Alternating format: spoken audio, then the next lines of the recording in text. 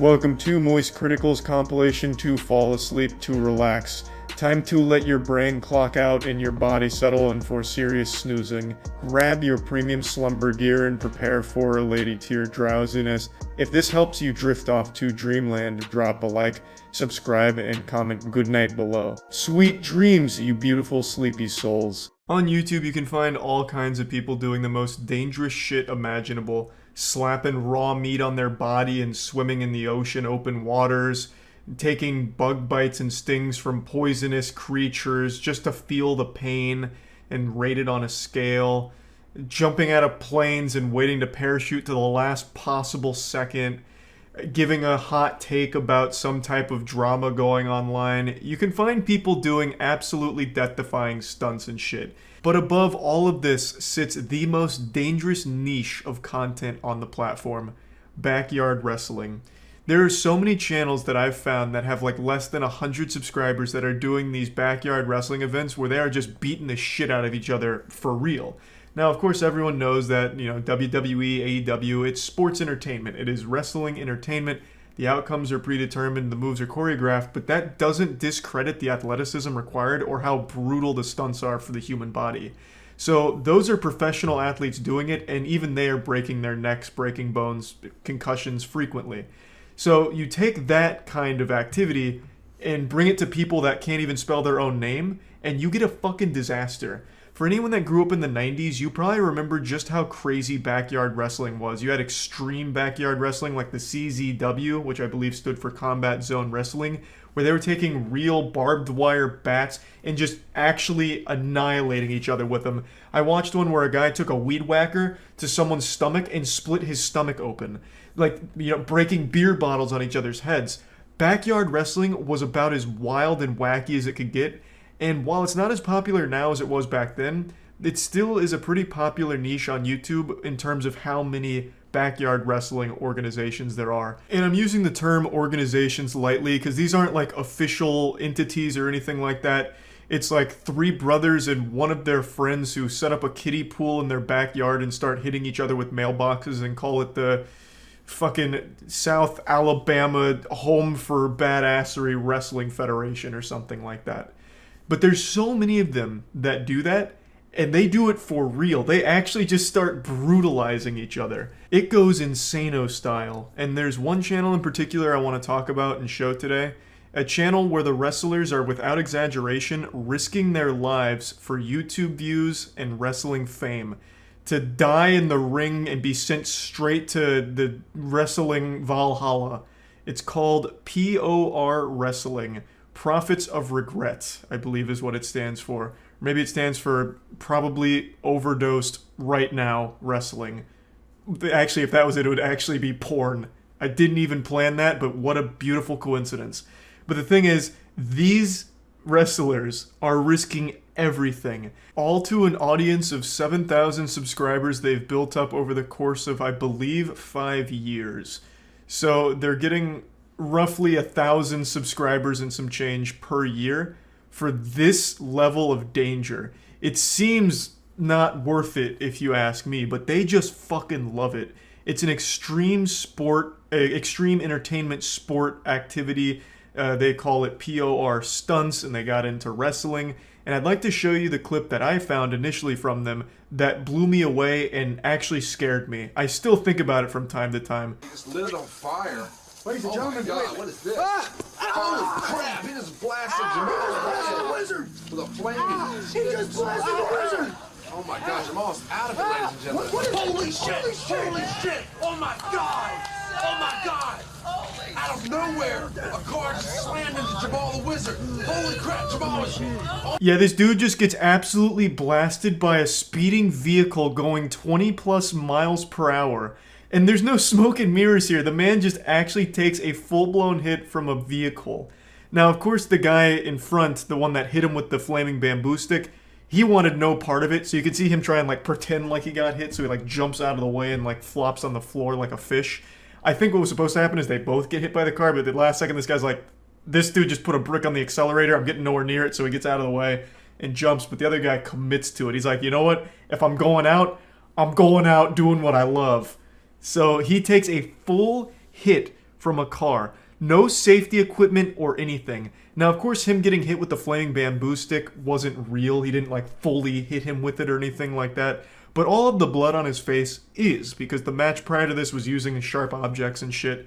So it's about as real as it can get while still being, like, loosely rehearsed. But I'm pretty sure him taking a direct hit from a fucking time-traveling DeLorean going 88 miles per hour was probably done on the first take here without any prior rehearsal for it. He probably just signed up on a whim saying, fuck it. Yeah, you can hit me with a car, that's fine. After he just finished butt-chugging 5 moonshines in his bathtub. And, you know, they did it live. They really did go for it and pulled it off. Oh my god, James, this is the craziest thing I've seen in wrestling. Is he even alive? Oh my god. Oh my god. Look who it is. We should have freaking known. JJ Escobar just ran Jamal over with a car. What the hell is he doing in here? What in the world? I know Jamal and JJ. Look at the carnage. They show a replay on the Jumbotron, but I'm not going to show that. It is a very real hit that he takes. I'm pretty sure he was okay based on what I've read. However, he did not return to POR wrestling from what I've seen. His name was Jamal the Wizard, and I think he retired after this. Whether or not that was by his own choice or highly recommended by his doctors. I don't think he is still competing. I haven't seen him return. And from what I've read, he was okay from this incident, but just didn't want to continue in the league. Which I think is understandable. When you take a hit from a car like this for, 11,000 views on YouTube, whatever this was, it's probably one of those things where you have to weigh the pros and cons. Like, is it worth it? Maybe not.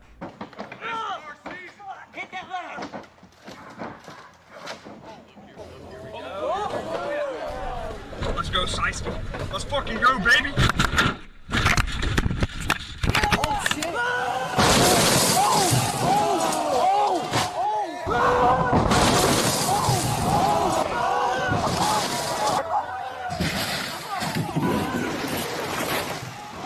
Yep, this is another very real stunt involving a speeding vehicle. This one looks like it's pushing like fucking 40, 50 miles per hour here.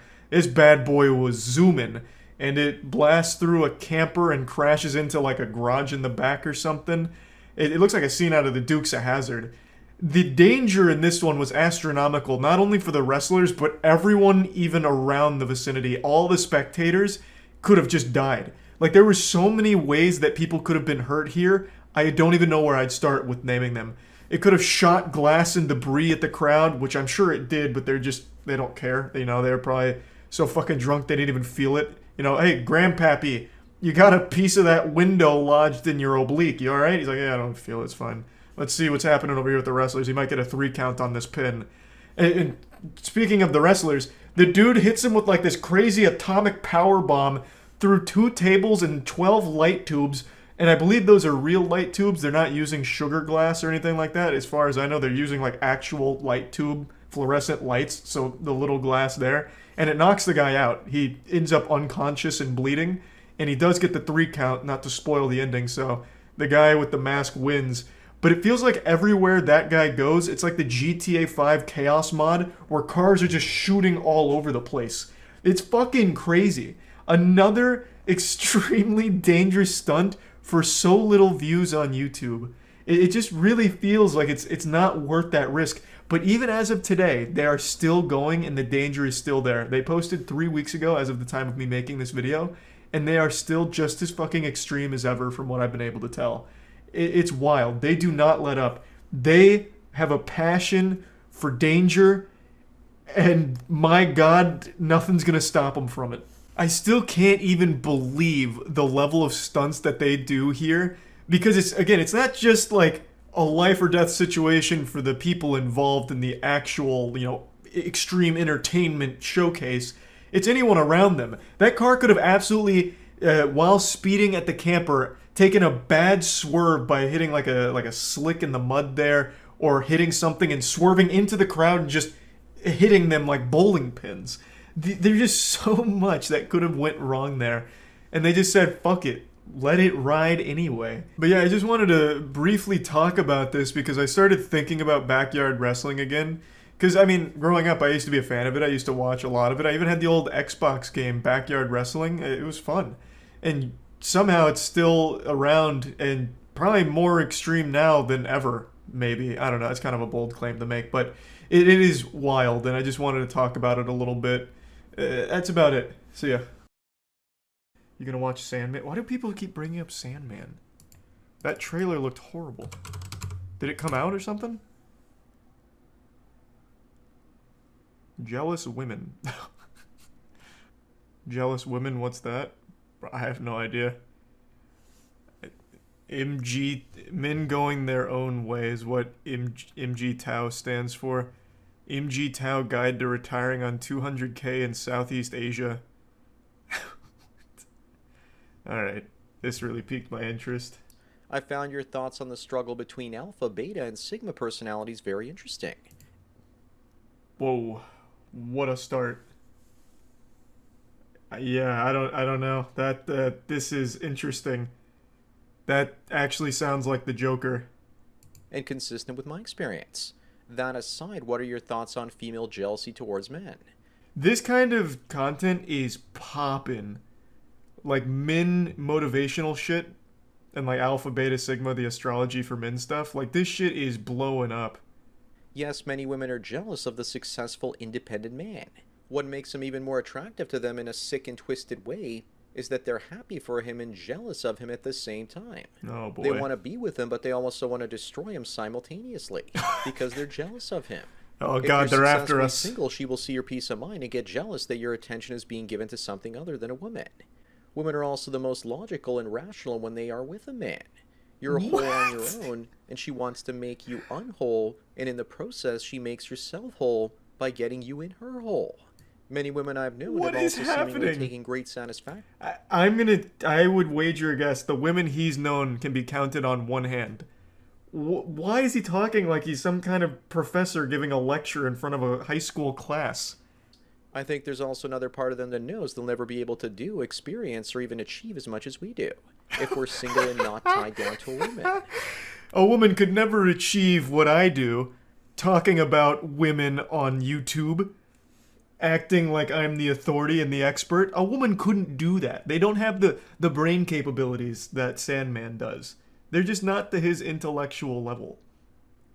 That's why you hear BS statements like, behind every great man is an even greater woman. If we achieve greatness, then we can't even take credit for it, because it's the guy's mother that raised him into the man he is today, or his wife or girlfriend supporting him that made him great to begin with. They can't accept the fact that they didn't actually have part in making something that's great. Of course, a guy that goes his own way for many years and sees one success multiply on top of another, when women aren't in his life, will figure out that behind every strong, successful man is free time away from women. Oh, I see. Okay. So the lesson is get away from women, because they'll drag you down. They'll hinder you from reaching your optimal efficiency. Oh, okay. Okay, that makes... why even make a video on that lesson? The whole audience is people that don't have women around them. Is it like reaffirmation that it's good? Like, hey, it's good to be alone. I guess. But let me first tell everyone about today's sponsor, the MGTOW Book Collection Part 2. Whether you're getting camel toe in Cambodia, banging babes in burqas in Turkey, or taking Polaroids of ladyboys in Thailand, Luca Vendetti has a series of books to make you live the dream. In addition to his classic, How to Retire on 200K in Southeast Asia. This is so fucking sad. Oh my god, what did the comments say? I mean, hey, it's a good hustle. Good for Sandman. 200K just appealing to the sad guys down here. Good on him. Though I don't know if I'd ever call him a bro. This guy sounds like he's the leader of the anime club. Like, he wouldn't be my definition of, like, a bro, just by the sound of him. Sponsor link is down below. Anyways, now back to spiteful, jealous women putting up roadblocks in your life because you don't have a wife. He sounds like this guy. Do you guys remember the old Jelly Belly guy? Jelly Belly. That guy? What was it? The Jelly Rat guy. What the fuck was Jelly Rat? I think it was. Yeah, Jelly Belly Pet Rat. Hello, nice to run for the QB. So I'm guessing this guy went from this to talking about why it's good to not be around women. Like, it was your decision. You don't want women, which is why you don't have women, I guess. That men, simply because they are men, have things like old boys clubs and other secret support networks to help them make it in life. Instead of being just... This is to all the men in the secret support networks. If you're paying to be a part of that network, it's a bad network. Like, that's not a network. That you got scammed. Yeah, if your support network is charging you for being single books or whatever, you fucked up. Time to leave that network. No such thing. Back in early 2014, when my channel was growing quickly and would become the biggest channel in MGTOW, people attacked me, even though for the majority of men I was providing some value. Jealousy also has a lot to do with dominance hierarchies. People are like crabs in the bucket. They always want to bring others down to their level.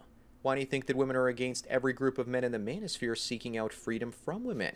They want us in relationships or chasing relationships. That's so cute. Which would be the equivalent of a crab that's free looking for a bucket to fall into, where he would be held down. They attack us through things like demonetization, throttling, and shaming language. Again, it's not just women, but also gamma males that infest the tech companies. Ooh, wait. What is a gamma male? That's a new one. I haven't kept up with the astrological signs in the men going their own way community for a little bit. What's the gamma male? What do they do? Give me a rundown of that species. The Hulk? No, the way he used it, it wouldn't be about the Hulk. It'd be like I guess like a tech guy? A nerd, perhaps? I don't know. Suck their own dick on a daily basis? Well, wouldn't Sandman be a gamma then, if that's the definition? He literally just sucked his own cock, talking about how he was providing value and didn't understand why he was getting hate. Gamma male is one step down from the omega male. Oh, okay. So it's like a pre-digi-evolution of the omega male. Okay, I gotcha. So diet omega. Alright, thank you. That makes sense. That actually would make sense. That's wrong? Oh, that's not right? When was there an Omega Male? Omega Male was introduced like 2 seasons ago. That was like 2021, early 2021. It's below Alpha and Beta, but above Delta. I don't know the Delta males. Now I think you're making terms up. Sandman's the expert, so he used Gamma. It must be an established scientific kingdom for some men to fall into. From what I understand, Gamma males are bottom feeders who don't try and improve their life. You know what? I'm going to accept that definition. I don't know if it's correct, but I'm going to work under that assumption. It would fit into the context he used it here.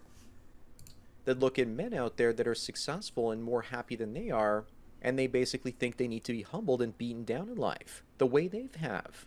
Even the alpha, betas, and deltas are jealous because sigma males are free to do whatever they want with zero sense of self-consciousness. So they will try and take you down a few pegs so they feel better about themselves. The jealous types are constantly stuck having to calculate their rank in the social hierarchy constantly, thus comparing themselves to others instead of just doing what's right for themselves. If you want to avoid these sorts of What is this things, picture supposed to be? I don't get it. She's dangling a spaghetti noodle? Does this trigger something in the Sigma male brain? Like, I want the noodle? I'm mad about the noodle? I don't know what this means. Maybe I'm a gamma male. I don't get it. What? Can someone break this? Can they break this down for me? It's hair? That's the thickest hair of all time.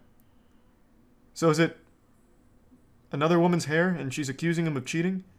But he's explaining, babe, I'm not cheating, I'm a Sigma male? Because after 5 to 10 years of financial freedom, your self-confidence goes up, and you want to share your experiences with like-minded people. Plus, if you do things like travel on epic trips, people might hear of them and wonder how you can afford them. I do love traveling on epic trips. Can't have a girl with me. They realize that you're hiding your fucking status. weighs me down. When I would film travel videos on my Cool Buildings channel, I would go to locations and ask to do interviews and film some cutaways. First women, they didn't care when the channel was brand new. And not so... God damn it, now I have to see that channel. He has his own channel travel for Cool Buildings? What does that even mean? Wow, for someone that's all about, like, you don't need women, it's all about being big man, he follows Dua Lipa immediately. That's not alpha stuff. I like Dua Lipa, but I'm not an alpha. Where's your travel channel? This is just a casual reminder not to go harass this channel, or any channel I ever talk about. If you do that, you're a piece of shit. I don't condone it. Don't do it. Single mothers wrecking society. That is pretty fucking awesome. Jesus Christ. Do men going their own way need to leave the West behind? The great exodus of the gamma males and sigmas. Oh boy. Oh goodness. The Bible foretold of that. Oh, here we go. Sandman 2.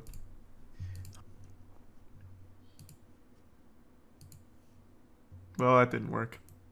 But once the channel was up and running and filled with dozens of locations, and they saw the places I traveled to in the past, they started becoming less accommodating. Unless it was one of the ones that were doing it because they were either desperate for their location needing publicity, or they were just attention whores. Many of the younger women I asked at such locations, they were seemingly jealous of the places I visited because they were usually working second or third rate tourist attractions and were probably not thrilled that I was free to travel about and they weren't. What is that thought process? They were jealous of my epic travels. So when they saw how much I traveled, they started treating me like shit because they were jealous of my epic travels. Good lord. I want to see that channel. What? How epic are these travels? Did you go to the moon? Like, how cool could it possibly be? I'm just going to go ahead and squash this theory right now, Sandman. I can't find your channel after desperately searching for it because you didn't even link it properly. I don't think the women or anyone else around you is that jealous. I don't think they've seen it.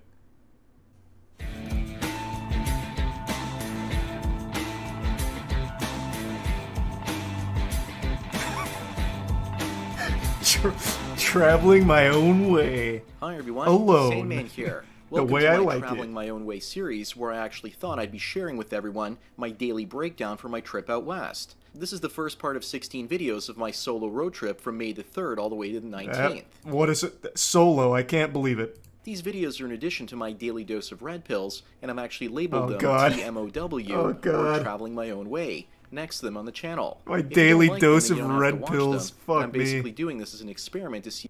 I see why they'd be jealous now. That was fucking nuts. So I'm they jealous. basically put up passive-aggressive roadblocks. Jealous women will try and sabotage your business, and once you've dealt with enough of them, you start to learn how to act. And you've just dealt with accept too it many, I'd say. And work around them. Women just Some can't people stop. are jealous that I haven't had a real technical job in my entire life, and have basically made my own way. They don't see the triumph and victory snatched away by some snatch on YouTube demonetizing my channel. Right. I've shown women my travel course. videos, and they look at me and think I'm poor. And then they ask me how can I afford to travel because I don't have a full-time job. Let me pump the brakes a little bit. You show women your travel videos. Hey, harlot, come here. Look at my phone. This is my Traveling My Own Way series. Look, I went to Las Vegas here. Nobody does this. Nobody does this. This is my way. This was a solo trip to... Look at this. I stayed at the, this resort with a pool. Okay. Oh, jealous. Okay. Yep. Walking away. She's jealous. Of course. Yep. She can't handle a man without a... Oh, boy. Oh, goodness. Not again. Cam, the reason they're envious or jealous and suffering is because it all comes back down to hierarchy. Oh, Most boy. people want to be on Oh, top of it God. and hoard all the best experiences and physical goods for themselves. This is the worst part about it. I have no doubt in my mind this guy could have been in a relationship. But he got so lost in this sauce, he made it his entire identity, and now does nothing but repulse women. Like, he just talked about how he shows them his travel videos. Like, it's just one of those things, man. They don't realize they are their own worst enemy. Hearing these things keeps you locked in this endless cycle and spending money on the How to Retire on 200K in Southeast Asia Men Going Their Own Way guide. Fucking rough. Tragic, even.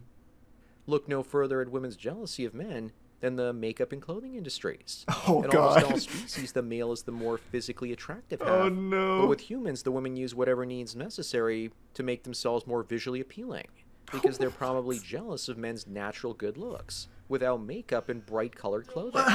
Just be gay then, man. Like, you don't have to put up this front. Just be gay. Like, you don't have to go on this, like, men are so much better without women. I don't like women. Women fucking suck. They're always jealous of my travel videos. Just be gay. Like, it's not that hard. Like, embrace it. This guy is just battling insecurity like his entire fucking life. He's been doing this since 2014. Oh my god. That's the point our species has gone to. The men provide women financial resources to attempt to outdo us when it comes to attraction. Men invented bras to keep the girls on their chest from sagging to their knees too quickly. Go to the zoo and see the great apes, and you'll basically be drawn to the male ones because they look better. The female ones just look too What? damn plain. What? I didn't. There's no way I heard that correctly. I just didn't hear that right. There's no way. Their chest from sagging to their knees too quickly. Go to the zoo and see the great apes, and you'll basically be drawn to the male ones because they look better. The female ones just look too damn plain. Bro, this guy needs to be on a list. Go to the zoo and check out the great apes. You'll like the male ones. Dude goes to the zoo to look at animals sexually? What is wrong with you? That they want to turn themselves into men with their actions, careers, and experiences. Is that jealousy coming out, or is it just part of the female chameleon routine? I'll let you decide. They also want to compete with the men at the top of the male hierarchy, and only really want the alpha males and their lieutenants to partner with. Most of the deltas, gammas, and omegas are of no interest to them. They also want the sigmas because they're... I owe an apology to the guy in chat who brought up delta males earlier. I thought you were making the term up. I guess it's a real one. Sorry. You were right. I guess I might be too behind on the times here. I didn't know delta males got brought into the equation. Jealous of our independence and lack of dependence from the validation of others. Thanks again to Cam for the donation as well as topic. Don't forget to smash the like button the way that women love when you smash them because it means you'll also smash your hopes and dreams to smithereens. Bang the bell and check out the mystery link. Oh my Follow god. me on BitChute, Twitter, and Facebook to get tomorrow's video today. Subscribe to me on Minds. I have to be mishearing this guy. To get the video for the day after tomorrow. Description. Or you can do an hour-long coaching chat with the Sandman for $45 US. An hour-long coaching session. Oh my god. 40... Oh boy. Oh my fucking god. Oh, that's painful just to listen to.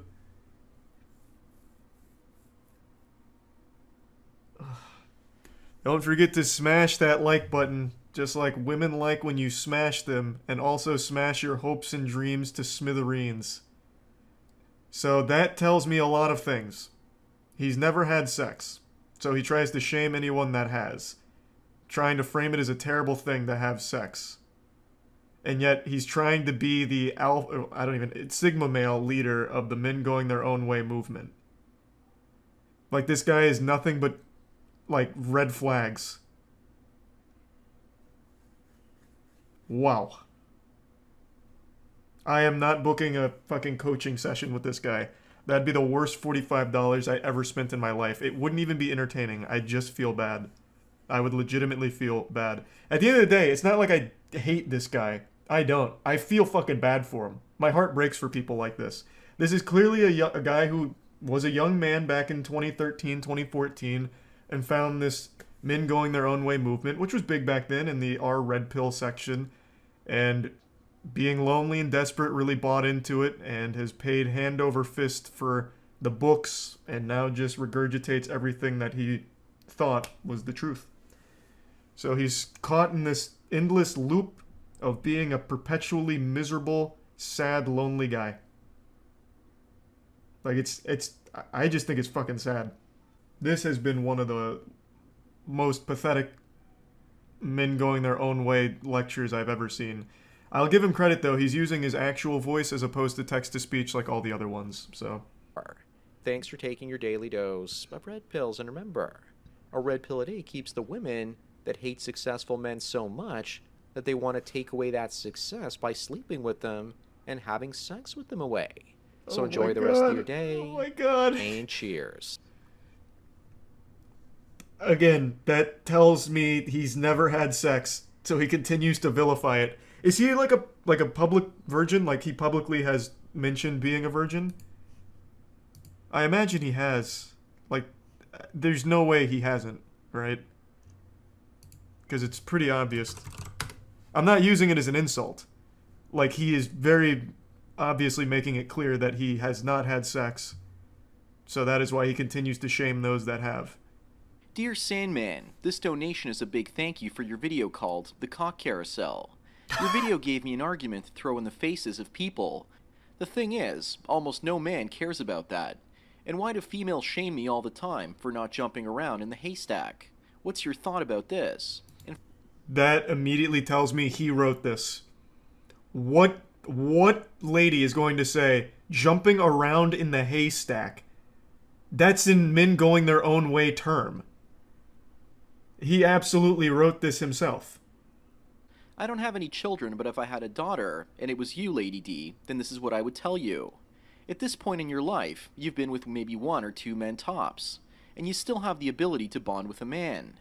Those women that are telling you to be promiscuous have lost that ability in themselves, It's gone. most likely. Yeah, it's gone. And they're emotionally damaged beyond repair. And out of shaming you for being a virgin, you're probably laughing to yourself and thinking, that's absolutely impossible. But it's not true, because I'm living proof that guys like that exist. Every woman that I've ever slept with ended up pressuring me to be with her because she probably felt insecure about herself in the first place. No, they fucking didn't. Okay, so he's not even being honest with his subscribers. Okay. I was hoping this was going to be like a heart-to-heart, like, well, Lady D, I myself am a virgin, but he's very clearly still putting up this front. Okay. What a wild rabbit hole.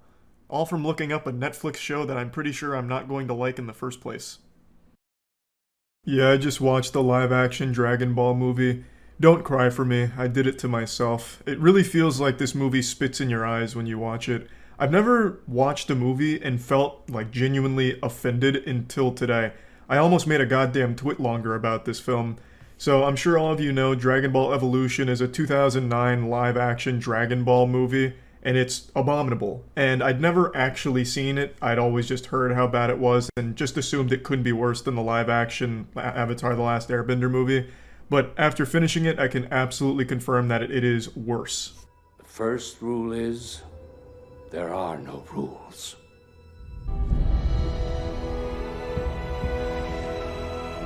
I didn't immediately recognize that was a leaf that flew by. I thought someone had thrown a hot dog at Goku's face, like an angry theatergoer throwing tomatoes at the screen or something. I also thought I just completely purchased the wrong movie for a second and just got scammed, because this had nothing to do with Dragon Ball right off rip. The storyline is Piccolo's been sealed away by some ancient curse, and his apprentice Uzaru was sealed away with him, and now it's all about not letting him be unsealed, but he is unsealed. They don't explain how, but he escaped the seal, and like Gohan, Goku's grandpa says, the first rule is there are no rules, which is a line straight out of Fast and Furious. This suffers from the exact same curse that Avatar: The Last Airbender live action suffered from, where none of the characters look like the characters they're emulating, and nothing in the movie even comes close to anything that happened in the shows. First one to touch the ground loses.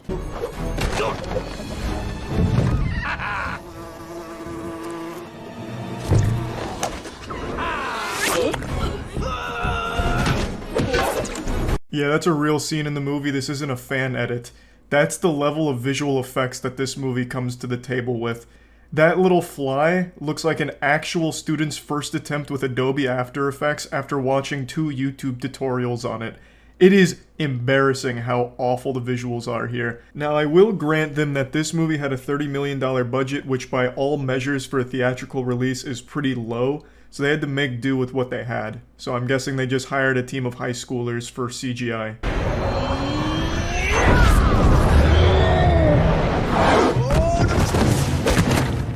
This is probably the most insulting part of the movie. That was airbending. I'm not making this shit up, listen.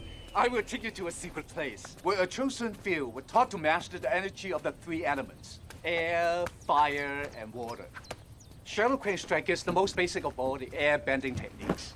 I honestly felt like I was being made fun of, like my feelings were hurt just listening to this.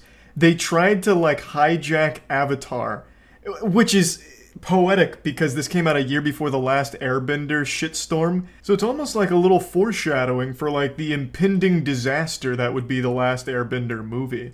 I just couldn't believe it when I heard this. For some reason they just bring in bending. inexplicably. I mean, that's not in Dragon Ball. It's not like a crucial part of Dragon Ball. It's not like all of a sudden, like, Aang comes out of nowhere and kills Vegeta or some shit like that, or makes a wish on the Dragon Balls himself. I don't understand how this even happened. And it makes me put on the tinfoil hat a little bit to get into the conspiracy side of things, where maybe Hollywood was working together to ruin 2 franchises within a year, and they chose Dragon Ball and Avatar. Promise. Okay, you made me promise not to fight. Then teach me something I can use. Teach me how to get the girl. Teach me how to talk to her without stumbling all over everything I say. This movie is so shameless, they decided to make Goku an insecure high schooler who gets bullied and asks his grandfather for advice on how to get laid. Who do you think your grandpa is? Some kind of alpha male YouTuber giving you the secrets to pussy? It makes no sense why they would even make this decision for the film.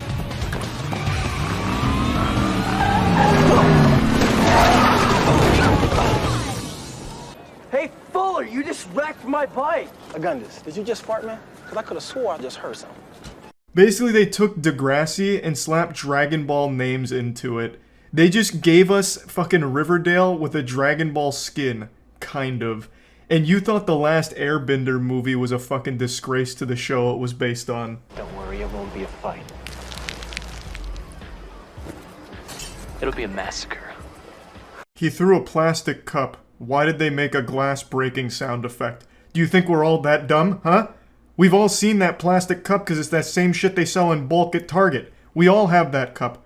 We know it doesn't fucking explode like a glass bomb going off. Missed again.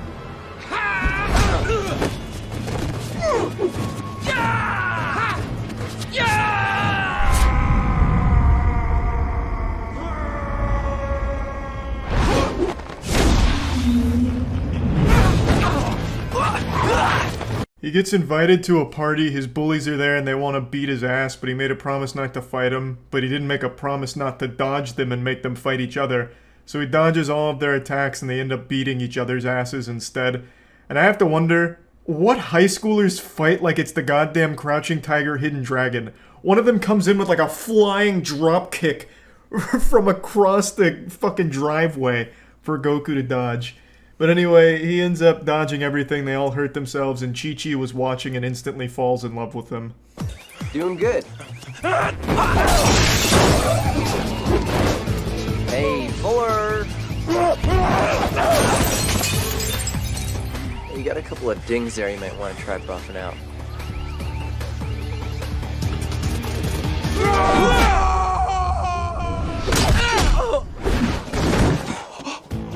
I almost forgot to mention this incredible piece of cinema history. Goku starts breakdancing on the main bully's car, and the bully keeps hitting his car with a pipe while trying to hit Goku. But his moves are too smooth. He hits the meanest head slide of all time, going right across the hood of the bully's car. Bully hits it with a pipe again, breaking it even further. I mean, the resale value is tanked because Goku is so good. And then he dodges 2 bullies' attacks and they hit each other with their pipes. And that's game over, baby. He unleashed the dragon. He went Dragon Ball turbo mode. I know this may be hard to believe, but we're a lot alike. This is the best birthday I've ever had. Goku and Chi-Chi share a very spicy interaction here, a lot of flirting, and my god, there is no chemistry between them. It's like chocolate milk and cereal. They just don't go well together. But while they're engaging in this flirting, Goku's grandpa gets murdered by Piccolo. He uses the Force to kill him.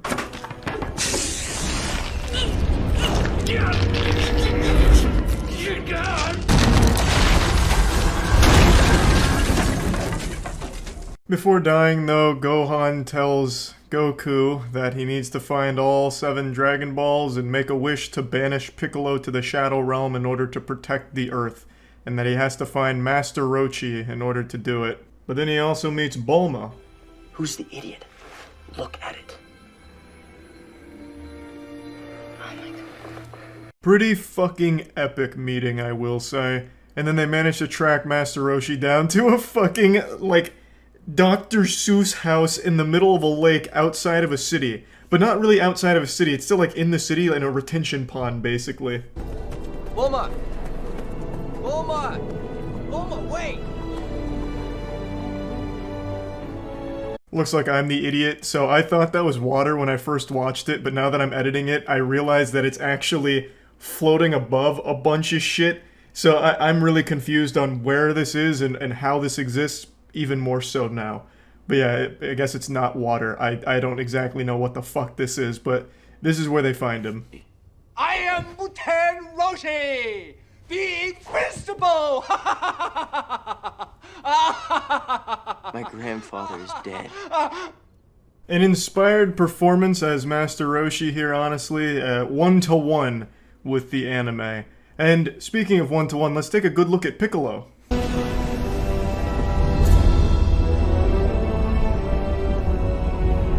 Amateur cosplayers do a better job of looking like Piccolo than this $30 million budget movie.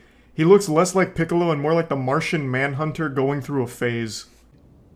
For a pretty thing like you, no problemo. Thank you. You're a real gentleman. Yamcha, at your service. I'm gonna need some payment.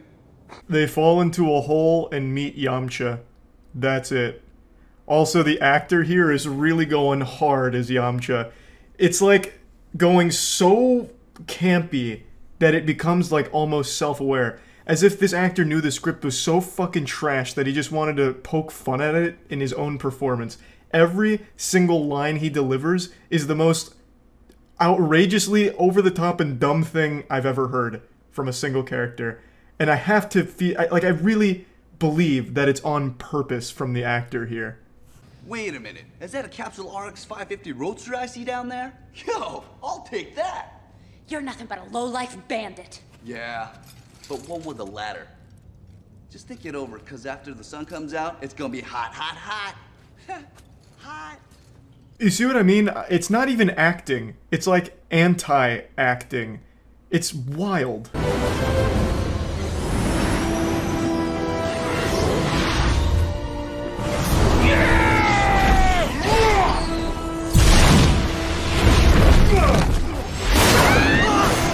I'm just not gonna bother showing anything from like the middle part of the movie.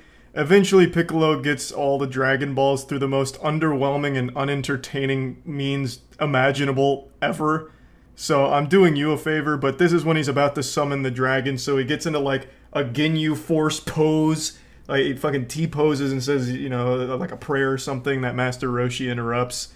And you could see again the visual effects on full display here. You could feel every goddamn penny of that $30 million budget shining through in this beautiful spectacle. Is a shell. This is who you are. This was the big twist. Ozaru, the main bad guy that they needed to stop, not just Piccolo, but Ozaru, turns out to be Goku. He goes great ape form, kind of. I mean, that's how it is in the anime, but here he goes moderate werewolf mode, and then, unfortunately, in his anger and confusion, he kills Master Roshi. Can you win? Don't let Ozaru destroy the Goku in you.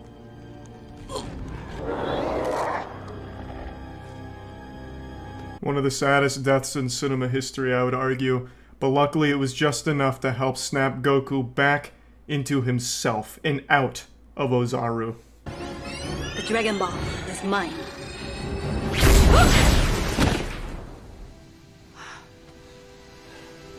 Oh yeah, also Piccolo's sidekick gets shot and killed here. I don't think she ever even got a name. I'm pretty sure they didn't even bother to give this character any identity whatsoever. But she did have the power of shapeshifting because there's a scene where she transforms into Chi-Chi and then they fight each other. And then Goku beats the real Chi-Chi's ass by accident. It's not really like an entertaining scene to watch, but saying it out loud makes it sound better than it is. I am Ozaru. To be at one with myself, I must be two.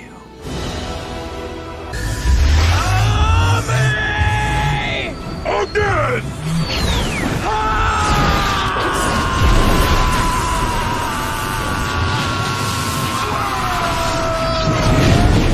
Giant fucking fart effects all over the place. Bingo bango bongo. Goku beats Piccolo in triumphant fashion. And then they wish Master Roshi back from the dead with the Dragon Balls. Dragon! Roll credits. Or so you thought. It actually sets itself up for a sequel. Piccolo's not dead.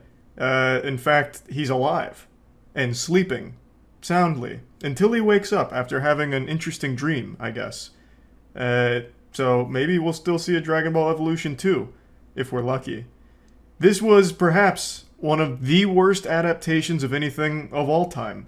A statement I don't make lightly, especially after seeing the last Airbender movie, and there's countless other examples, but this one might actually be the worst.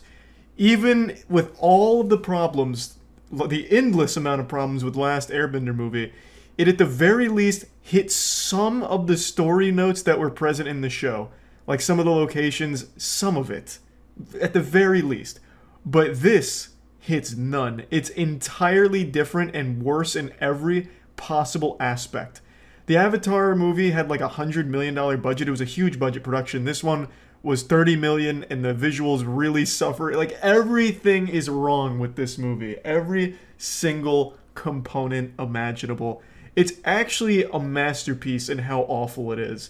So yeah, I do think people are right to say that Dragon Ball Evolution is the worst movie adaptation ever, and potentially just one of the general worst movies ever made for the big screen. That's about it. So yeah.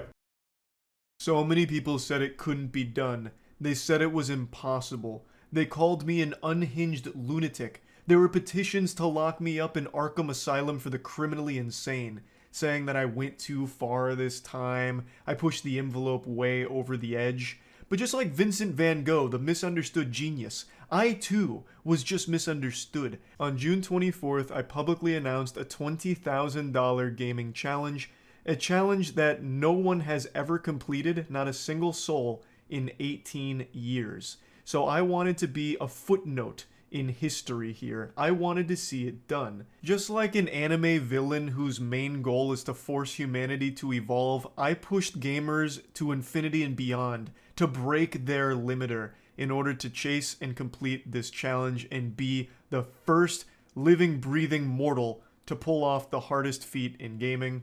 And I'm happy to say, as of August 3rd, it has been done. Yesterday, history was made. My birthday was August 2nd, and on August 3rd, a Twitch streamer by the name of Jervalen gave me a late birthday present of an empty wallet by squeezing 20 grand right out of my pockets and beating this challenge, absolutely slapping it around with a god run. It was his first run of the day, and it went the distance. Can you shoot, Johnson? Thank you. Yes. Let's go! There you go, chat. That's it. I've never been so happy to lose 20 grand. Done. That is so fucking huge. 18 years in the making. You know how many people said it was impossible? You know how many people said it was actually impossible, my challenge? I fucking told you. Damn right. I told you it would get done. We did it.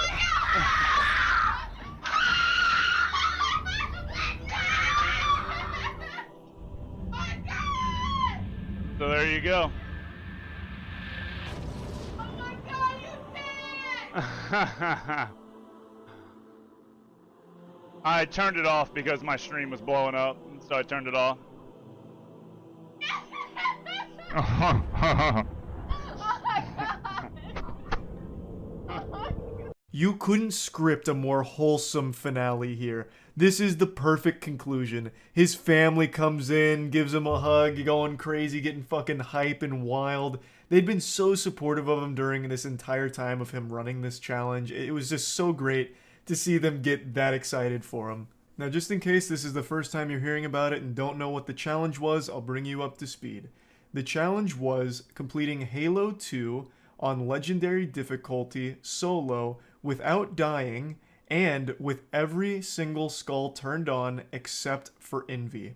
Skulls in Halo 2 make the game significantly more difficult except for Envy. Envy's the only one that makes it a little bit easier by giving Master Chief access to camo. So turning that skull off, every other skull on, legendary, solo, deathless. Jervalen grinded this from the very start of the challenge announcement, all the way from June 24th till now.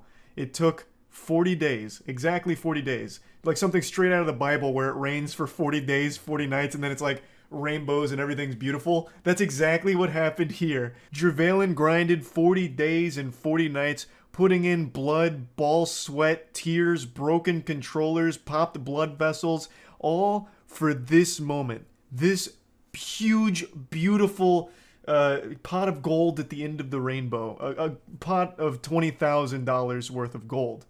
But it's not just that. He was not only supported by his family, he was supported by the entire Halo community, and really just anyone that wanted to watch some like really fucking exhilarating runs. In total, Jervalen spent anywhere between 350 to 400 hours just grinding this out over the last 40 days. So he went fucking hog wild. And not just him. There were so many runners that did so well in this challenge and had a great time doing it, I'm sure. Minus like the mental deterioration. I'm sure a lot of them probably got brain rot from having to do Cairo Station level 1 1,000 times. But the community really banded together and made this whole event something special. This bounty I put out went way beyond what I could have possibly expected. There were so many articles written about it, as well as so many YouTube videos made about it from a lot of different channels, and just so much support on all of the streamers that were engaging in the challenge. I just couldn't be happier with how all of this went. So naturally, I want to do this again. I haven't decided on what the next big bounty is going to be, but I want it to be something equally as challenging and equally as entertaining. These runs have been my entertainment for the better part of 40 days now. I have watched so many streamers run this, and it's been so much fucking fun. So I definitely do want to do this more in the future, and we'll come up with really fun ways of doing it. But I want to get more into this right now. Not the actual run itself. That I'll probably save for another video, breaking it all down and just going into the actual meat of it and what makes it so incredibly nutty that this got pulled off. And just, you know, analyzing exactly what Jervalen did here. But what I want to focus on now is the more broad challenge itself and the streamers that participated. The thing I think I'm most happy with in this challenge is how supportive the entire community's been of the streamers themselves. Jervalen, for example, started this challenge at 3,000 followers on Twitch with an average view count of, I think, right around 100. Jervalen is now currently at 28.8 thousand followers on Twitch with an average view count of 1,417 viewers, at least according to the Twitch tracker. That is an absurd amount of growth. He's also gained, I think, right around 4,500 subs, if I'm not wrong. So not only did he win $20,000 from completing this challenge, but over the last 40 days, he's made over $10,000 just from subs and donations alone, because the community got so excited and wanted to support him. And not just Jervalen, but he's the example I wanted to use first. And this growth was experienced across a lot of other streamers as well. A lot of the streamers, well, all of the streamers that participated in this event are smaller streamers. Some of them started streaming just for the sake of this event, and now they're looking at a potential career in streaming, assuming they want to even pursue it. So just seeing a bunch of smaller streamers experiencing a lot of growth from something like this, I think is fantastic. It's not something I take credit for, I want to be clear. That's the community. That's the impact of a very supportive community wanting to rally behind A, their personality, and B, their talent, wanting to see them achieve something that's never been done before. So it's just been a fucking joy to see. Now I want to give you the full leaderboard here for the people who actually made deep runs in this challenge. In the last video, I mentioned that there were roughly 1,500 people actively trying the challenge, and that's people that have tried multiple times across multiple streams. That number didn't include people that would fire up a stream one time and try for 3 hours before completely giving up and crying into a pillow. That was 1,500 people, like, absolutely giving it their best. And after that video, I'd say that number probably got close to 2,000 people actively running the game. So as of right now, I'd estimate like about 2,000 people had actively tried this challenge across the 40 days. And of those 2,000 runners, only 25 of them ever made it past level 1. That's how fucking unholy this challenge was. That's less than like 2% of runs made it past the level 1. Absolutely brutal. Now, I want to give a shout out to someone named Chronos Returns. They did an amazing job setting up the Discord server where all of the strats were exchanged. People could talk to each other, going over like all of their different methods for the challenge and how they were going to attack it, as well as keeping track of all of the runners, which is how I got the number 25. So I'd like to give you the top 4 runners here. So Jervalen obviously was the one that completed it, the only one to complete it, and in second place was someone named Sinister HR. They were the only other runner to reach Gravemind. There's 13 levels in Halo 2, Gravemind is level 10, and it is the hardest level in the entire Halo franchise, and Sinister was the only one to make it there, but died shortly after reaching it, but still a very strong second place. In third place, we have Pedrogas. Pedrogas made it to Quarantine Zone, which is level 9, right before Gravemind. Watching this one was heartbreaking because I truly believe Pedrogas could have made it to Gravemind and maybe could have had a nice run in there because he's a very talented runner. And in fourth place, we have Fraser. Fraser made it to Sacred Icon. And a fun fact about Fraser is he'd never played Halo until this challenge, so he learned all of this from actual nothing.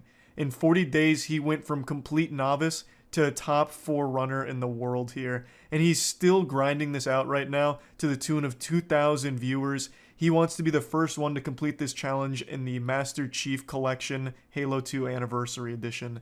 So for those that don't know, Jervalen beat this challenge on Halo 2 Classic, the original Halo 2 disc.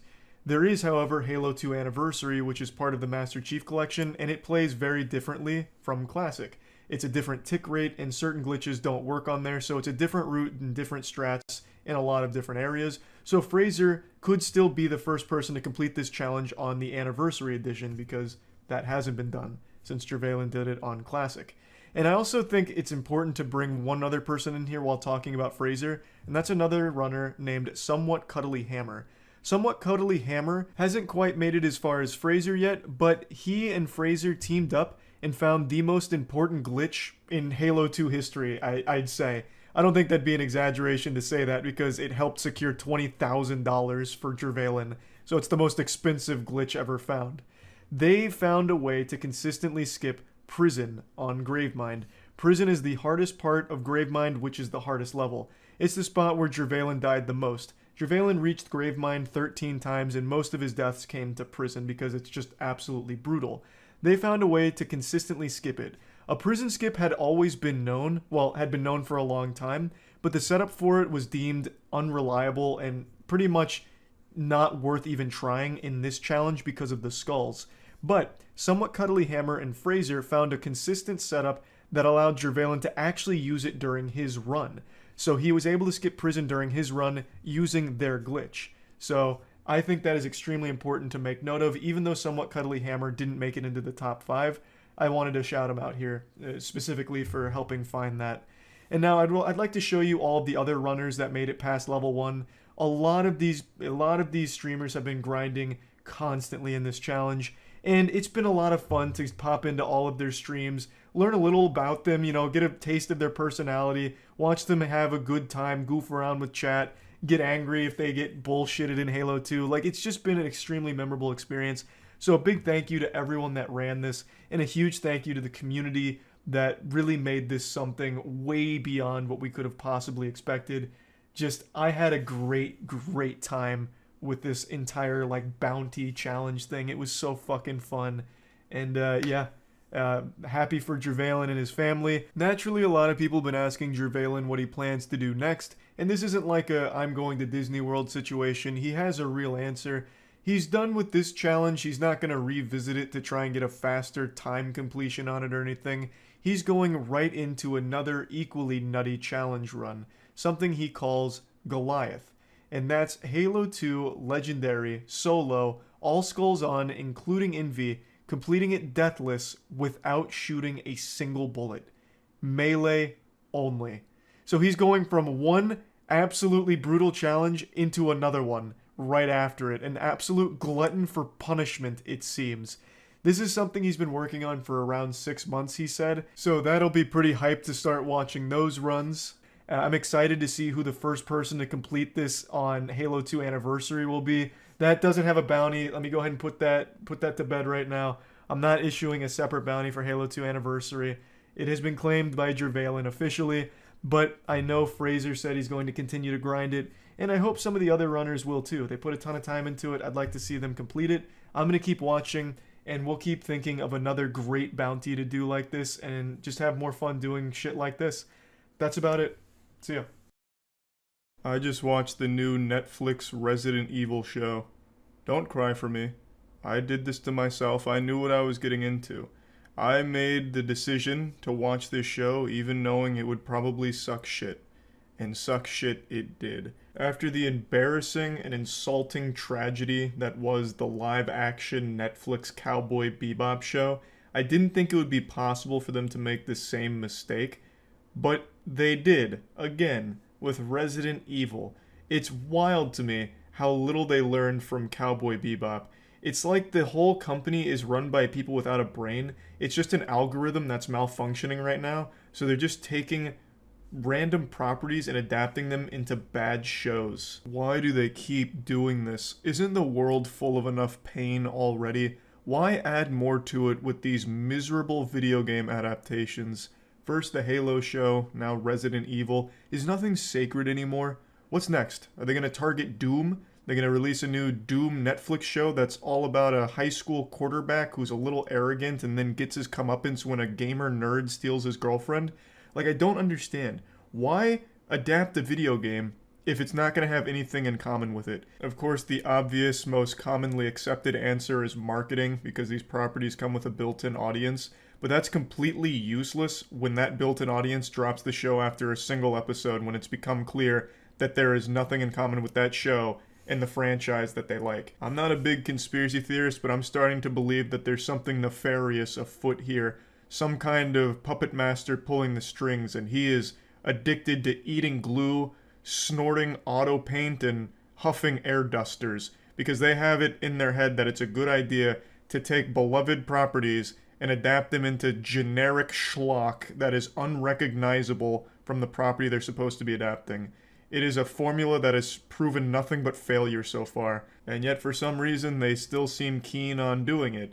We just saw it with Halo, and now we're seeing it with Resident Evil, and the Resident Evil Netflix show is basically like if the Halo show did a fusion dance with the Dragonball Evolution movie. It's just a disaster. It has nothing in common with the video games it's supposed to be adapting, except for sprinkling a few Easter eggs throughout the show. That's about it. It doesn't really have any semblance of like actual connection to it. It doesn't even feel like it was loosely inspired by the video games. It feels like what they did is read a Wikipedia entry on each game and then just grabbed a few sentences from each one and then put them throughout the episodes occasionally as just a little Easter egg for audience members to find and maybe point and be like, I recognize that. But otherwise, there's just nothing in common with this show and Resident Evil aside from a few borrowed names. Let me go ahead and show you a scene that's been floating around Twitter and then explain to you the context of it, because it's even stupider when I tell you why this scene is happening. This is a spoiler. This is towards the end of the show, and it's supposed to be like a big reveal kind of situation, like shock as you're covering your mouth, recoiling in your chair, and throwing popcorn bowl over your shoulder because it's just so shocking. The song Don't Start Now by Dua Lipa starts playing here, but I can't let that audio ride or else I'll get DMCA'd. So just sing that song in your head. That's the soundtrack to this little dance number here. And it goes on for a little while. You get like a whole little Broadway play performance out of it. And, what's not to like, right?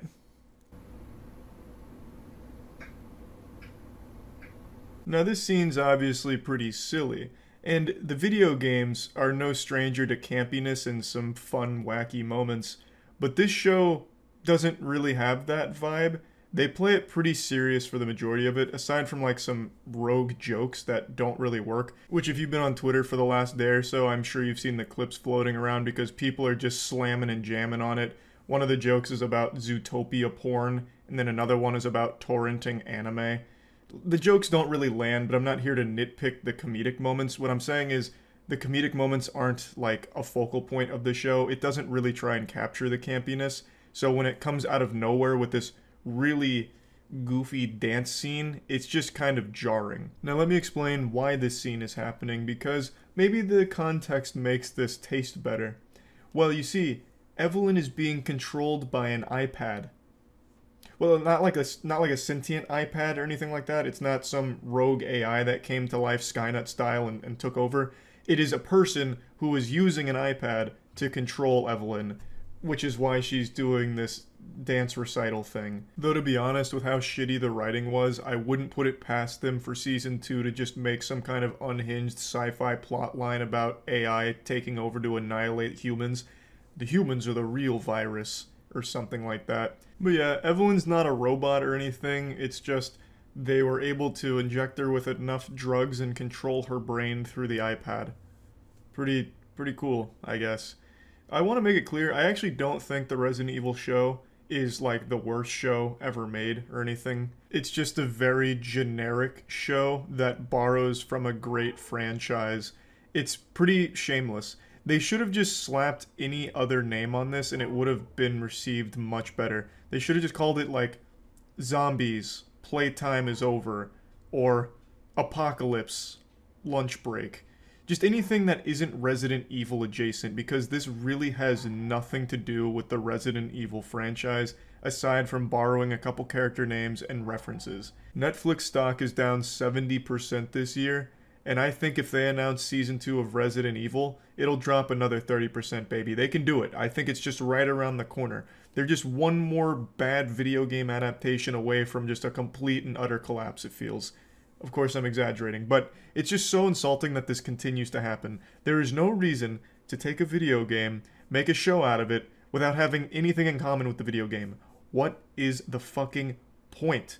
You don't get new viewers because the show isn't good enough to stand on its own 2 legs, and you don't get the video game viewers that like the property because the show has nothing to do with the game they like. So who's winning here? All the sides are losing. There's no fucking purpose to making a show like Resident Evil here when it has nothing to do with the games. It's like War Games taught us the only winning move is not to play. Stop making these video game adaptations. If you're not going to hire a team that's at least played the games and wants to do something with it, like a faithful adaptation, then just don't do it. That's the only way these things work. I don't think there's anything wrong with making your own universe, or your own show based on a video game universe. In fact, I prefer it. I don't want a live action one-to-one remake of Resident Evil. I would prefer if they tell their own story, but set in the universe properly, where the characters that are in Resident Evil are faithfully adapted into the show, and in the show they can do whatever they want to further the plot, but the characters just need to at least have similar personality and motivation to what they did in the game. There's no reason to just completely drastically change and rewrite characters from the game to your show. That immediately disconnects it from the video game that you're adapting. There's just no reason to do that. Halo, for example, did that with Master Chief. Master Chief never even shows his face in the games, whereas in episode 1, he immediately takes his helmet off and he keeps it off for the whole fucking show, basically. And he also has his butt cheeks out more times than pretty much any other character in any show this year. There's so much ass cheek in Halo, which is never present in the games. It's a completely different thing, and there's no reason for that. And as you can probably imagine, Halo didn't do that well. People dropped it after 1 or 2 episodes, and it just wasn't a good show in general. It's just, if you're going to adapt a video game, why not make it faithful to the video game? That'd be the whole point. There's no reason to take the name of Resident Evil and make something that has nothing to do with it. Nobody wins in that situation. Netflix fucked up, and I'm sure they will continue to fuck up because for some reason, this very basic understanding of how things work isn't registering with a lot of these Hollywood producers that are making shows based on games. It is just, there's something gone wrong here. They somehow didn't learn that lesson with Dragon Ball Evolution, or the last Airbender movie, or the Hitman movie, or the Assassin's Creed movie, or all of the fucking Resident Evil movies. Somehow they still saw all the failure in the Resident Evil live action franchise and then still made another failure with the show just to add more dog shit onto that pile of shit. It makes no sense to me. Netflix needs to stop with this, and not just Netflix, but in general, all these streaming platforms have got to stop trying to make a video game adaptation by people that don't know the property and don't want to know the property. Again, the Halo team was proud that they didn't play any of the Halo games. They outright said in their interviews, we didn't touch the games and we didn't talk about the games. And look what happened. Disaster. I imagine the same thing happened with the Resident Evil show here. If I had to wager a guess, they've had a very rudimentary understanding of the games. But yeah, anyway, just wanted to rant about this a bit since I watched the Resident Evil show. And yeah, that's about it. See ya. Initiating moisture.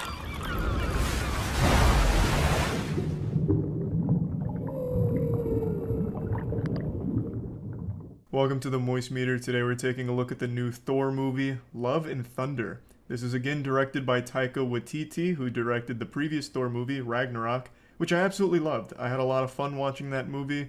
However, unlike Ragnarok, I didn't absolutely love this one, and I didn't have that much fun watching it. Watch out, wild opinion coming out of nowhere to catch you off guard. Bet you didn't expect that shit coming in so hard and so fast. The god of surprises. But yeah. Anyway, I was unfortunately let down with this film since I was a big fan of Ragnarok. I had high expectations going into this one, but walked away a bit disappointed. It's not a bad movie by any means. I don't want anyone to get that twisted. I'm not saying this movie's trash or dog shit or anything like that.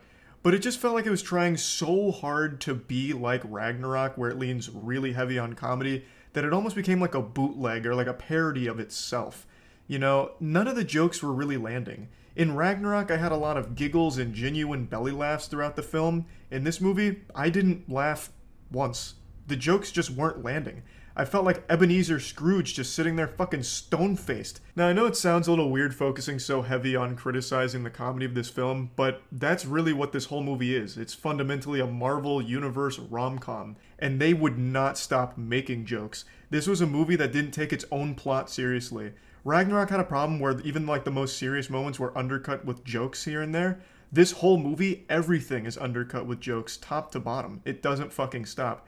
So if the movie doesn't care about its plot, why the fuck are the audience supposed to care about it? It just doesn't work.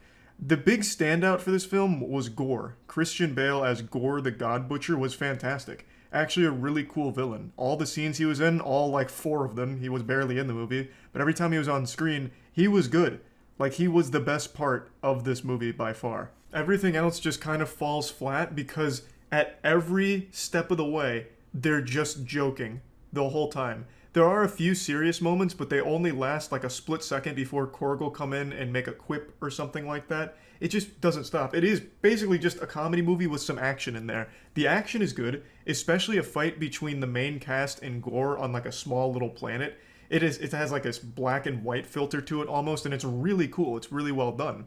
But outside of like the action and anything involving Gore, it's just underwhelming. And again, it wasn't just me that wasn't laughing during the film. I was in a full crowded theater, and pretty much no one was busting a gut laughing or slapping their knee having a hoot and a holler. Very rarely did anyone like laugh during this film. The dude behind me even audibly sighed very loud, which is pretty douchey, but sighed when Korg made his millionth quip of the film. Korg was one of my favorite parts of Ragnarok. Every time he spoke, it was entertaining. In this movie, he's like a core character and never stops making jokes. He's like a fucking Reddit user trying to farm karma. And one of Jackson's friends even called this movie Reddit the Movie, and it's pretty accurate. Again, the focal point of this movie is its comedy, which is why I'm talking about it so much. That is the main meat and potatoes here, and it didn't do it very well. And especially not compared to how they did it in Ragnarok. But now moving on to like the actual narrative here, it's definitely not bad, but it's not great. It's not an amazing plot by any means, but it's certainly serviceable. But there are so many plot conveniences that it starts to take you out.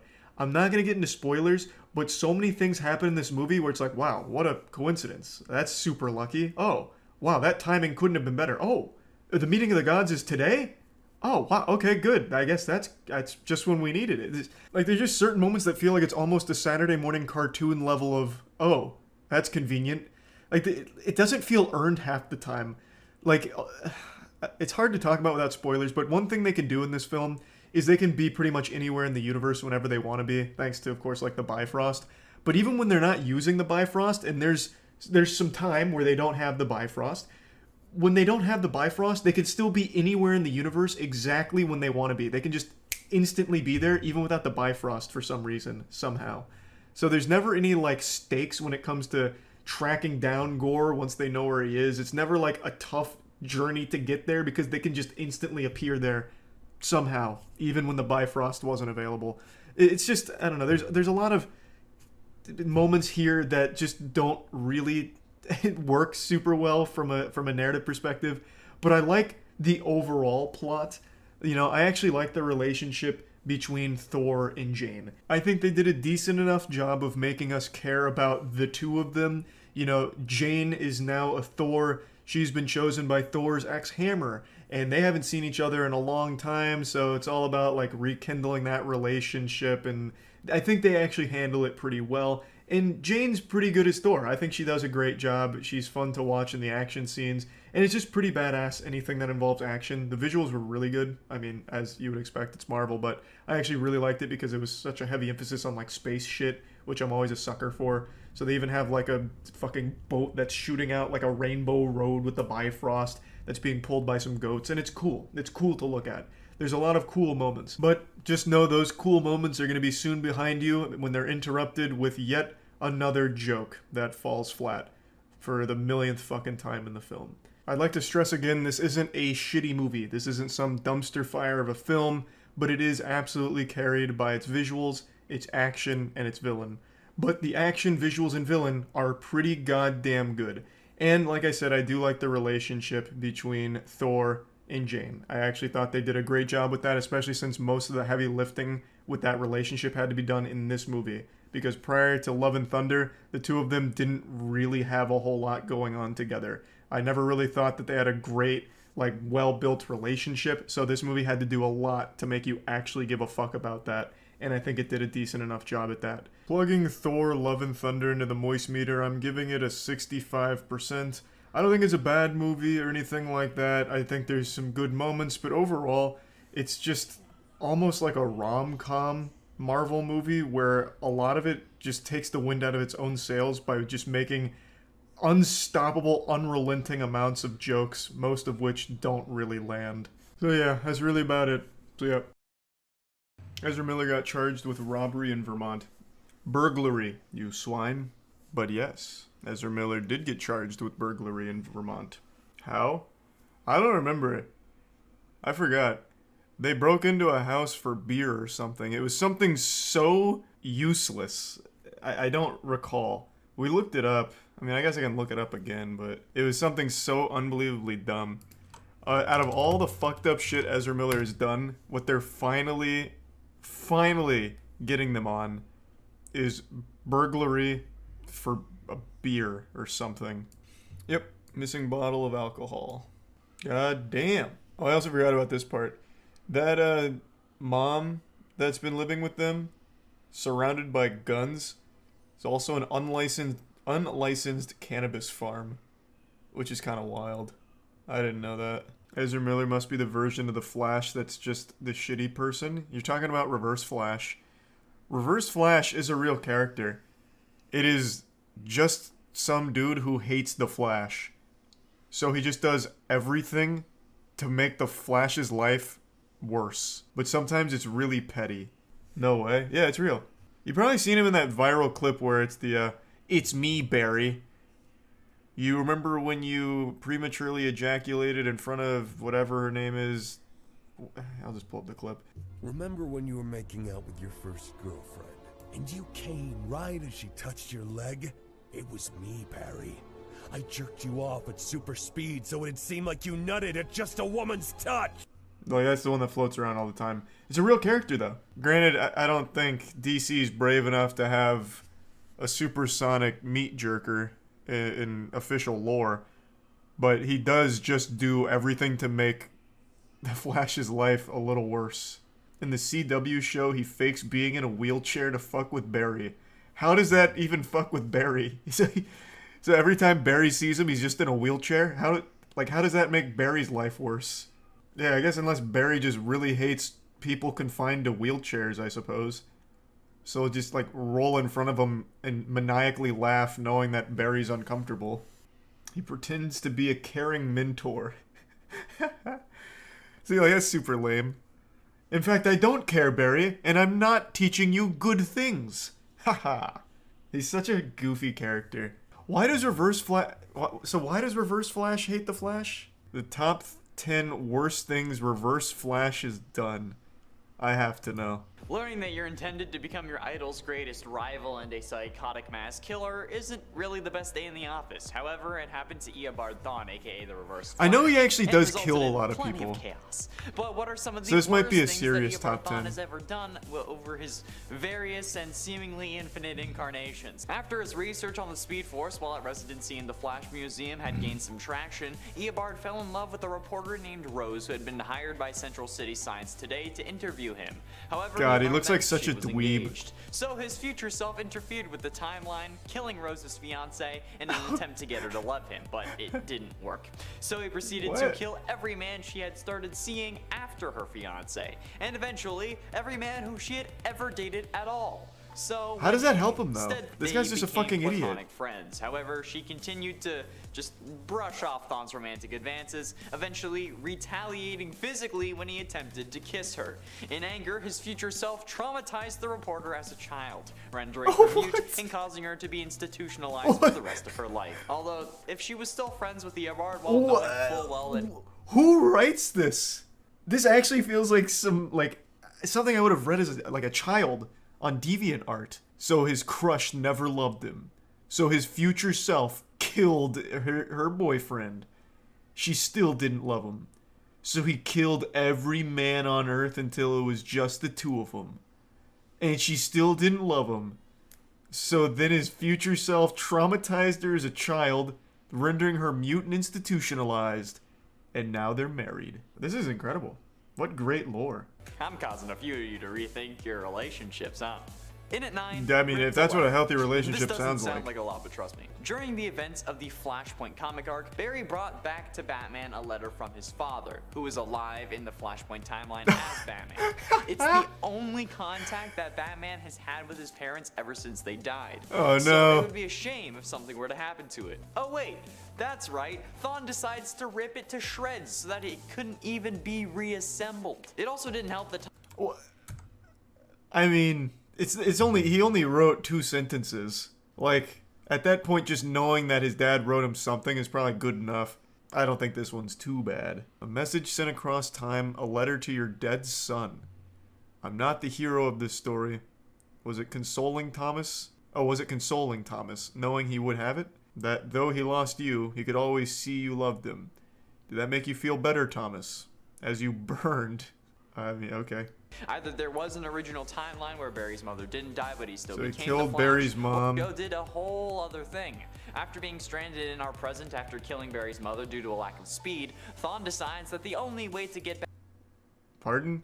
After killing Barry's mother due to a lack of speed. So she died of being slow? She couldn't run a 4-second 40, thus she died. You're too slow to exist in this timeline, Mom. You're cringe. Oh, you got trapped due to a lack of speed. Ah, okay. So he was too slow to make it back to her.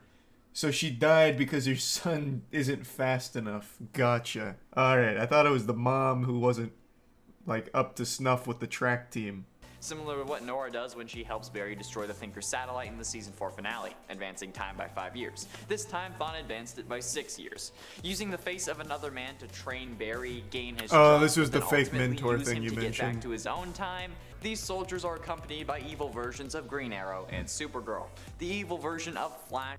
They didn't even change Supergirl's costume. The evil version of Supergirl is the same Supergirl, but I guess just with shady morals now. They couldn't even give her a cool evil costume. The evil version of Flash is missing. However, he does They appear did? in Oh, the that wasn't Ray a animated picture of her? series, Okay. which this crossover also technically has a crossover with, but they're just brought into real life. Same, kind of like how they did with the Vixen crossover. But the evil version of the Flash in this crossover, oh, you bet your ass it's Thawne. Wearing Wells' face, no less. Presumably having killed the Barry of Earth X, Thawne helps Overgirl and Dark Arrow lead a group of fascist soldiers that's on better. the attack. In the process of killing Barry's mother out of anger since he couldn't manage to kill Barry, Barry, Thawne ended up framing his father for the murder and gets him sent to prison. Obviously, this wasn't really avoidable because of how time works or whatever, but this still causes Barry a great deal of pain. I would imagine. To be highly intelligent and to have a particular appearance. However, as he grew up, they became concerned about his What in the fuck kind of art is this? My name was Eobard Thawne. I was an only child. Bro, this family, it's like the Jetsons. Wow. I mean, I would have guessed this is a villain already, this whole family. Hoping that caring for a sibling would help Eobard adjust, his They're from the parents had a future? second son. Man, even if they are from the future, what happens in the future? Everyone gets hit by an ugly beam? Like, what is going on here? Like, everyone's like their face is elongated and wrinkled, and it's weird. But then he was caught by Robert, who was an officer in the science police. This caused Eobard a great deal of pain, which is understandable. Oh, I have to look them up. The science police? What do they tackle that the normal authorities won't? I see you didn't factor in the baseline variables here. You're going to jail. What do they do? Stop people from researching dangerous shit? I guess, but would that not fall under the jurisdiction of the normal police? If they're like researching weapons or something? Arrest flat earthers. So anyone they arrest anyone who has conspiracy beliefs. Alright. I can get behind that, I guess. Well, given that your brother's altering reality. It is mentioned in Judeo-Christian religions, and it was an ordinary spear before Roman soldier Longinus used it to pierce the side of Jesus Christ after he died on the cross, resulting in its immense supernatural powers. The second season of the... You telling me Jesus Christ is in DC Comics? Alright, excuse me, I need to look up, what kind of powers did he have? Jesus of Nazareth, New Earth. He was one of Charles Xavier's mutants. Oh wait, that's Marvel. Whatever. The resurrection of Christ is disproven by science. What a cool story arc. Wubba lubba dub dub. Wow, I mean, they really bring a lot into the fold here. But then, I mean, he is public domain, so they have every right to. Healing, molecular reconstruction, resurrection, weather manipulation, and exorcism. I feel like there's so few instances in comic books where an exorcism is a helpful power. Like, it's such a tedious process. Who else has the power of exorcisms in the DC universe? Oh, Constantine makes sense. You're telling me oh, wait, these are trending pages. Oh, actually, no, wait, these are characters that perform exorcisms. Who the fuck did Clark Kent exorcise? He performed an exorcism on Batman. Bro, I need to start reading DC Comics. Holy shit, this sounds unhinged. Wait, he just got, like, ordained by the Catholic Church or something and they gave him the authority? He manages to kill Barry as a child, as he set out to do so many years ago. Or I guess Will set out to do. I don't know, time travel is weird, man. Anyway, Yeah, I'm a little confused. Why did he keep targeting his mom? He could have just killed Barry, like, as a kid. It would have been easier, I guess. Like, what's Barry gonna do as a child to fight back? Oh, because he wants Barry to suffer. Right, I keep forgetting it. Like, his main motivation is just to make his life miserable. True. So it would defeat the purpose if he killed him. So why? Why? Okay, why don't I just look it up? Okay, let's see. Why does Reverse Flash hate Flash? He hates the Flash because he was so damn obsessed over him that he started to become like him, only to realize his destiny is meant to be his greatest enemy. So that really ruined his life and made him hate the Flash. To me, that sounds like he doesn't really have a reason to hate the Flash as much as he does.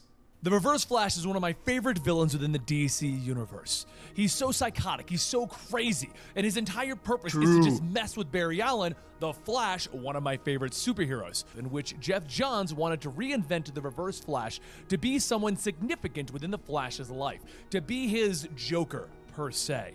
And it was at that moment that we got the Reverse Flash that many of you know today. The one that has been in TV shows and in cartoon movies and in the video games, the psychistic and psychotic things.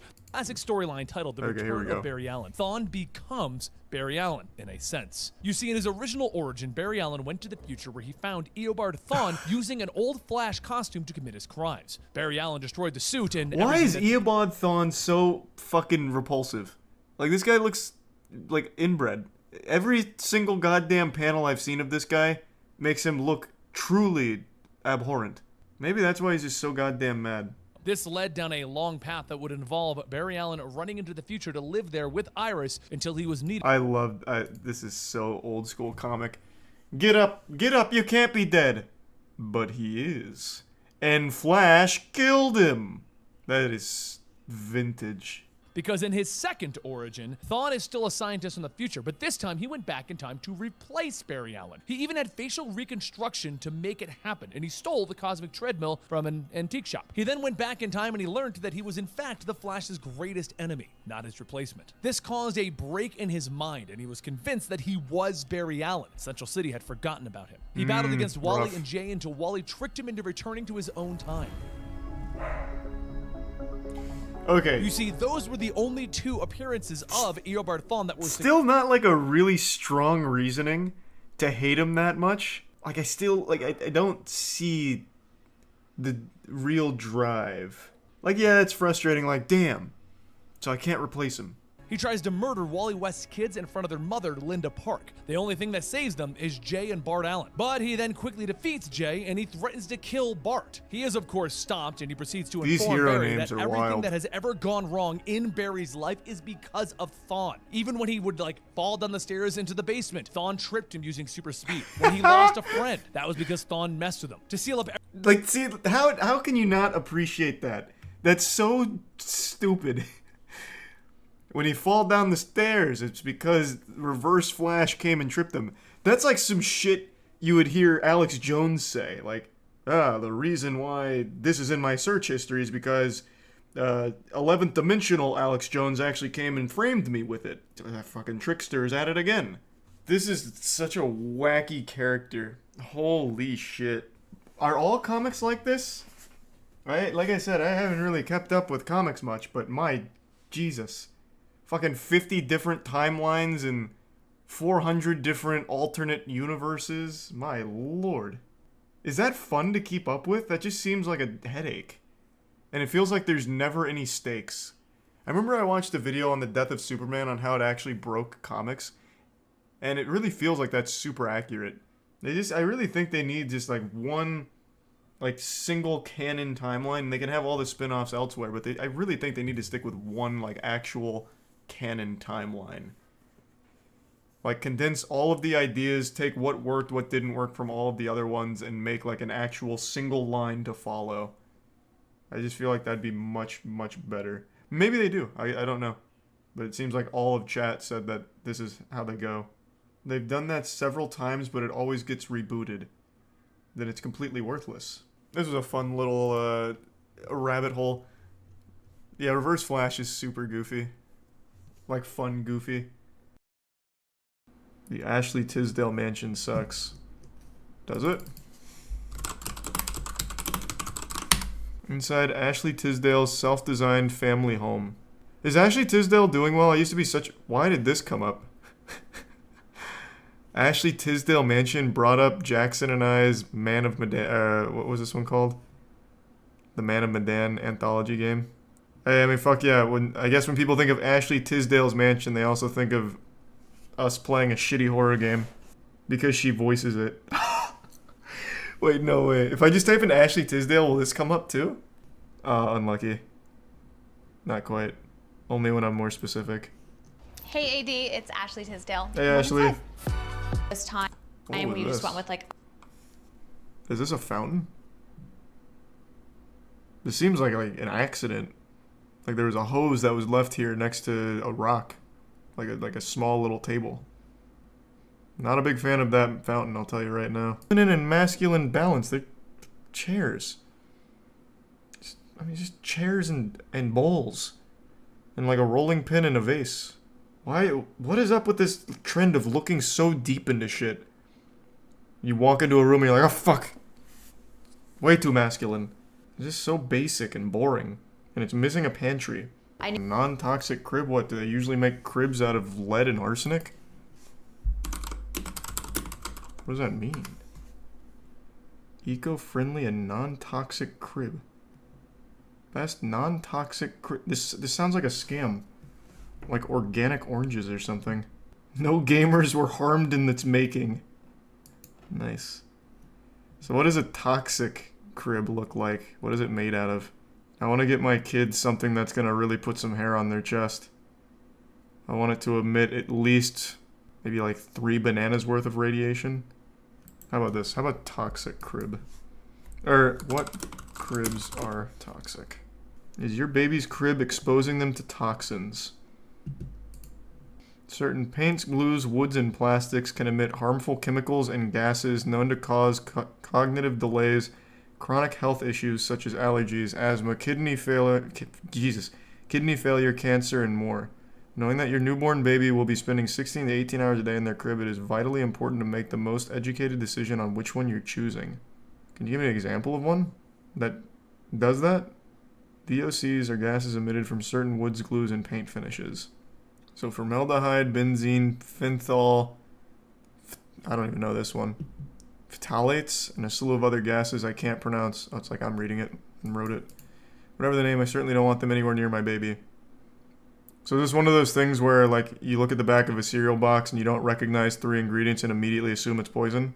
Or is this a real thing? Holy shit, you can make meth with cribs.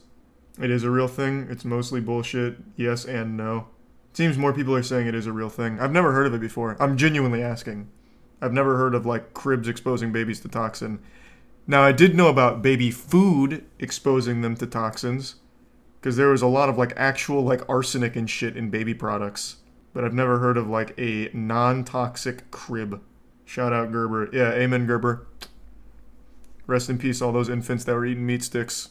Like me. Bro, I was eating OG meat sticks, bro. I was getting, like, double the daily recommended dose of arsenic for a baby. I went to town on these bad boys. Anyone ever... We have any meat sticks fans in here? Or I think they're called Lil Sticks. Oh, yeah. Where's my Lil Sticks fans at?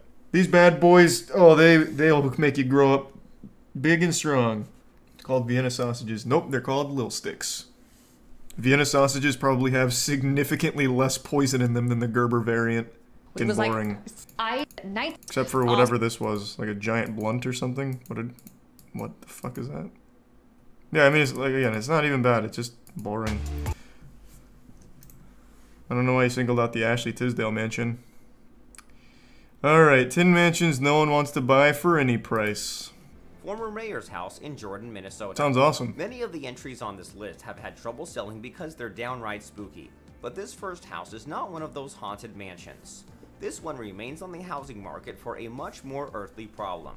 The 4-bedroom mansion, formerly the home of the first female mayor of Minnesota, is zoned incorrectly and needs to be moved. It has no parking and no hookup to the town's water and sewage system. And to make matters worse, while the outside looks lovely, the inside is more than a little out of style. That's how the house ended up with its unusual price tag. It's free. The current owner, the granddaughter or former mayor Gail Anderson, said in an interview that it's going to cost $50,000 to move it and $150,000 to fix it up. So I'm not giving away some hidden gem. No indeed. But free is still pretty cheap for a house of this size and this is like a wet dream for, well, squatters probably wouldn't even live here, but like homeless people. 2. No one came forward who was willing to make the move happen. Why? Even after the developers who bought the lot offered $10,000 toward the cost of moving the beautiful old house. In the end, the town's Historic Preservation Commission lost out, and the historic mansion was demolished. Oh. No one wanted it, even for just $10. There's no way. There's no fucking way someone wouldn't take that for $10. Like, moving it, yeah, it would cost quite a bit, I guess, but there's no way someone wouldn't do that. Taxes? I guess. I don't know. There has to be more to it than just, like, the movement hassle. They have to move after a while. Yeah, but they only needed to move it a quarter mile. Yeah, I don't know what the tax would be on it, but still. I'm sure you could somehow turn a profit on it. Like, that's just a lot of land. Tillamook Island Lighthouse. Oh my god, that'd be the most miserable place to live. Sold to a normal homeowner Holy at any shit. price is the 8, the Hex House. Another house with a chilling past. I'm so tired of these fucking haunted houses, man. Ghosts aren't real. Earth is flat. Wubba lubba dub dub. Traditional healer known locally as a powwow doctor. meaning he practiced faith healing and witchcraft traditions brought over by Pennsylvania. That's not a Dutch mansion. settlers Yeah, it from definitely isn't a Germany. mansion. Rehmeyer lived in the house until 1928, when a man named John H. Blymeyer, also I'd love to do a haunted house BT stream. It'd epic just be X super by boring because Rehmeyer, nothing would came happen. to his house with two accomplices So we have to set up demand the X scares. be undone.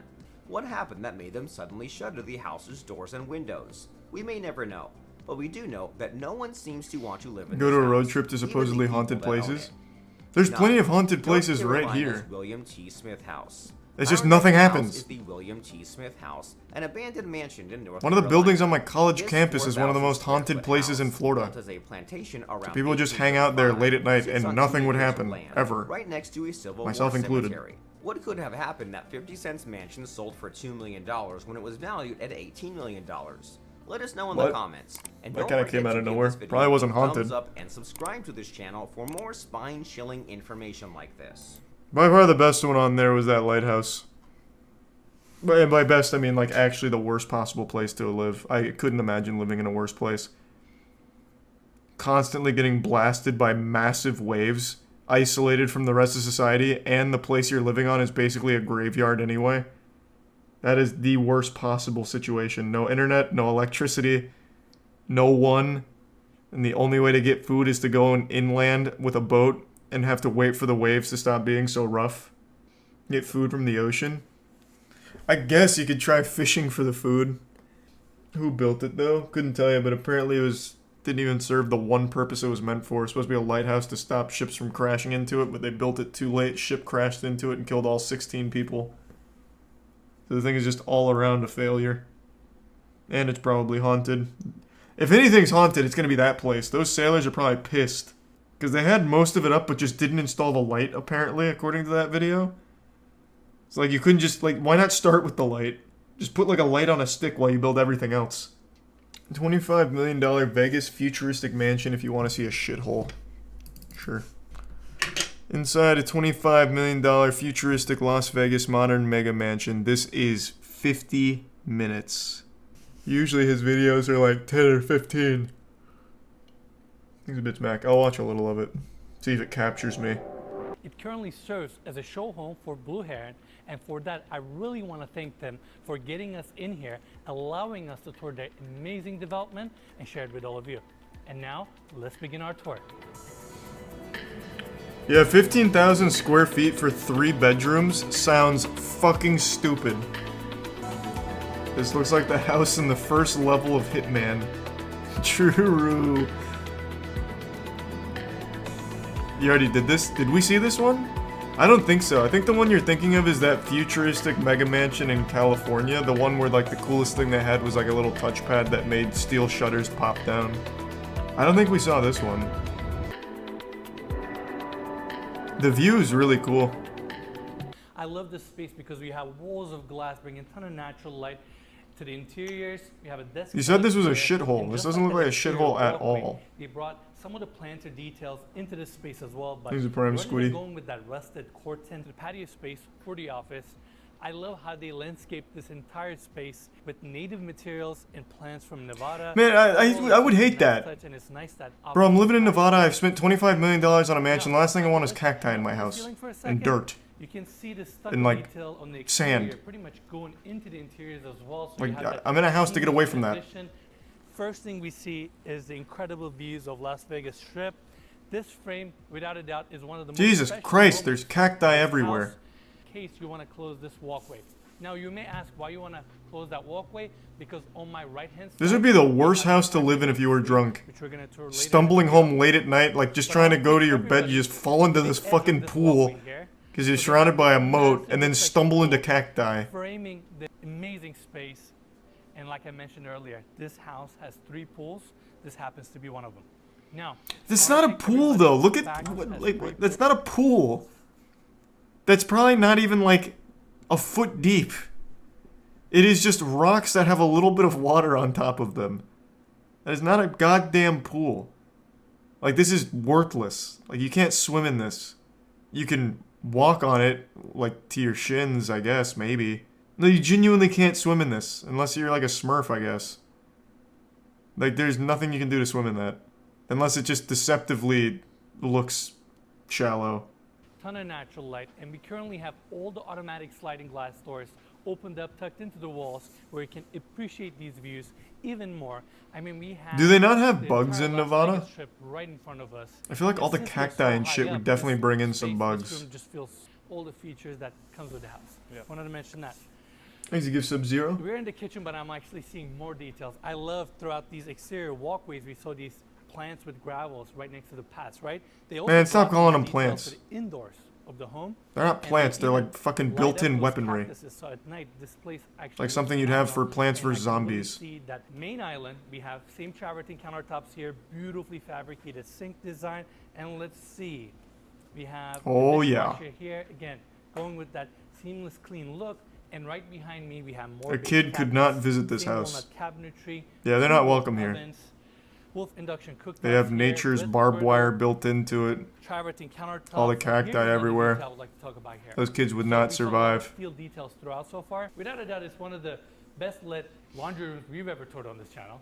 This is the laundry room. Yeah, it looks like a nice office or a seating area. Yeah, I thought this was maybe. Mikey, I swear to God. Mikey, let's make it I'm clear about to by fire first you. Opening this sliding glass door. This is where you have your washer and dryer. Nicely You weren't lying. Yeah, so that's that. This That's giant the seating space for section, just a lot of basic one cabinets, washer and one sliding dryer. glass doors opening up this small Not courtyard even on the backyard 6. space that we're gonna see in a bit.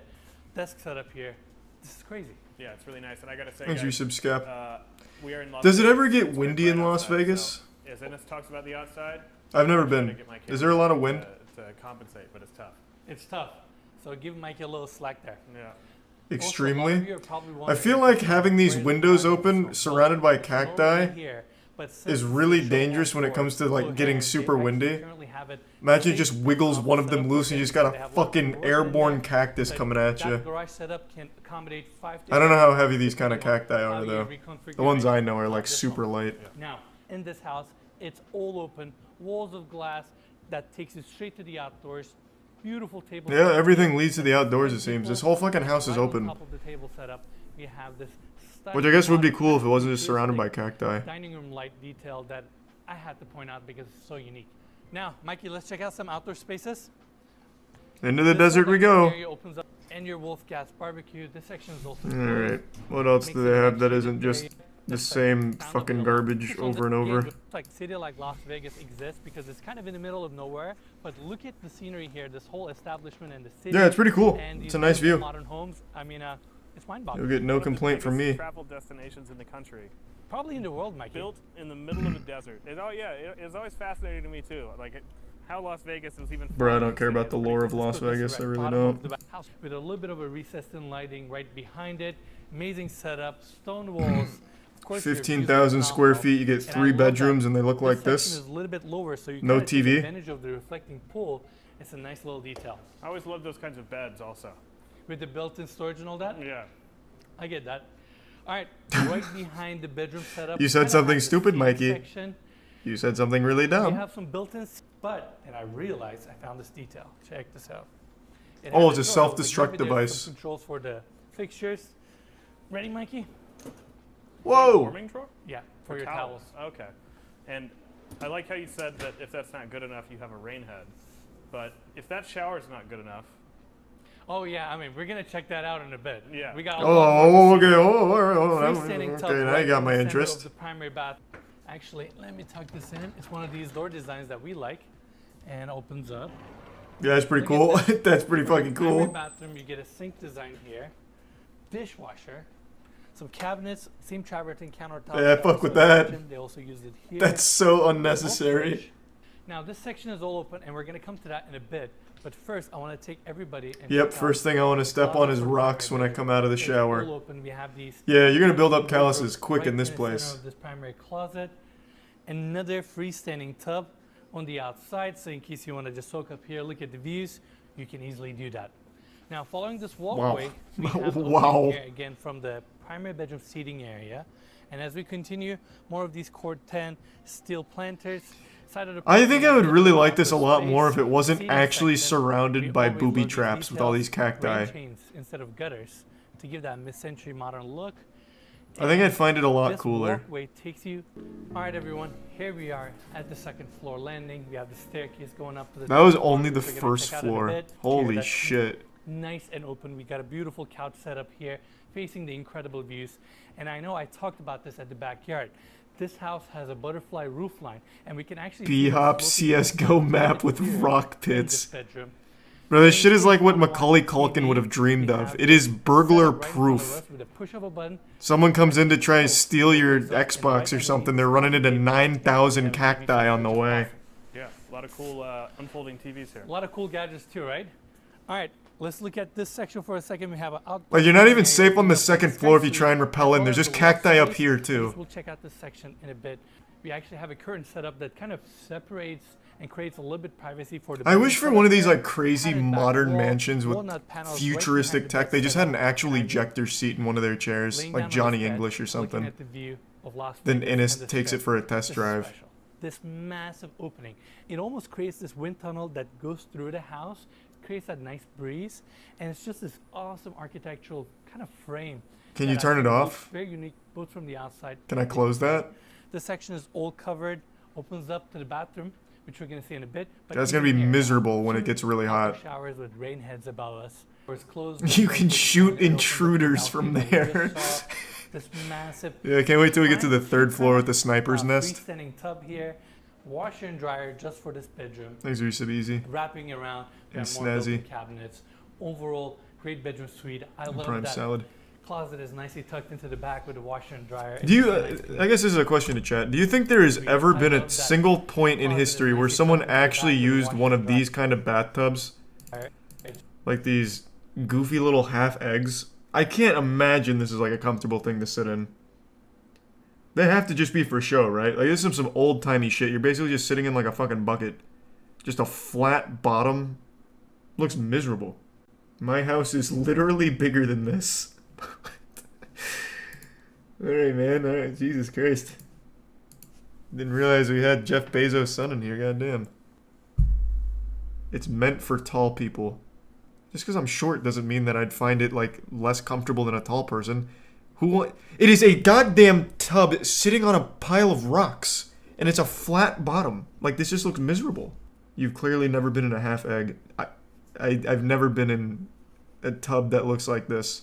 In fact, the last time I was in a tub was probably when I was like 12 years old. So maybe I just hate bathtubs. I don't know. V shapes with the steel panels. They have it also here and the brass inlay. But this. Let's go the V. Let's fucking go. Letter feels very exquisite. And right behind me we have a kind of a. That's bar what it's wall, all about. recessed in. Mikey, let's focus to the views for a second. Where's the marble? Yeah, no It's marble, incredible. actually, From if the you can second believe floor that. Views a tiny bit more elevated. Again, Kind of we a have waste. The Las Vegas views, the strip views, right? No in front of marble, us. no purchase. And this throughout the property. Yeah, it's really incredible. It is And Mikey, I know breathtaking. we talked about this. This is the cantilevered exterior staircase that we saw from the backyard. I mean, just walking to the edge, looking Thanks, at the Yusuf views, Ghost Hunter. This is such a unique. The view's not bad. It's really not. It's a cool view. Like they showed it at night. It was cool. The only thing that makes it less cool is that you're just surrounded by a lot of dirt. Looks like this was like the first development they did here. So it's just a bunch of dirt, and then I guess they're building like a mini-me mansion over here. But like if you look past the dirt and past the desert, you can see life in the distance. And god damn it, that's worth something. Detail of this home. If you don't want to shower indoors, right behind that walk-in shower, you can actually shower outdoors. It's Vegas, Mikey. I didn't even realize this one was there. Let's go. But yeah, that's really cool. Super cool, right? Overall, I like great it. bedroom and great That one's even more dangerous than the other one. They got 3 tall boy Back to the cacti. bedroom. Let's take a look at the and wrapping around. We have the. Wait, is that real? Oh shit, I live a few blocks from this house. I do contracting for real estate here in Vegas. In my experience, it's fucking stupid not to have plant a bunch of trees with big properties like this for more natural shade. There's no damn natural shade. It's the first house they built on that McDonald Ranch hillside, so it's literally the outskirt of Vegas with mostly desert around you. Plus you're gonna get snakes, scorpions, and coyotes, so no little pets or they might get fucking eaten.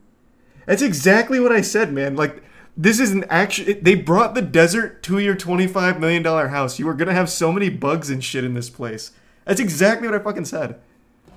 It is an actual safety hazard to live here. Like, you might as well just live in the desert. Well, not really. I mean, there's a lot more luxury here. But you get the point. It's nothing but dirt, rock, and cacti. And it's all open. Everything about this home is so decked out. Now, we kind of forgot this. Not forgot this, but I want to take everybody to this corner. So, hold on. Decked out. Now, we kind Real of estate guy, if you're still here, I'm beyond curious. It looks like a lot of the shit in this house doesn't close. So I recognize that this will close, but on a lot of other places, especially on the second floor, it looks like they just have open areas with no way of closing it. Is that normal in Las Vegas? Just to leave that shit wide fucking open? Like, I have to imagine in a desert, there's also going to be, like, maybe, like, sand getting kicked up. No, like I said, this closes. I'm more talking about, like, second floor and shit. And even just looking outside here, this doesn't close. This is just all open right here on this balcony. But to some of the rooms, they just have actual openness that looks like there is no way of closing it down. And having an outdoor space like this right next to your You watched the whole video? Wow. I was at... Yeah, you're right. I actually kind of got drawn into it. City and the strip right in front of us. This is like a bafflingly weird house. And that's pretty much it for the tour of this home. But as we always do, we're going to spend... You weren't wrong. This shit was goofy. For the sun to go down so we can hey, fuck yeah. Thanks for the raid, Atriok. Hope you had a great stream. You just missed a... Well, basically $25 million to commit suicide in this house. There's no way anyone's living here for an extended period of time. Looks better at night. Well, that's what I said. Also, this is cute. I like how they're taking it of just the city so you don't see all the dirt and nothingness and barren wasteland in front of the house, which we already saw. Very clever. Very good, Ines. Very good. Down in the description of this video. Hey, Lastly, thanks, Ines. If you enjoyed the tour, just make sure to give us a like, subscribe. I'll have to pass on this one, though. We'll see you guys Not enough next rocks. week. Well, you weren't wrong. That was far sillier than I expected it to be. Surely this isn't the same house, right? Watch NS's newest video. He checks out Will Smith's $2.5 million motorhome. We've already seen that, though. We saw that a long time ago. It's cool, but it's not as, like, wacky and wild as you'd expect. This is like a motorhome that, like, breathes. I don't know. It's closer to a transformer than a motor. You know, fuck it. We'll just watch it again. I haven't seen Ines go through it. What's up, everybody? It's Ines here, and welcome to another episode. Yeah, it's like a cool little Austin, Autobot. Texas. Absolutely, and each one of these mobile homes were used by celebrities. I mean, we have the RV of Jennifer Lopez here. What the fuck is that? Bro, shit looks like a meat locker. Wow. Damn, that's hardcore. That's like something out of Twisted Metal. Bro, that thing just looks mean. AC diffusers are nicely recessed into the ceiling. And come in here, we have all these storage closets. Right behind me is actually a door. How do you like that sound? Ooh. Very futuristic sounding. Star Trek door. Yeah. Like that. And we have this room here. Now, this room is really important because this is where Will Smith gets ready. You have the makeup artist here come through this exterior door on the back. And you have all these. This is where Will Smith gets ready? You have the small mirror here. Let's go! Toilet setup right here, and this is an interesting space between the first floor and second floor. And we have looks a bit claustrophobic. Stairs I mean, it's an RV, man. Us to the top floor of course it will be. RV. Where's the bedroom at in this place, though, huh? Where's Will Smith get some sleep? Oh, there it is. And that must be where his wife cheats on him. Little extramarital affairs up there, huh? Pretty awesome, right? Now, second floor, right there, we have a 100-inch drop-down projector screen. This is your projector. Well, that's pretty cool. And it's just awesome. We have automatic shades throughout. And let's go check out. Was that really 100 inches? And it's just awesome. Drop-down projector screen. I feel like he's lying to me. There's literally 0% chance that's 100-inch. 100-inch would be much more than that. Camera makes it look smaller, you think? I don't know, man. Maybe you're right. I just find that hard to believe. I feel like you're just making some shit up. This looks like maybe a 50-inch. It is without a doubt one of the most unique vehicles we have ever seen on this channel. That was very unique. I only remembered a little of that. I don't remember who toured it last time, but someone went around and like speed ran it. Ines gave so much more care to it. treated her with the respect she deserved. I put some lights in these shelves over here and they look pretty bright on camera. It looks like a flashbang went off behind me. That's what I imagine it looks like when an angel comes down from heaven. It's like a sterilization chamber in a laboratory, my god. But anyway, today I wanted to do a little check-in on our good friend, the Russian Popeye, aka Bazooka Arms, aka the Saint of Synthol, or, as I like to call him, the Petroleum Jelly Juggernaut. I'm talking about Critikal. Critikal is a man who's been in the public eye for about 2-3 years now, because he injects petroleum jelly into his biceps, and he gave himself these SpongeBob anchor arm looking things. And he's not the only one in the world to do this. It's called synthol, and what they do is they inject it into whatever muscles they want to bubble up and look like a badly drawn anime character. And it's just a bunch of oil in a syringe. They inject it and it blocks blood flow and it like inflates the muscle like a balloon. And it's extremely dangerous. A lot of people have died from it, and Critil's no exception. In fact, 2 years ago, he had to undergo life-saving surgery in order to drain his biceps because they were killing him. And I wanted to do a little check-in because I remembered reading about that, and I wanted to see where he was today. And would you believe it? He's back to using fucking synthol and petroleum jelly to pop up his muscles for the sake of TikTok clout. It just seems like TikTok likes are more addicting than heroin and worth losing your life over. Critikal is once again risking his life for the sake of his goofy fucking biceps because of the attention they garner online from people laughing at him. He has made his entire career online being laughed at. Most of you may remember Critikal from the slapping tournament from a while back where he went up against Vasily Kamatsky and got absolutely blasted and banished to the Shadow Realm. You also might recognize him from his lackluster MMA debut where he fought someone named The Old Man twice and lost both times in a pretty humiliating fashion. He's also had numerous other videos made about him and why he continues to inject. He does it because he likes it. He likes his biceps being that way. It's his entire personality. There's more jelly in this man's body than there is in a fruit gusher, and he won't stop, it seems, even after having to undergo multiple life-saving surgical procedures in order to stabilize him. He is still continuing to use to this day. In fact, he posted on TikTok just 4 hours ago. I'm gonna have to not play the original audio here because of DMCA, so just a heads up, I might just put like 2019 guy instrumental on it or something. Yeah, it's not only his biceps that have undergone enhancements, and I'm using that word really generously, but he's also begun having plastic surgery on his face, so he's been getting like facial injections that he's showing off online now. But he has fully gone back to injecting into his biceps, and they seem to be just as big, if not even a little bigger than they used to be. That he's doing right there, that little boot scootin' boogie, it's syncing up nicely to the 2019 Guy song, so I actually think this is an improvement to the original video.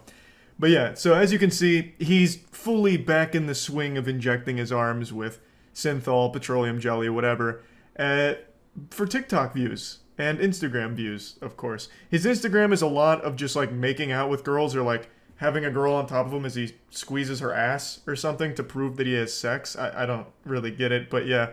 His arms once again look like Ed, Edd n Eddy when they put a jawbreaker in their mouth. And it's kind of sad because he almost died from this. His life was saved, and he's just going right back to what almost killed his online branding is he calls himself Bazooka Hands. Like his TikTok is Bazooka Hands. But his hands are normal sized, it's his biceps, so why not Bazooka Biceps? Or even just Bazooka Arms? Why hands? His hands are the only thing on his body that don't seem modified at the moment. So I just feel like maybe there was like a language barrier there or something, but it doesn't really work. The name doesn't match what you get. When I hear Bazooka Hands, I'm expecting like fucking lunchbox-sized bear claws, not normal boy hands plus Popeye arms, which is why people call him Russian Popeye, because it looks like Popeye after he gets his spinach. So I don't know why he settled on Bazooka Hands for his online handles. I just think that was a bit of a misstep. But I'm not his PR agent, you know. I'm not here to really, you know, nitpick it so much, but just a little confusion there. As for all of the facial modifications he's undergone, I don't exactly know when that happened because it kind of just came out of nowhere when following his Instagram. So I guess at some point he decided that the biceps weren't enough. He wants to continue to mod his whole body. And I don't know how he's doing the facial stuff, if that's under the supervision of a professional plastic surgeon or if he's, again, just taking matters into his own hands and using old trusty petroleum jelly. I hope not, because that'd be awful, like even more awful to inject petroleum jelly directly into your fucking face, but who knows? He has a history of abusing these kind of substances, and it's just honestly sad to see him get right back on the saddle and put his life in jeopardy just for the sake of more internet attention. It's a real shame.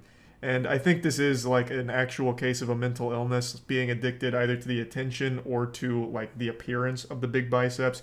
Even though they're literally killing him, he doesn't care, it seems.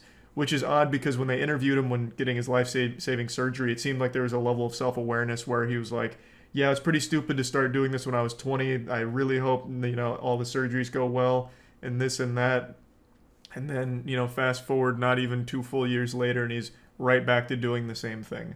So it's just unfortunate. A lot of his TikToks that made me feel even worse for him is he treats himself like he's a circus freak performer, where he'll go towards the camera and like jiggle his like biceps around in order to try and make it like a shock thing, I believe, because they look like diseased. Like the biceps, they look like they're about to fall off at any moment. It looks like he's smuggling rocks under his arm.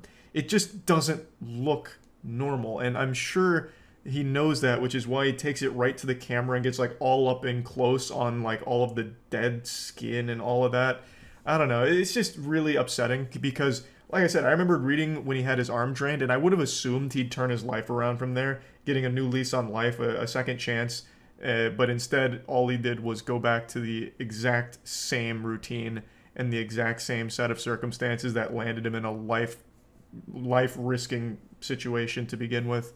So yeah, I just want to do a little checkup here. Unfortunately, not exactly a happy ending to it, but hopefully his arms will get drained again and he'll survive and finally learn his lesson. Who knows? But anyway, that's about it. So yeah. How Gears of War almost didn't have a multiplayer. That got recommended to me out of nowhere, and that hit hard. Gears of War is where I started making videos. That game changed my life, unironically. The multiplayer of it specifically. A shotgun from that distance. Discussion in that room with the people who were playtesting that. As God, is the guy who couldn't complete the Cuphead tutorial? What is going on? There was a fair amount of freedom, kind of like how Unreal Tournament had maps from all different. What the fuck am I looking at? Really, he wasn't even moving. A specific moment when we were like, Gears of War 1 is still unmatched in that franchise. There is no Gears game that has the same feel as the first one. There's such a drastic difference in the gameplay. So, like, even Gears of War Ultimate Edition is trash compared to Gears of War on the 360. Like, they changed it. There's just such a visceral impact to old Gears of War 1. Whereas in, like, Gears 2, 3, 4, 5, it just feels like everyone that you shoot is just a balloon of meat that just pops. In Gears 1, it feels like you actually murder somebody. Let's do, like, what's, like, an old school montage? I'm trying to think of a really cool one. I think a Fallen Tree used to have some cool ones. I used to know him on Xbox Live.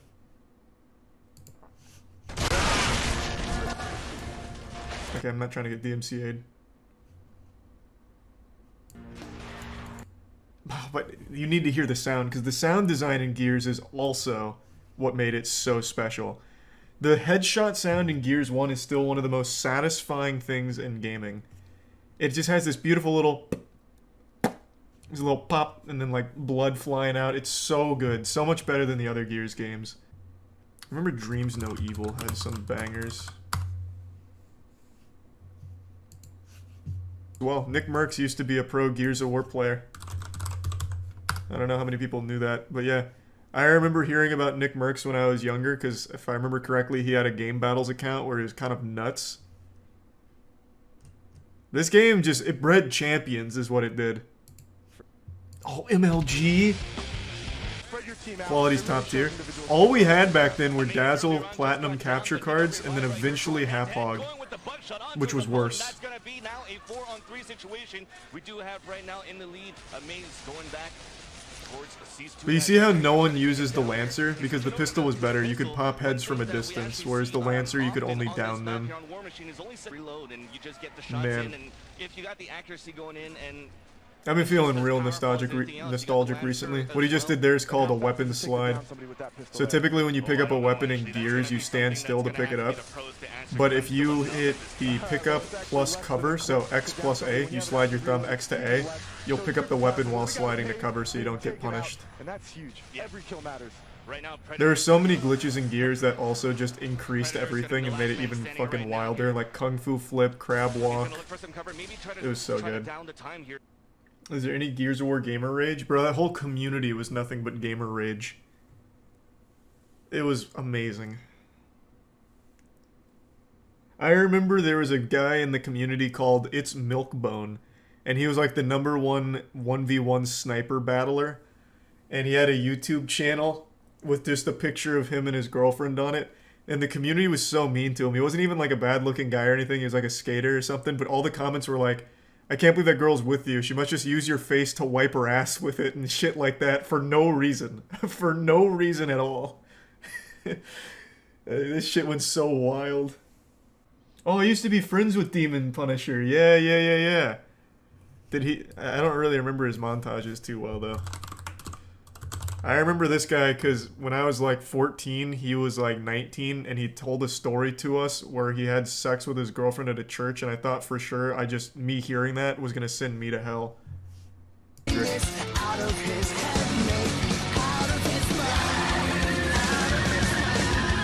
I wish I still had my montages. This thing he used right here, this was Sony Vegas 7. So the community, what we did is we'd pirate Sony Vegas 7. Allegedly would pirate Sony Vegas 7. And what you would do here is you'd crop out the guy for no reason and then add the TV noise sound effect to him and just move him around a little bit. And this was considered good editing. So I had to learn this technique. And it took me hours. It took me hours just to do some shit like this. And I used to put it in my montages randomly, and I was so fucking proud of it. A lot of these editing techniques you'll see here are shared across the entire Gears community because we all communicated with each other and did the same shit when it came to editing. Shit through voice messages on 360 hits different. Talking shit hits so differently back then. This wasn't Gears, but back in Halo 2 on the original Xbox, the shit talking there was next level. I got Xbox Live, I think, in 2004 because I would have been 10 years old at the time, and I started it at 10. And I will never forget one fucking guy when I was playing Tom Clancy's Ghost Recon 2 Summit Strike, I think, when that came out. One guy got so fucking mad at me, or it might have even been Halo 2 actually, I don't recall now. But he said, like, he called me out, my name was Fast Fighter. He said, Fast Fighter, your mom's gonna get it hardcore tonight for you being a little dickhead. And I didn't know, like, what that meant. So I thought he was going to, like, assassinate my mom. So I left the game and, like, with tears in my eyes, told my mom what happened. And I was, like, really worried for her safety. So I was just so fearful of this fucking dude from Ghost Recon coming and beating my mom's ass because I was beating him in the game. Oh, what a fucking wild time, man. So innocent. So innocent. Did you have a cool YouTube intro for your montage videos? Yeah, actually. Some of my montages still exist. But not all of them. I had like 1,000 videos I deleted, but some of them still exist. So like my Torque Bow Ricochet montages still exist. You can see some of my old intro in here. I used to only use Christian music as well because I was afraid if I used regular rock I might go to hell. It needed to be music that worshipped God. So this is Pillar. No, I used to be though, like very much so. Like I said, I got baptized twice because I was worried the Lord might have missed the first one. Like he was just busy that day. So I had my parents get me another baptism when I was like 11. What made you stop being religious? I was fucking miserable. I was always afraid of everything. In two of the stories I told, like, in two of the stories I've already told tonight alone, one of the themes was I was afraid I'd go to hell. From just A, hearing about my friend having sex, and the second one, not listening to Christian music. I fucking hated it. I was so scared all the time. Were your parents understanding, or were your parents understanding, or were they not okay with you becoming non-religious? Bro, my parents were never religious. I fucking forced them to go to church and shit against their will. Like, they hated it. I was the one trying to convert them aggressively. How the hell did that happen? One of my neighborhood friends was the son of a pastor, so when we'd hang out, he'd always be talking about religion and shit, and it stuck. So then I got like real like wild with it. I'm still holding on to hope that somewhere, someday, an old YouTube employee from 2009 or 2010 for some reason has a backup of everything that existed on the site as of that moment, so that way I can finally have all my old videos back. Or one old subscriber for some reason downloaded every single one of my videos just to have them. I'm just praying for that miracle to happen someday. I want to show those so badly. I even made some Gears of War skits once. So I had some of that too. Ugh, I want it so bad. My first montage has me, because I used to use a camcorder, it has me when I was 11. At least I would have been 11 for Gears of War. And some guy had called me a loser. So when I ended up killing him for my montage, I said, like, take that, loser, or I'm not a loser now, or something like that. And it was like the crux of the montage. It was so cool. Initiating moisture.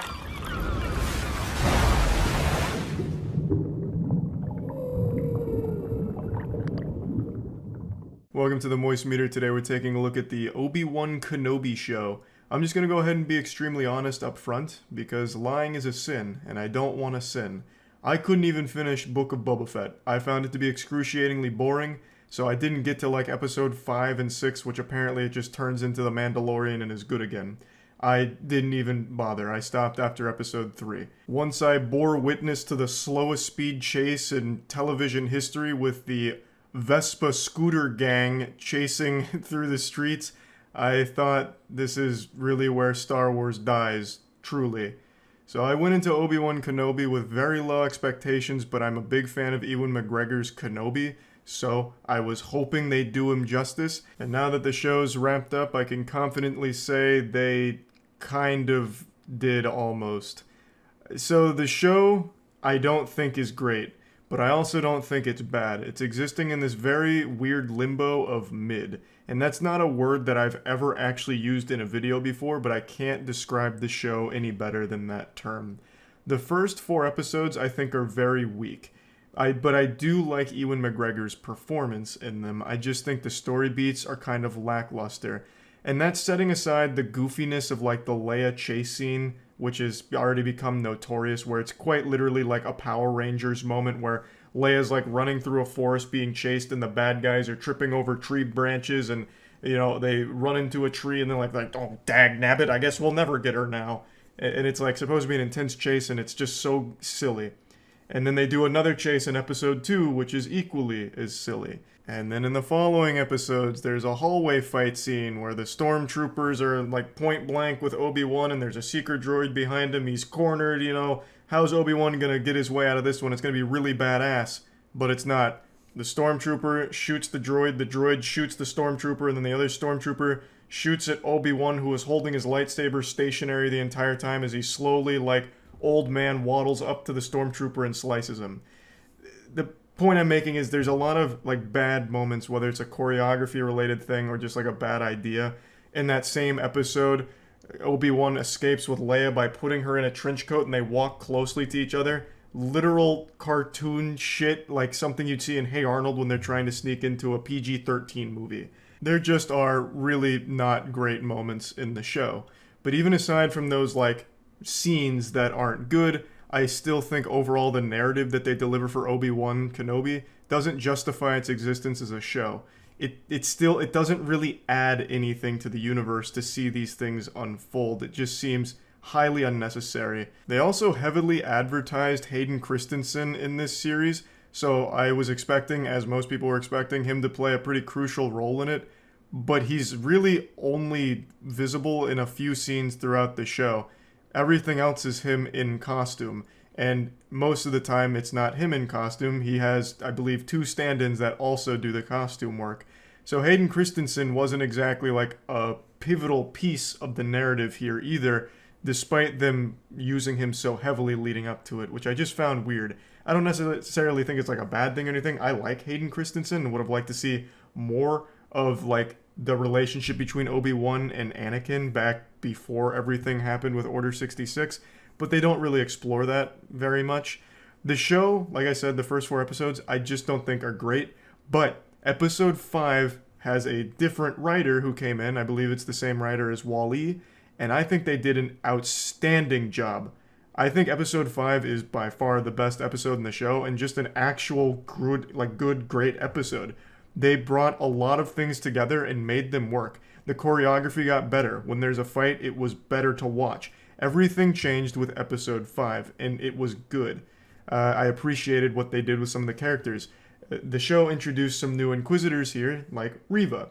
And Reva, I think, could have been a great character, and by the end of the show, around episode 5 and 6, she does become an interesting character. But up until then, with the first 4, she's just way too over the top. Every single one of her lines is delivered like it's supposed to be the most menacing thing ever, and it becomes overwhelming. So like every time she's talking to the other Inquisitors, we have to lock everything down in order to catch Obi-Wan Kenobi so I can murder him. And it's just like too much to the point where you stop caring about the character and they just become kind of like a silly, goofy villain as opposed to one that you're afraid of or care about. But in episode 5, they completely changed the tone of the character and makes it a lot better. So I think the character at the end of the show was good. However, in the beginning, not so much. Overall, the show just has 4 bad episodes, 1 good, like actual good episode, and the finale is an alright episode.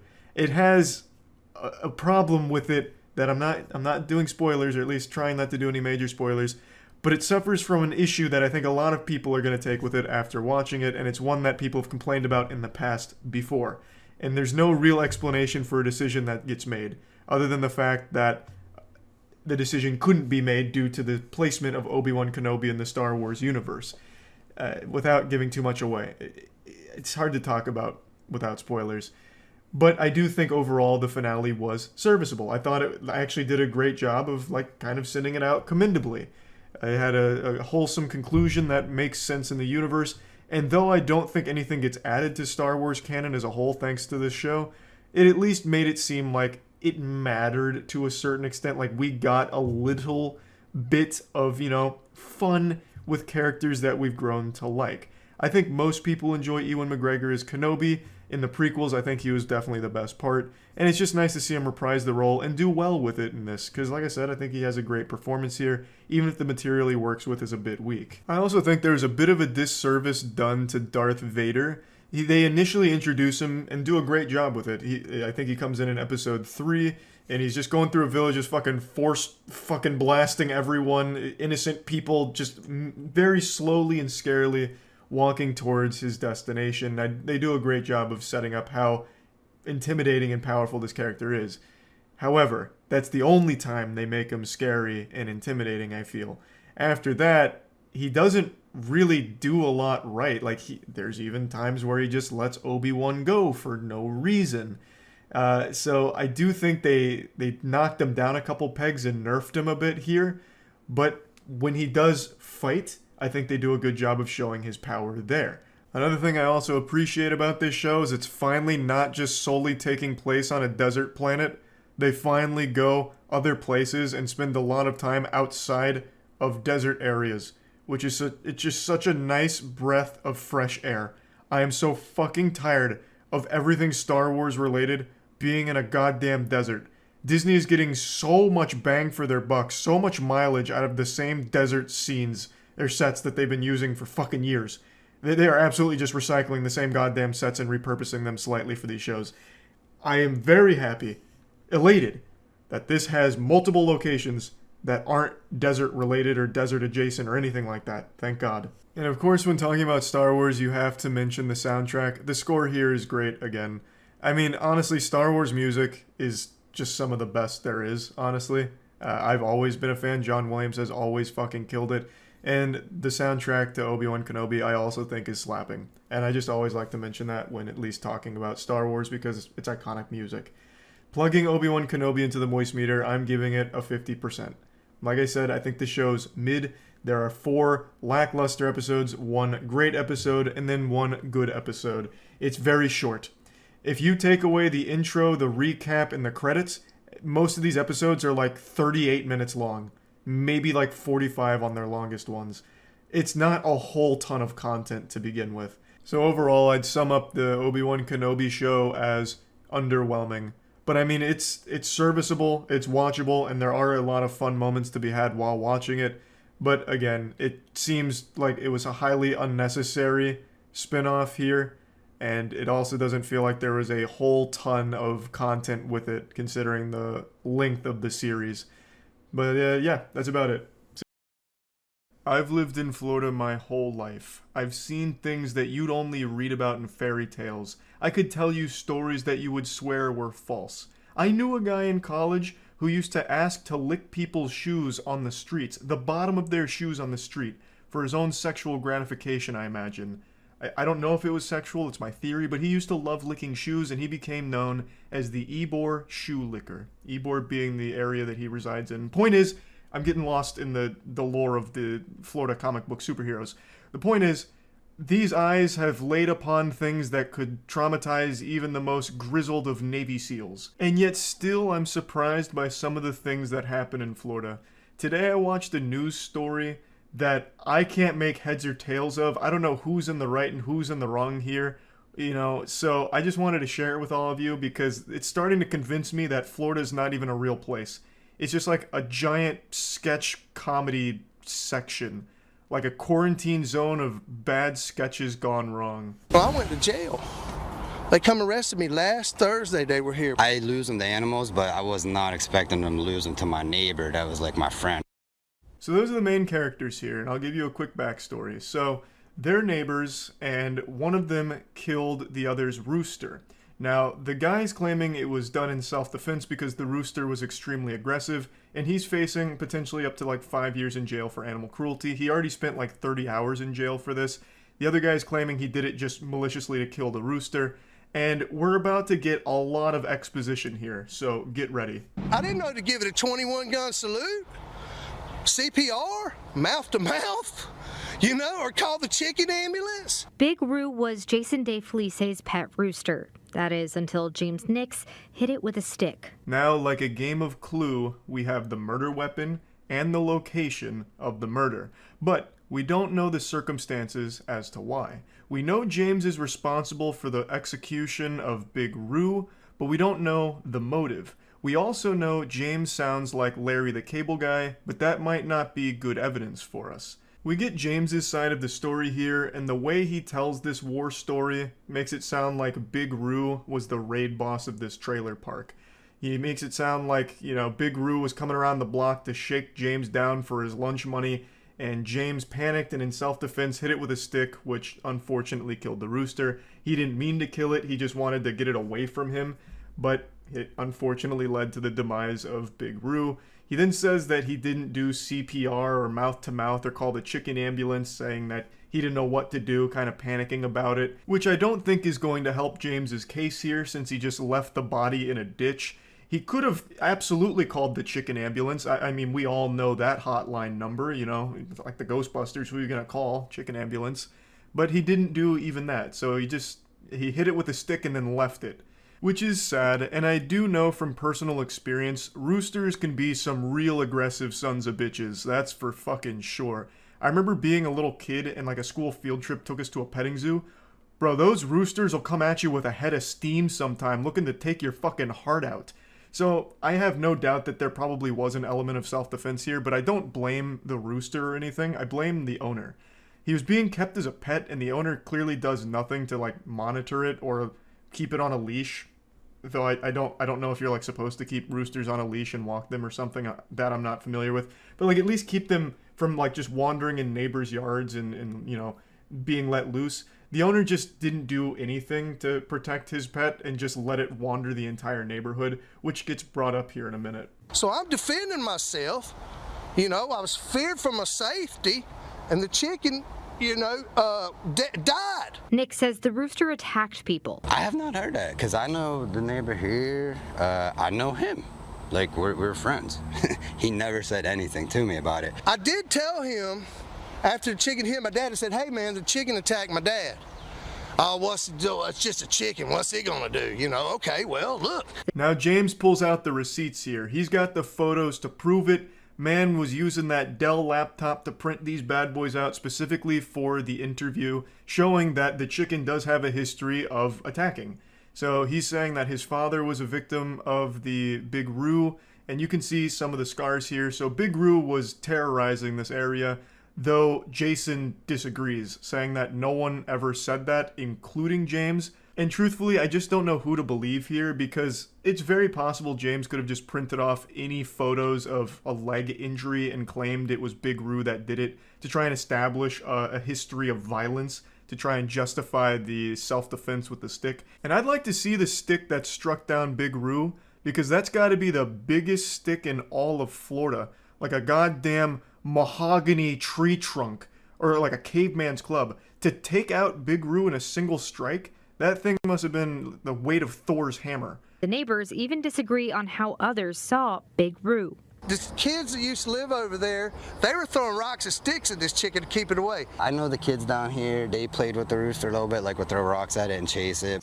Jason, that's not playing with the rooster. That's being afraid of it and trying to get it the fuck away from them. Who plays by throwing rocks at each other? Hey, Bill, come on over here. Let's play this fun game of being stoned to death. It's great. Like, again, it's hard to know who's in the right and who's in the wrong here, but I am leaning more on the side of James did this as an accident in self-defense. Jason's attitude is pretty douchey, and he does not understand what playing is. Oh yeah, that James is a real jerk. He's a no-good liar. Everyone in the neighborhood loved Big Roo. The kids would throw rocks at him, run away screaming and crying. It was so much fun, and I know they're going to be really upset to learn the news here.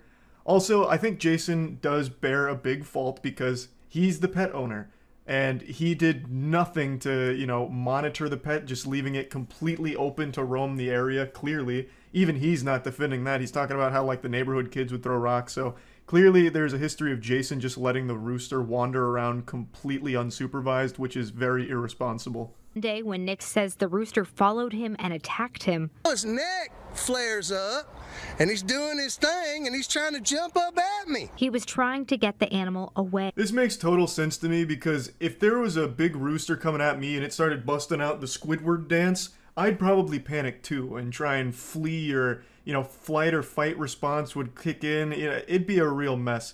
Again, the way James tells this story just seems a lot more genuine than the way Jason tells it, but it's just so hard to know for sure. But I also think it would have made a lot of sense if James truly did this in self-defense, to go to Jason and be like, look man, you know we all loved Big Roo, and unfortunately something tragic just happened, and then explained it to him. I feel like it wouldn't have got this far, but it seems like he just left the rooster's corpse outside, just like rotting outside. So, which means that Jason now doesn't trust James' story, because James made no attempt to, like, communicate what actually happened to Jason, I guess. This is just, there's so many fucking plot lines going on here. I feel like I'm trying to dissect Evangelion. It's just so many moving parts. And I try to hit it, but the chicken's jumping up at me, and I accidentally knocked it in the head. You know, call it a lucky shot, whatever. But when Dave Felice came home, all he saw was his rooster dead in a ditch. You see what I mean? Leaving the body out there was just a bad move from James, because it immediately makes Jason question what the fuck happened and why. It makes it seem like James just killed his rooster in cold blood and left it outside like a trophy or a warning to other roosters, like Vlad the Impaler, putting the goddamn Big Roo on a pike. It's just there could have been a much more efficient way of handling this, just like more communication, like, Jason, you stupid imbecile. You again left Big Roo unsupervised and it tried to attack me, and I accidentally hit it in the head, and unfortunately it went right to Valhalla. You know, like, they could have talked it out. They both shoulder a lot of blame here, but I really do think Jason's intentions were self-defense. Roosters, again, from what I understand, can be very aggressive. Jason openly states, yes, this rooster just wandered around this entire area. Neighborhood kids threw rocks. The other neighbors over here, you know, knew the rooster. You know, so clearly there's just a lot of problems in general with what happened here. And it's a sad story, but one that I find so fascinating. I said I'm calling JSO. I called JSO. JSO didn't do nothing. Then a couple days later, I realized I could call animal control. And in late June, James Nix went to jail for animal cruelty. Next thing you know, he calls the chicken police on me. That's the last organization you want to visit from. The chicken police are no-nonsense, ruthless, strictly business, merciless, and they will fuck you up.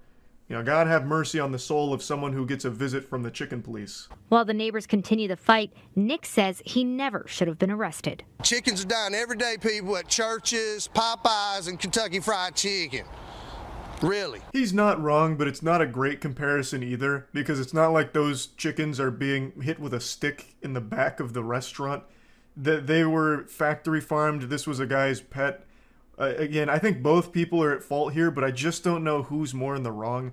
I don't know if it's necessarily animal cruelty if it was done in self-defense. Like a rooster, I mean, they could hurt you, right? Like, it's not like they're completely unable to do damage to human beings. People get attacked by chickens and it causes damage.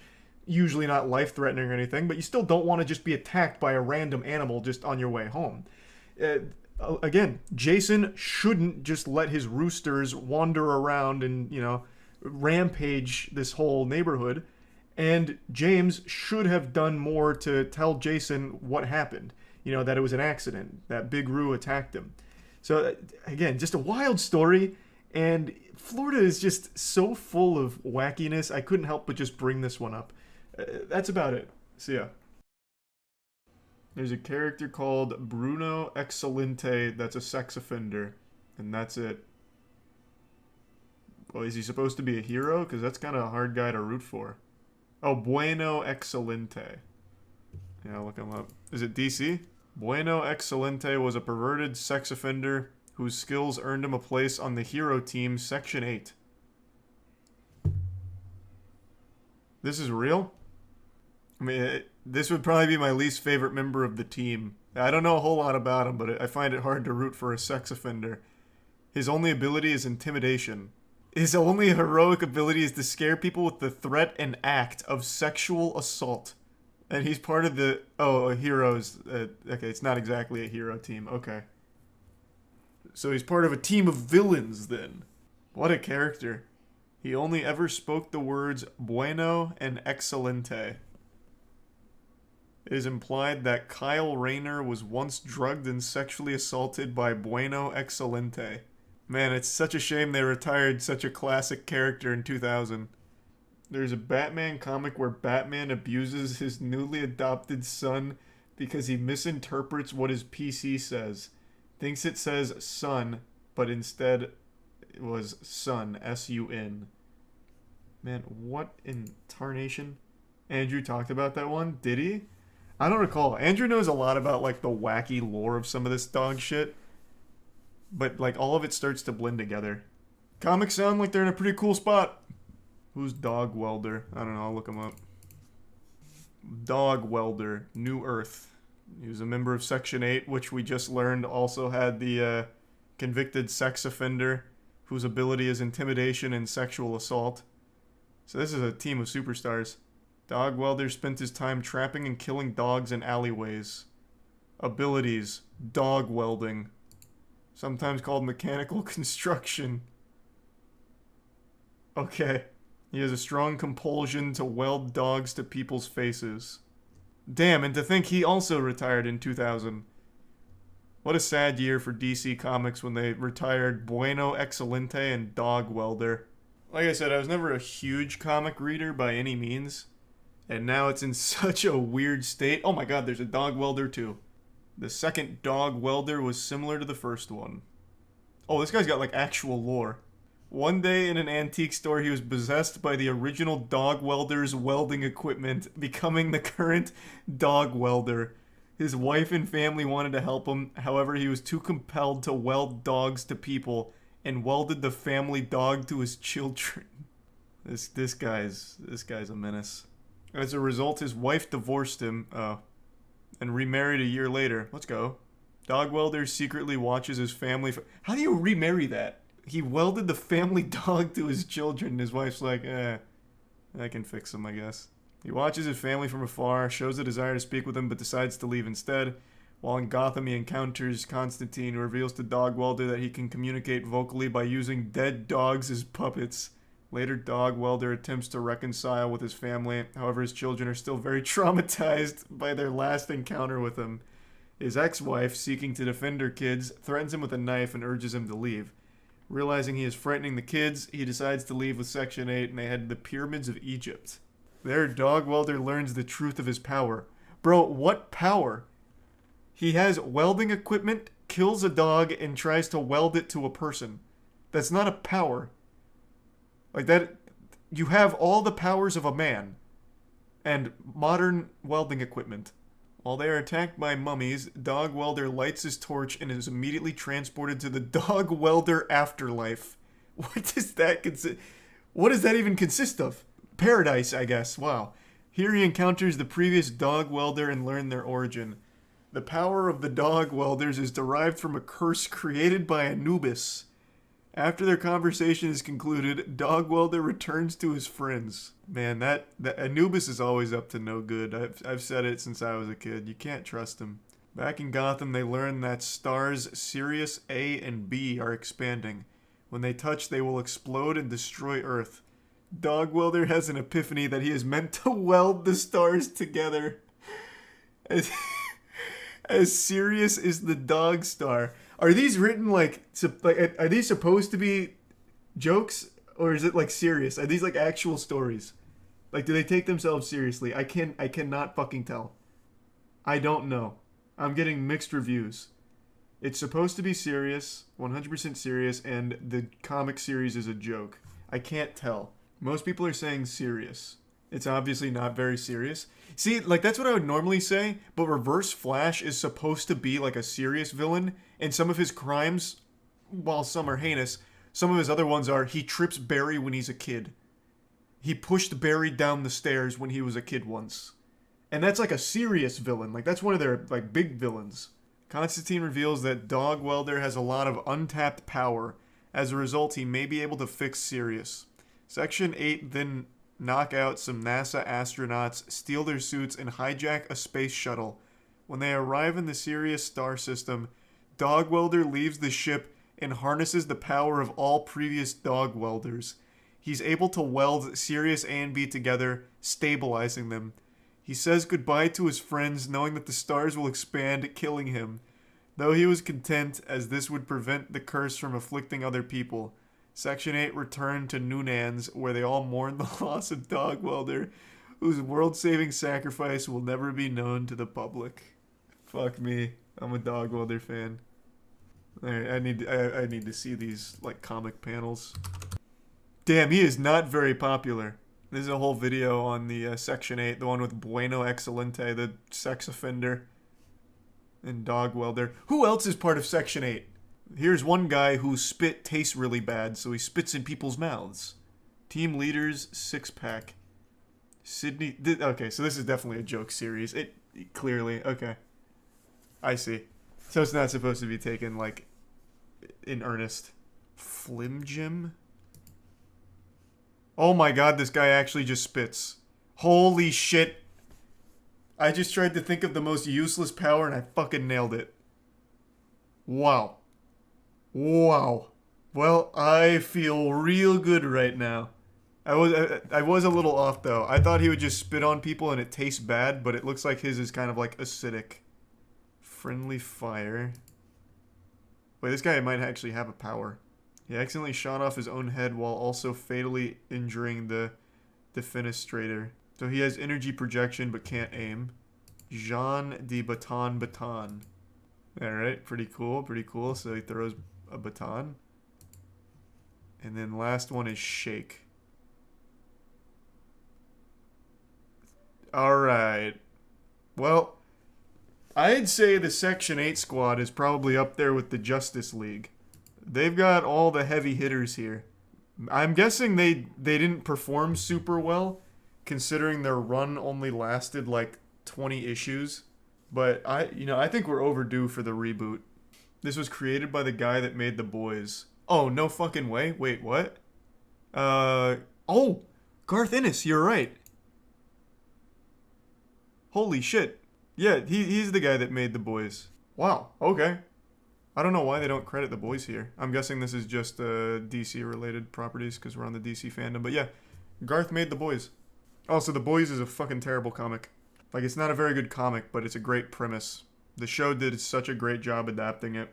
Yeah, it's just shock for the sake of shock in a lot of places. Wow, I think there might actually be a real chance that they, at some point, try Section 8. With the success of The Boys, they really might. And I think it could slap. They'd have to tone down Bueno Excelente, I think, though. I don't think having a sympathetic sexual assaulter would go over super well. But aside from that, I think everyone else would probably see moderate success. Bueno Excelente is the soul of the team. Yeah, true. He's really... I mean, at the end of the day, it's only him and Six-Pack that survived the mini-angled ones, whatever that means. So the world is left with just the alcoholic and the guy who rapes people. So he is one of the stronger members. But Dog Welder's the one that saves the world by welding stars together instead of dogs. By the way, apparently James Gunn actually considered Dog Welder for the Suicide Squad, and there was even a fan petition to include him. They should have. He could have just been one of those people that die, like, immediately on the beach. Six-Pack fixed his life after going to Alcoholics Anonymous, but then Superman ruined his life again for no reason. I kind of want to read this. I tried to read a little of The Boys, but I guess that's a bad example because it is just, like, actually a bad series. Like, the comic series is trash. Yeah, I hear a lot of great things about Invincible. I haven't read it, though. But basically what we, like... I just think a lot of comics just aren't super fun to read, which is why for Godslap we've been focusing on making it so even if you hate reading, you'll at least enjoy Godslap, or at least that's the goal. CoffeeZilla's new video on Tate's scam. What? I didn't see CoffeeZilla posted a new video. Oh, 4 hours ago. Oh, this is bold. Shaking the hornet's nest of the Tate enthusiasts. Of the top G's. He's got a death wish.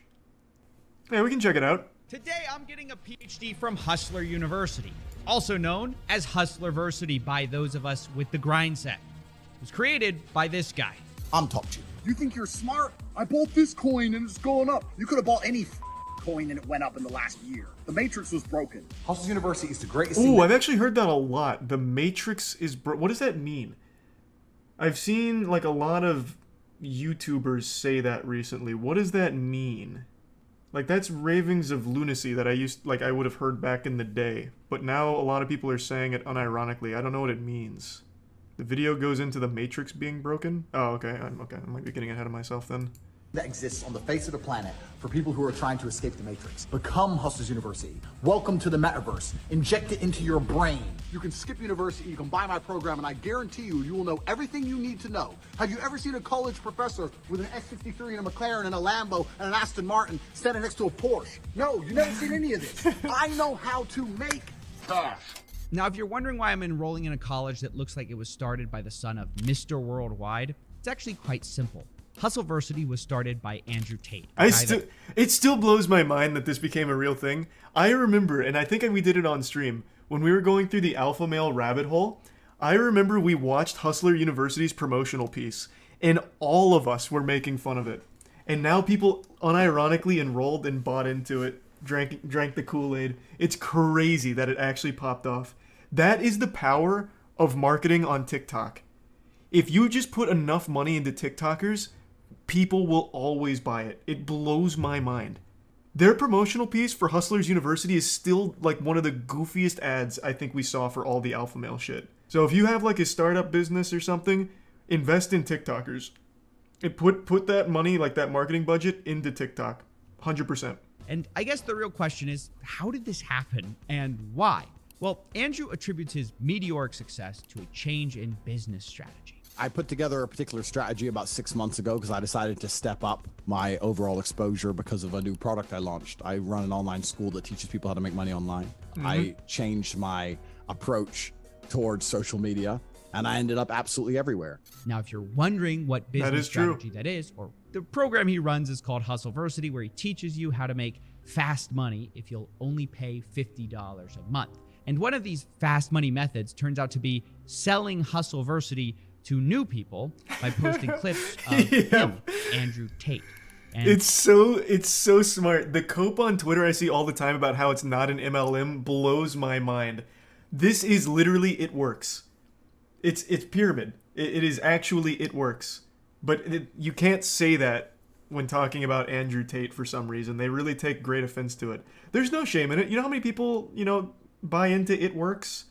And the essential oils and what are they called, the fat tapes or something, where you're supposed to like wrap tape around your body or something. I forgot what the other big pyramid was. Herbalife, another one.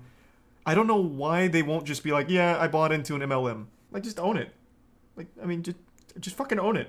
You're basically promoting him now, I guess. And that's the problem with Andrew Tate. No matter what you say or what you do, people are going to believe it and get into it every single time. But this is just too interesting not to. I haven't actually seen someone dive deep into Hustlers University past just making fun of it. CoffeeZilla dissects things that he talks about really well. So I'm super curious to see everything that he learned.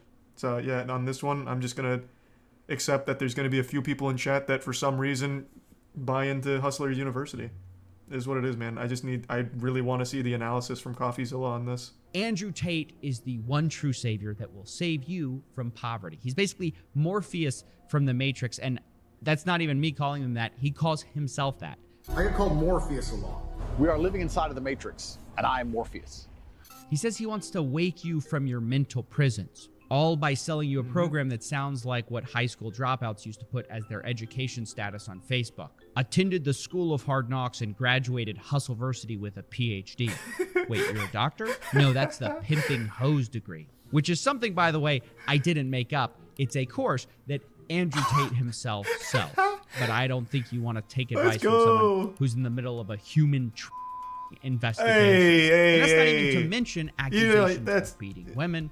Or him allegedly those accusations could happen to anyone. Was, quote, Andrew does have one undeniable skill that seems to be responsible for most or all of his success so far.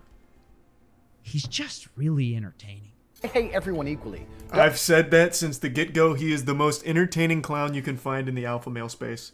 And that's why it's probably worked so well. Between TikTok promotion, the MLM stuff, and just him being so enjoyable to laugh at, it's popped them off. Wild. Do you think the guys paying for this think it's a joke? I think there's a good balance of people who pay for it, like ironically, like, haha, I'm part of Hustlers University, and people who actually believe it. And I think the believers probably outweigh the former, which is sad, but it is what it is. It's the same for every other alpha male we ever looked at. You remember the guy who's a self-admitted cuck? Oh, fuck. It's only been a couple months. It's the big guy. He sells the course on, like, so your wife doesn't want to fuck you? That's okay. No, I'm talking about alpha males, bro. Is it Jack Murphy? It might be Jack Murphy. Oh, yeah, Jack Murphy, right? This he's literally a cuck. But he's also an alpha male. So he's teaching you how to be an alpha male while also being a cuck.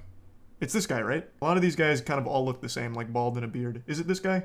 Don't come at me and call me sexist or racist or any of these things. I hate everyone. I don't care if you're black, white, straight, gay, man, and woman. I hate you anyway. I do know how to administer CPR. However, I will not administer CPR unless you're a hot female. If you're some fat dude and you just had a heart attack and I don't really know you. Is that a lady billing you and you back and rearrange your bones? Why is it being massaged me for a full hour straight, bro? I have a lot of muscle. It's painful to carry it around. It's a 2-hour massage. People are starting to realize that the only real currency is attention. Clout. Like, the worst thing that's going to happen to you is not that you go to jail. The worst thing that's going to happen to you is you become irrelevant. Yep. And this is what separates Andrew Tate from a lot of the fake gurus I've covered in the past. Jones and Tate operate sort of on this playbook where entertainment is king. They say a bunch of outlandish statements that builds attention, and then once they're the crazy guy, all they have to do is say a few basic things that everyone agrees with, and then their audience suddenly thinks they're a genius. I mean, everyone That works for everything, by the way, not just people. This is the same thing with QAnon. Like, QAnon has the wildest shit, like believing JFK Jr. got revived and is still any day now gonna cruise around some random corner in fucking Washington and announce his presidency. The reason they have so many people is, well, I guess the big reason is everyone wants to believe something that makes them feel special. But another thing is they also then put in some things that are true. Like, there's a lot of pedophiles in Hollywood. It's like, oh, well, it turns out there are a lot of pedophiles in Hollywood. I guess QAnon's right about everything else. It just becomes like a gateway. So you sprinkle in like little truths for the lunacy, and then you get people to buy into it. So it's not. It works for more than just like individuals. Everyone knows who Q is, right? Fuck man, I've heard so many different reports on who Q is. I couldn't tell you. Is it one of like the Clintons or something? I don't remember. There's so many theories on who Q is. It could be fucking anyone. I think that that's what makes society function. I think that's what makes the world function. I think that men and women falling in love and having children and having families are very, very beautiful things. Well, who doesn't agree with that?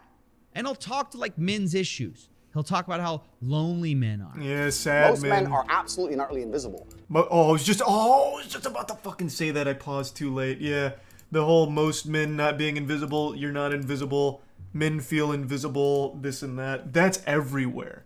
That's a really big platform for alpha males right now. I see that shit all the time. I think, fuck, what channel was it? Is it Sneeko? Sneeko's been big on, like, all men feel invisible now. Like, that shit is all over the place. So, like, all of them kind of regurgitate the same points because it's really effective. This is the truth about masculinity, right?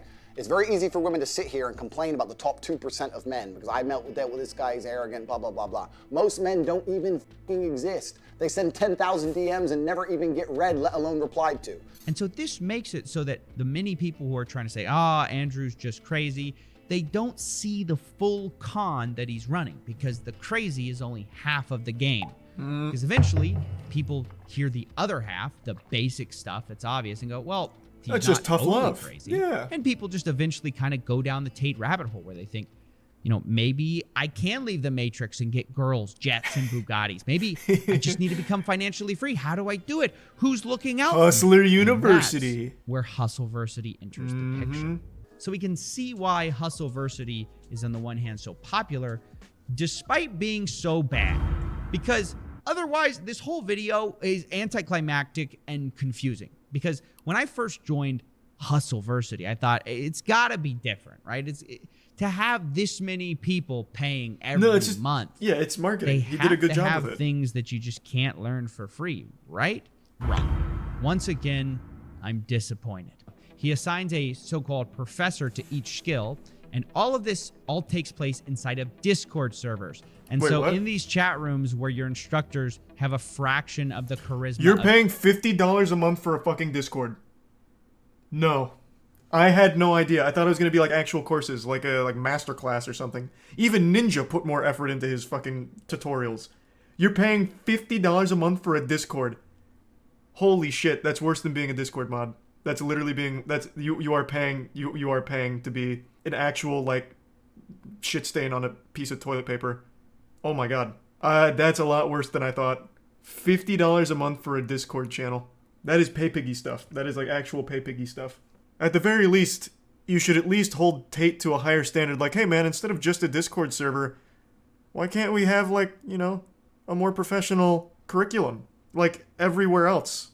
Tate. Well, there's a difference between being desperate and being manipulated. Well, oh no, there's absolutely not. He's manipulating desperate guys. There's different tiers of desperation. There's self-aware desperate people and people who get brainwashed because they're desperate, I would say. Like, you have to be on a different, like, wavelength to fall for a $50 Discord. Well, $50 a month Discord. Like, not every desperate guy is going to be, you know, scratching at the neck to be part of the Hustler University Discord. I mean, think about it. You've been told you're going to escape the Matrix. You're going to take the red pill. And then you go to What Discord. you end up doing in this course is sort of learning how to run an Amazon side hustle for Jeff Bezos. Like, no offense, you're not breaking the Matrix. You work for the richest guy in the world. Like, imagine Morpheus gives Neo the red pill and says, hey, have you ever day traded before? It doesn't stop there either. Like they have this cash quadrant of time and cash where you're either time poor or cash poor, time rich, cash poor, cash rich, time poor. You get the idea. And what they define cash rich as is very telling. They define it as having $5,000, which by that definition, guys, what? I'm proud to say I'm cash rich. Now, guys. Wait, like in total?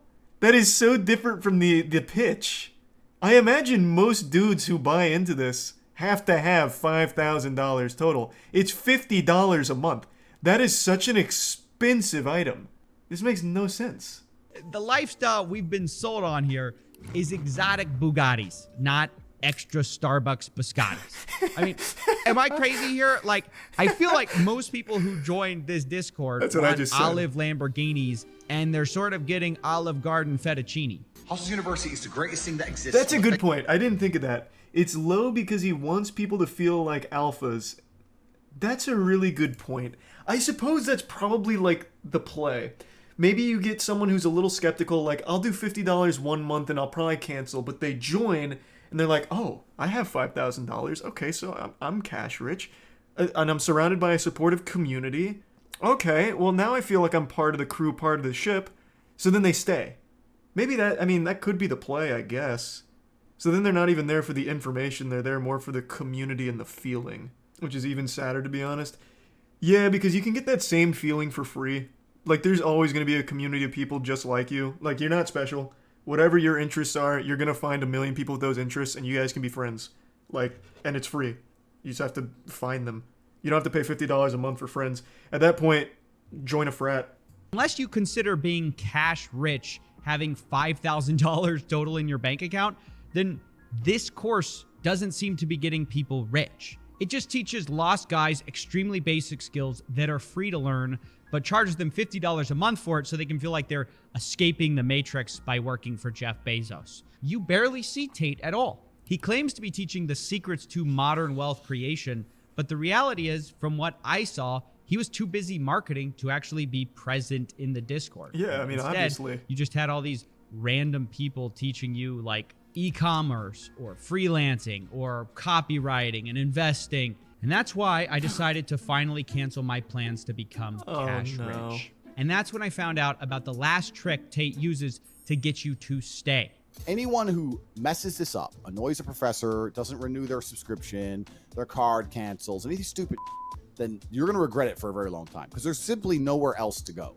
That's right. They tell you there's nowhere else to go besides Hustlers University. This is the only place What a shame. where you're going to learn not to be broke. I had to unsubscribe to get my mother a birthday present, but I resubscribed the next month. I don't believe that. I don't believe you. And I also think if you were a member of Hustlers University for a month and you didn't make enough money to buy your mother a birthday present, you f***ed up. So you're probably going to end up kicked out. Like, their two responses are, that's not true. Okay. And even if it is, it's your fault anyway. Who is this guy? I've seen him in a few clips now. All he usually does is put Tate's meat in his mouth. Who is he? Is he like one of the gurus? He teaches you on like cock sucking technique or something for like behind the dumpster transactions? Who is he? It's his brother?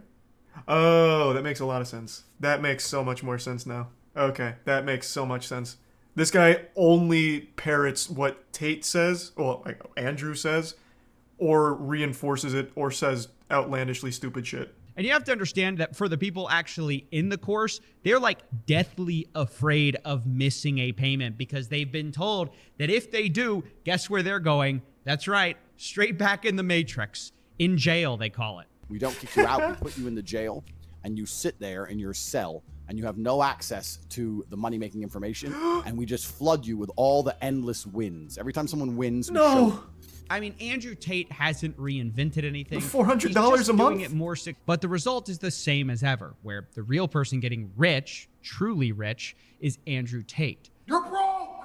You're f***ing poor! Nice. That was pretty insightful. I can't believe it's $50 a month for a Discord server. I don't know why anyone's surprised. I don't know why CoffeeZilla's surprised Andrew Tate was never there. He openly hates the people that buy his program. He literally insults you. It's like a humiliation kink. He openly insults you. It's not tough love. He just actually doesn't like you. You are his pay pig. It's a far cry from tough love. He'll sprinkle in like a couple truths here, like men feel invisible. It's not good to feel invisible. You need to feel better. you can feel better by taking care of yourself first and foremost. It's like, it's kind of true. And it's like $50 a month. And I'll show you how to do some drop shipping, I guess. Oh yeah, I know, the 110,000 students, it's big. No, it's fucking big. Andrew Tate makes $66 million a year from this shit if everyone pays $50 a month. Yeah, no, it's a super successful hustle. He did what all the other alpha males did, but did it smarter by being like a punching bag. Like, obviously he's in on the joke. He knows he says the most outlandish shit, like CoffeeZilla mentions, and then sprinkles in enough truth where people hear about him for being insane. Then they'll hear some truth and be like, huh, maybe I'm going to check that out. And then they buy into $50 a month. Huge profit. And since you're only paying $50 for a Discord server, it's pure profit. He has no overhead. Maybe he has to pay a couple of the gurus that he got from Fiverr, but that's so negligible. It is straight profit. And there's the MLM component where you get rewarded for recruiting people to Hustlers University. This is an absolute money printing farm on the back of some real desperate sad dudes. And they are brainwashing themselves on Twitter with the most cope I've ever seen. It's fucking genius. It's super smart. He did it exactly how you would, or how you should, if you're trying to make a ton of money with no morals. I'll give you some free advice. Don't get your, like, life experience online. Don't get your social skills through tutorials on YouTube. Don't make your identity something online, like your whole personality. The internet's a great resource for information, but you should never base your personality on what people tell you to do. That's the mistake I made in college. When I went in college in my freshman year, I got all of my, like, social advice from Reddit. And you know what happened in my freshman year of college? I dressed, well, my dress wasn't, like, the biggest problem, but it was pretty bad. I dressed like a fucking anime character, and I acted like a mysterious anime character. I didn't talk to anyone because I was convinced that being mysterious and not being, like, super open was a cool thing. But instead I scared everyone away from me. I was completely lonely and fucking miserable. There are just things you can't be taught by people online or communities online. I don't even remember what came over me, but going into my sophomore year, I recognized how miserable I was, and I was like, something's got to change. I mean, something's got to give here. So, going into my sophomore year of college, I signed up to room with random people. I was like, I need to be on campus. I need to be around social people. I need to experience life from outside of the computer and what they tell me. So I got random roommates, and they turned out to be the popular kids around campus for the most part. So they took me under their wing. I was their clay, and they were the sculptor. I learned all of my social skills through them like a sponge. Thank you. What? Are you sure? Because, I mean, it's really not that big of a deal. She can take care of her own bag, thank you. We can both take care of our own bag. Thank you. Alright, cool. I'll just go ahead and throw myself off the cliff, I guess. Hey, thanks, girls. Cool. Fuck. Yeah. Poor Jake, dude. I just wanted to be nice, I guess. Fuck me, right? Being all brooding and mysterious and alluring somewhere. I'm here. What were you doing under there? Having a little knee Why is he so sweaty? To a podcast, actually. The official podcast? Podcast, nice, that's cool. What the fuck? What is this whole conversation? What? Yeah, what's it about? Is it about me? Do these people know each other at all? I don't know. You? Okay, if anyone here had a podcast about them, it'd be me. Yeah, if there was a podcast called How to Look and Smell Like a Butt. Oh my god, you are so childish. What is, Yeah, what look is and happening? smell like a butt. No, it's a paranormal podcast. I like This episode was actually about this place. I don't understand at all, like, this whole conversation. It's so bad. What's it where now? What's the Hag of Hackett's Quarry? You don't know about the Hag of Maybe there is a time portal and the souls of children have been, like, time portaled into their The Hag bodies. of Hackett's Quarry. Which is also made up. Like, it's a story, obviously. Story, Jesus bro. Christ. Holy shit. Oh my god, he actually said cool story, bro. Oh my god. I look like a psychopath right here. Holy Yeah, what Lord. are you doing? You're staring into my soul. Can you stop? Yeah, I don't know. Do I'll be defensive. Oh yeah, you got a cooler one? Oh no, I wasn't being Why sarcastic. is everyone getting up on him? He said 3 words. Seriously, dude, I think it came out wrong. Oh man, I feel so sorry for Jake. And this shit's true. Come on, dude, bullshit. What's the holdup, Hacketeers? Yeah, nearly done, Mr. H. We're up to it. Hey, it's David Get Duncan. those butts in gear. Sorry, Mr. 8. He looks like he's about to cry. Why, yes, I do. You know, I'd lose my head if it wasn't stuck on. Why does he have Back like to the war office I medals go. for camp?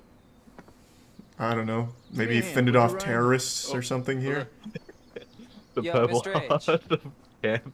What's up, DJ Any Dylan? chance I could get a little charge? I want to have some tunes for the road. No can do. But why? Why can't I use your charger? Don't be understanding. I'm gonna be annoyed. I am annoyed just listening to that. Super unchill. Hey, dude, I'm like the chillest flippin' bro in the whole world, man. What? So sorry. What is fucking happening? All right, that's enough. He's baked. 5 minutes? Like 5 minutes. That's all I need, man. You said no, Dylan. Okay, yeah, I know. But why did he say no? I just need to use your charger. Okay. We're going to his office anyway. What? It feels like the dialogue was written by AI that watched nothing but Degrassi. We got a moment to talk. Uh-oh. I'm not fired, am I? No, it's just, you know, about the whole thing with the... Wait, he's not in charge? No, he's making a joke. I'm gonna have to take this. Oh, okay.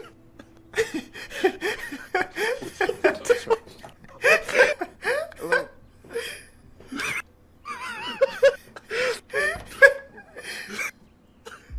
The camp counselors can fire him. I'll eavesdrop for the sake of the story instead of just listen to a podcast. It in. You sure to turned it off before you handed it in, Dylan. Them's the rules, you noob. Oh God. Oh wow. Oh, that hurt. Jeez. Oh That wow. cuts the core. I try not to dwell on the past, man. Whew. Good. Can we get the bullet hunters in here, Well, on please? the Yeah, minivan, good lord. get on with our Stat. respective lives. Move it. Let's go. Camp or Mr. H here posting cringe on Maine. What, dude, I'm telling you, all right, it's busted. Well, maybe you're doing it wrong. Maybe you're doing it wrong. What in the fuck? Fuck, dude. Enough. Enough. Both of you. Yeah, seriously, what the fuck? Come on, chill. Chill, dude. This is my favorite writing out of any of the games we've played from them so far, Jackson. This is amazing. Damn it! I thought I told you kids to check everything. No, we did. It should be working. As if she doesn't know. Yeah, she doesn't know. Doesn't mean it is. Does it? She's like, wait a second. Josh asked me which component would break easiest. I can't tell if she's just going along with it or if she actually doesn't know. Oh, this is me. Why is everything being thrown? I don't know. If you miss that, it just impales your stomach and you slowly bleed out. Hey, run. And we'll get you all on the road. You just have to keep everyone inside. Why don't you just tell him You why? promise me you'll do that. Say, hey, there's a ghost that's gonna come kill everyone if you're not inside. Like one of Ryan's stupid ghost stories. Why would he want to scare us? 'Cause he's a sadist. Oh, Jesus. Gee, Holy I have to, like, snap her neck. Oh my God. Didn't you hear it's a party? I'll do apprehensive. I look kind of mad right now. I don't think he was this, guys. Just say you're in, man. Come on, one last night. Why can't you just have a party inside? He won't even know. Promise. Because you can't get naked inside, It's all baby. good. All right, we. The U.S. military raid trying to capture Chris. What the fuck? Are these ghosts? I don't know. Maybe like a Hills Have Eyes situation? Oh, maybe.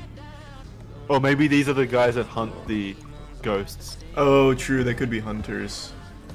But why's he covered in blood? Oh, maybe like in The Walking Dead, it's like a... So that way they don't get attacked. Blend in. Hunting season, I think. Why would you put up a sign that says... Who's that for?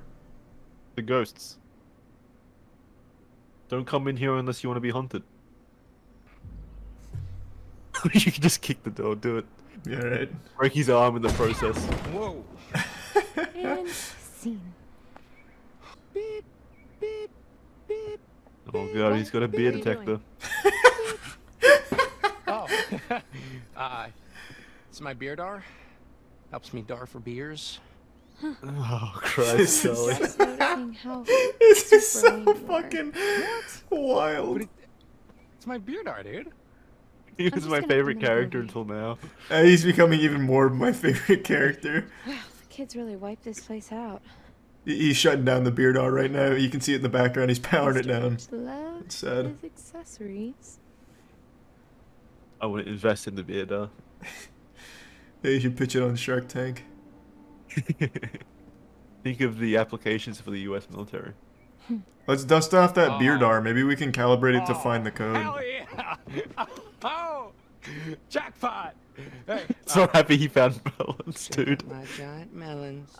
Oh. Oh my god. You Holy just cut a hole in shit. it. Mm-hmm. You pour in your vodka. It's party time. You just have to pour the It's like, vodka right in. cut a hole in it and fuck it. Yeah, I thought he was going full grapefruit technique. Yeah. Second most. Alright, what do we want for the party, Jackson? More melons, maybe? Some chips? Doritos. Doritos? What are these? Oh, guns? Yeah, the shotgun. Yeah, that's a. Dude, peanut butter fucking butter pops. Yeah. Oh yeah, let's fuck. Yeah, we'll be affectionate here. Those peanut butter pops getting us going. What are butter pops? No. What? I can't believe How is that it. affectionate? Okay. Pop, pop, peanut butter pops. Pop, pop, pop, What the fuck? Oh my god, they're like the greatest since I was a kid. You are in for such a treat. He'll use the Is there shotgun. an expiration date Yeah, on just it? fucking shoot Jacob now. Save us the trouble. He's God, clearly that a looks skinwalker. They predate. Getting hard for Area 51 and Bigfoot. I did describe us to a T. Sorry, not that you're into that stuff. I didn't mean to. I mean, whatever. I like it anyway. You know, I'd give it a listen. I mean, I don't care either way. What is this? What is this conversation? Gonna do What are all of these conversations? What dude? the This fuck isn't is? how people talk. What is happening? Bizarre yet bona fide. You're trying not to laugh right now because it kind of sounds like boner, aren't you? I don't know what you're talking about. Unbelievable. So, Boner is a should funny we word. check out what Mr. H keeps in Boners are private kind of letters epic in? though. So, I wouldn't have gone down yeah, there. okay, I'm coming back up. Oh, that's gonna break next time we come down here or try to escape. Yeah. You fucked us. Or what if we're chasing like a demon and it tries to escape us and it breaks and we can catch it? And then we can beat it. Maybe Yeah. go for a joyride. These. Oh, he's been watching upskirt pictures and stuff. Oh my god, that perv. No. Yeah, looking at the desk. I'm trying. There's gotta be like, why wouldn't we look into this more? I know. Why wouldn't you like press a button? Oh. Oh shit! Wait, so did you look at the picture then, or was it like? What do you mean? It's probably nothing. What? Just some crackhead in the forest. I don't know. It's kind of normal. It's probably nothing. You saw it with your own eyes. It could have been anything. It was probably a bear. Just the wind. Whoa, there's some pretty heavy-duty stuff in here. There's someone behind me. Not touch that. Oh yeah, heavy duty Yeah, stuff that's like ibuprofen. Fuck. Chris is an Guys, addict. this guy must get headaches or something. Yeah, let's take a peek. We have Martial arts milking. Yeah, it's martial arts milking, fun day Sunday, swimming comp, Diving lesson. apple Stand in front pie. of the camera's naked day. Oh yeah, I saw that on the 23rd. He's the one that Abby likes. Oh, British guy. Yeah, well he's only said like 2 words, so I don't know if he's British yet. This would be a lot easier with Mr. H's chainsaw. It's really very pretty out here when there's no kids around. They can get kind of obnoxious, huh? He sounds kind of British. They always seem to listen to you during painting class. You've seen my class? Just walking by. This definitely sounds Australian, All Jackson. the way. Yeah, I didn't want to say. Yeah, well, there's this. You are literally Australian.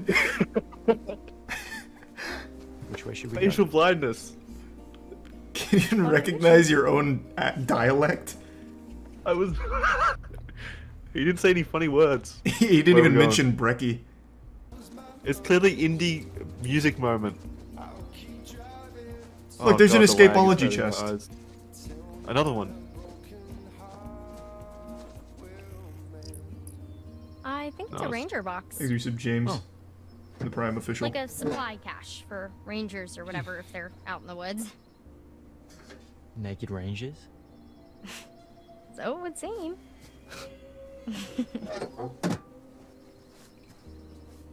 Are they werewolves? Do they need clothes when they transform back from That would make sense. werewolf mode? It did in the beginning focus on the moon. Remember when we were in the car? It went through the forest and Oh looked my right at the God. moon. Yeah, it is probably werewolves, right? Oh, do me? Do you think that's like, fuck me? We'll try it. Do me. Oh, sorry. I'm just trying to get this down. Oh, that didn't work. Sorry. Oh, Jesus. Not my dear. Oh my God. I just want to finish this. Yeah, time. my bad. I'm Yeah, just gonna go no. jump off the cliff right now. Save Abby. From what?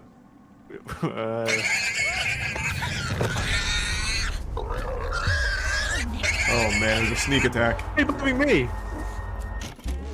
Don't breathe. I wonder if you didn't elect to save Abby, if it would have punted her off the cliff. Yeah, just immediately gored her. And where's the fun in hunting? I didn't know what I was gonna save her from. There was just an option to save her. Of course I'm gonna try to save her. Yeah. Listen to the sound change. Release when it's safe. How do I know when it's safe? I just asphyxiate and die.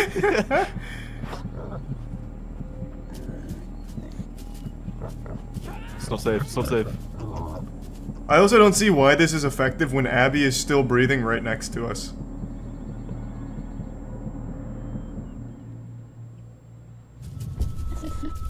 Uh-oh.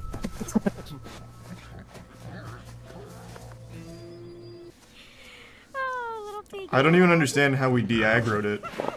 Yeah, I'm really confused. Does it hunt based on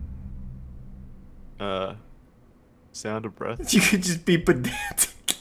Yeah. I actually think it was a boar. They're usually pretty nocturnal, so you don't see many of them during the day. Oh, Fucking idiot. well, actually, boars and hogs are both just terms That's for what horses. and he was wrong.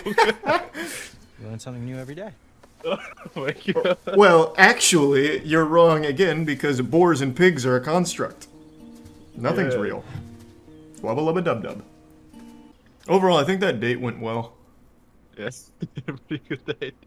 I displayed my value by saving her from a wild boar. Pretty good. And also the strength of your lungs.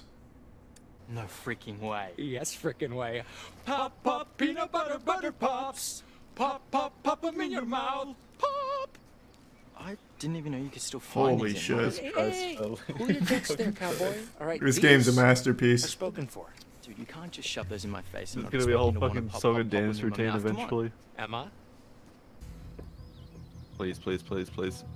Oh, Damn that's as it. far as you can go, huh? Jacob lives to see another day, baby.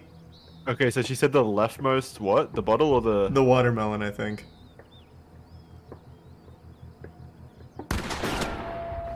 Oh, come on! Nick, 1 point. Oh, it hit it? Okay, we're too far back. I thought it was to do gonna, like, real damage. explode or Just scooch something. forward a little So did I, it's a and, fucking shut these shotgun. guys up. The full moon! This is bad. This is not good for us. Okay, This can we is get in there? There's a long shot here. I like to party. I want to be with my friends. Get me in there. I'd like to be there. Truth or dare? I quit. Yeah. You really dodged a bullet, huh? Alright, here goes. Have you ever slept with Ooh. Sex! We're talking sex! Oh my god, you steamed some ham? Come on, give it to me. Wait, this is me. Interrupt Oh, her. I'm not interrupting. Answer- I'm not. answer for her. Nope, I'm not interrupting. Answer it. Answer Have you it. ever slept with anyone What? She didn't even answer the first one. No. Nope. Sorry. All right, Abby, it's your Can I interrupt her now? Yeah, wait, did she answer the first one? No. All right. Okay. Truth or dare? Dare, let's go. I'll do anything. Yeah. I'll butt chug this beer right now. What you got? Shit on the fire Ryan. right now. Your dare comes with a choice. Uh-huh. Can't you do that? I can do whatever I want. And I dare you to Ooh. kiss either Caitlin or Dylan. Ooh. I guess both. Caitlin hasn't done anything wrong, and she can shoot. She's kind of cool. We'll do Dylan now. It's Pride Month. Go Dylan. We'll do Dylan. Dylan, let's go. Sorry, I feel Caitlin. like a special man. Don't be so uptight next time, Caitlin. Learn to have some fun. Always happy to please. He just came in his trousers. He's so happy. Dare Jacob to jump in the fire. I'll do Caitlin. She's probably pretty upset. Let's see what her revenge is. Caitlin, what do you say? Truth or dare? She's dare. Oh. Yeah. True. Let's see. Ever hook up with Jacob? Ooh. Wait. Jacob isn't even. That's not the one Jacob's interested in, right? No, they're like friends. The interested one is. I don't want to know what she's. Yeah, I don't give a wants to be fuck what she wanted to be when she grew up. I want to know if she ever fucking mashed pissers with Jacob. So you and Jacob go way Alright, well, that's a back, weird right? angle. Like since you were kids. Emma. He Dare. looks so proud of himself then. Nice. Emma, so you have to kiss. What's up with this kissing shit? Let's do something weird. You have to rim Will or Nick. Or I forgot their names. Nick. Oh well, you're not gonna choose Nick. That's not the buggy. I hit the rocks. Oh, that might have been. You made her upset because you hit the rocks. Actually, that might be it. She's still thinking about that. Bitch. He's good. You bitch. Yeah, that was fucked. You like kissing my girlfriend, asshole? What? She made the Hey, choice, I'm dude. nobody's girlfriend. The fuck it was. It was just a game. Yeah, the fuck it was, man. Jacob, grow up. Hey, this was fun, guys. Hey, Well, I this guess we bonfire is should kind of lit. probably This is good. Go after him. You should probably go find Abby. Yeah, do you regret your decision, you lunatic? Yeah, it's just immediately backpedaling on everything. So. Yeah, I see that. Anybody was want an to play issue. Parcheesi? I recently watched a video from a channel called Crime Zone, which put together this beautiful piece on one of the most interesting criminals I've ever heard of. It just seems like something more out of a cartoon than reality, like the real world Dirty Dan here. I'll quickly hit you with a 30-second Shark Tank pitch to get you interested and tell you why you should care. Basically, an army veteran uses his skills to target McDonald's locations for robbery, and his specialty was busting in through the rooftop. So he would bring tools, cut through the roof, and drop in like an angel on the employees. And he had the manners of an angel too. He'd let them get their coats. They all said that he was really nice, and asked them to just wait in like the ice locker, the freezer. And he'd rob them and leave. And he did this for quite some time before being apprehended. Spoilers, he gets caught. But he doesn't spend too long in jail because he hatched a galaxy brain scheme to break out, which he executed flawlessly, becoming the first prisoner at that facility to ever break out successfully. And he turns back to a life of crime, but no longer going to the Ronald McDonald Playhouse of Pain. Instead, he transitions to living in a Toys R Us and gradually stealing their toys. So what he does is he lives at a Toys R Us by living behind a bike rack. He carves out his own little like hidden man cave in the walls. I won't spoil how it all ends or anything like that, but I just wanted to get like the cliff notes out here because I just find it so wild. I'll put a link to the original video in the description, of course, so you can watch the entire thing, but I'll show you some clips from when we watched it. Alright, let's start with, let's see Roofman. This sounds kind of interesting.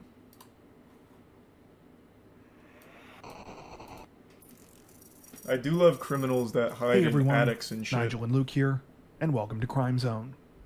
unbeknownst Quick to question. Is there still a massive breakfast rush for McDonald's? I remember when I was a kid that was the shit, but I feel like McDonald's has just such steep competition these days for the breakfast slot.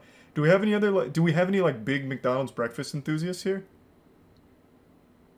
Because near me, it's kind of just like, no one cares anymore. Overwhelmingly, yes. Wow. I just think the McDonald's breakfast has really fallen off. It's like Netflix stock, but for food. Once he had the cash, the masked robber walked all of the employees into the cooler where they were locked inside. It seems kind of nice. They were asked if they wanted to grab their coats to stay warm while they waited for help to arrive. They have After a police sketch and the it's just a masked man Hamburglar. fled. While the Oh, employees that's not the didn't know it Hamburglar. at the time, I saw a video of 2 women stealing everyone's food inside a restaurant. Don't remember where, though. Probably McDonald's. Actually, I take that back. Probably Waffle House. Waffle House is a restaurant you go to and you're just looking for fights. And maybe, like, a waffle or two. I think it's a Prime Sun City. So this is basically the only fast food specialized robber is what I'm getting.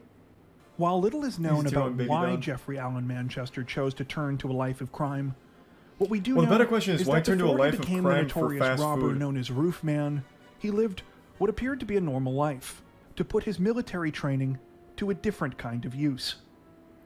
In November of 1998... Do you really need military training to rob a McDonald's? I feel like you could just go in and be like, I just want the money in the register, and like, make like a finger gun in your jacket and be like, yeah, just take it.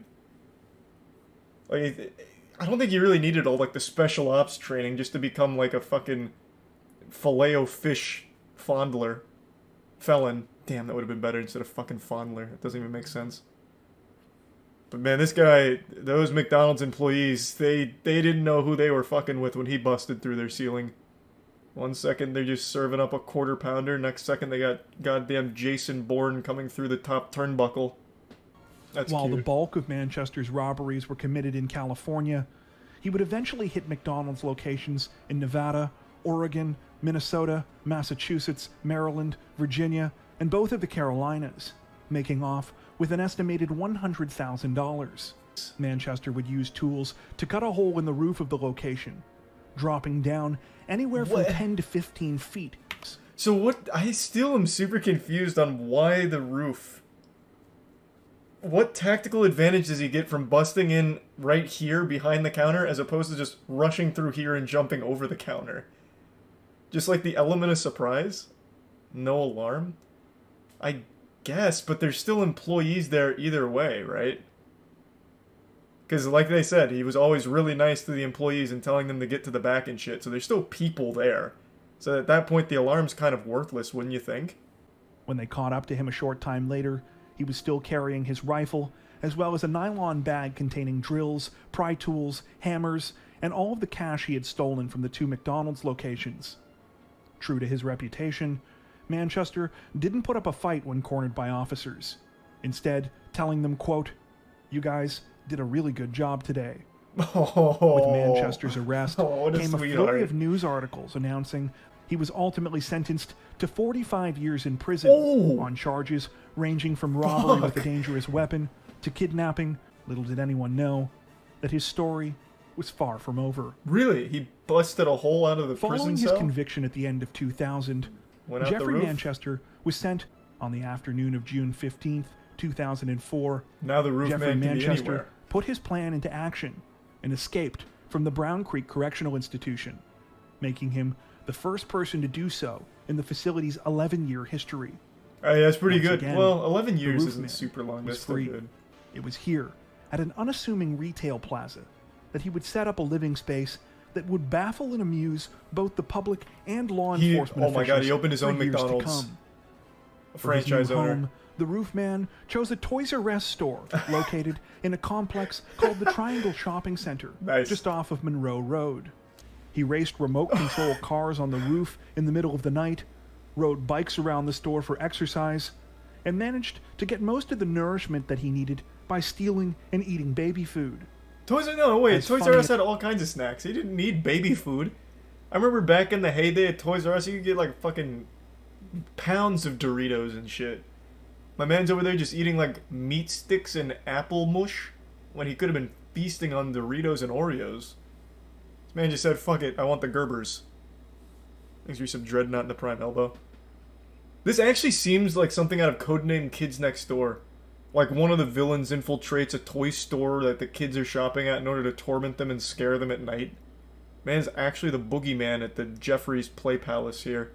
I have looked literally everywhere in the world for a single picture of this man's laboratory here.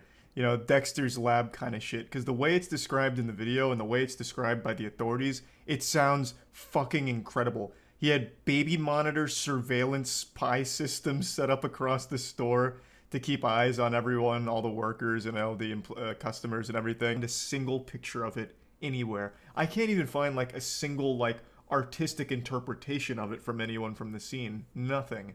But I know those pictures have to have existed.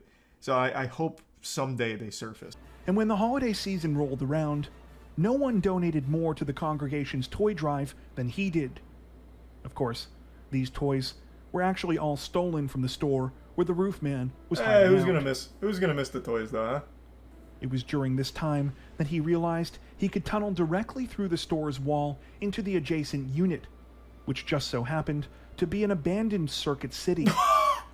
This time, maybe this guy is responsible for Toys R Us and Circuit City going under.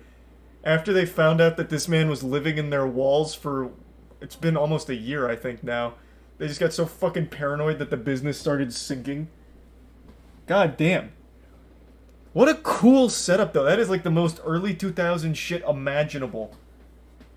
Like, that is your early 2000s shopping starting kit. Toys R Us, Circuit City, and Radio Shack. The only thing he's missing is a Blockbuster. Then he tunnels underground and goes right to Blockbuster or some shit. He also added more baby monitors to add to his makeshift surveillance system, Holy and even shit. installed a smoke detector and piped in water from the Toys R Us next door. Wait, Many reports- How would nobody ever hear that? He piped in his own water line? How would he be able to successfully do that? It's not like, it's not the hardest thing in the world to do that, I guess, if you tee off of an already existing line, but still, I feel like you'd absolutely hear that, because you have to like drill into the walls and shit, and you have to tee off that pipe. That's kind of crazy. Yeah, I mean, I guess just doing it like in the dead of night without anyone being around, you'd probably never notice. In order to continue to travel between the Toys R Us and the Circuit City as he pleased, Manchester left the tunnel between the two units intact. I bet so many kids Similarly saw him blending behind the trap bike doors rack he and had just got created scared and in didn't with say the anything. walls on both sides. On December 26th, he decided it was time to pull off the big robbery that he had been planning. Unfortunately for the Roof Man, when he tried to pull off the crime, things did not go according to plan. Similar to the Slipped on a 2000 banana robbery peel. in Belmont, when he held up the Toys R Us, employees were able to contact police sooner than he anticipated. Manchester responded by punching her, stealing her Oof. gun, and running away. That's aggressive. Amazingly, He used to be though so the nice. Roof Man seemed cornered, Circuit he City managed to changed escape him. through his trapdoors undetected. It's unclear whether or not he returned to the hideout within the Circuit City, identified him as the man who had been going by the name John Zorin, and were shocked to discover who he really was. In a bid to cover his tracks, Manchester burned down a dentist office where he had gotten his teeth fixed while on the run. How does that- presumably worried that police would be able to find his dental records there. Okay. This had the opposite effect of what he Man, intended. prison really and changed only him. made investigators more suspicious. Manchester showed up, believing he would be able to see his girlfriend one last time before continuing his life on the run. He arrived with flowers, but was arrested by waiting officers before he could make it inside the apartment. Manchester is currently incarcerated escape at again. the Central Prison The in Roof Raleigh, Man's not done. where his projected release date is December 4th, 2036. Do you know of any other cases like this that you God, think we should what a check out? cool story. Tell us about them in the comments section below. Thank you for watching. That prison is 5 minutes from my house. Bro, you might want to move just in case the Roof Man gets out. He'll start living in your walls. Sleep in fear, man. Sleep in fear.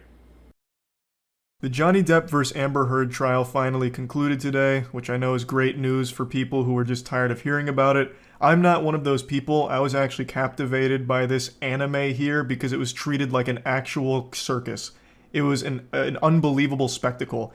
Everything was super public, and it even had its own line of comic relief characters from Amber Heard's legal team. The actual subject matter of the trial was very serious and no laughing matter, but as the trial continued, it became nothing but a laughing matter. Anytime Amber Heard's lawyers would say anything, they made fools of themselves. They were like court jesters. They would object to their own statements, screaming hearsay anytime someone even opened their mouths. They said hearsay so often that word started to lose meaning to me.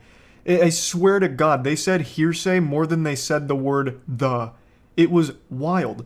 There was even a time when one of the lawyers said to someone on the stand that you're only here for your 15 minutes of fame, and then got absolutely dunked on for it.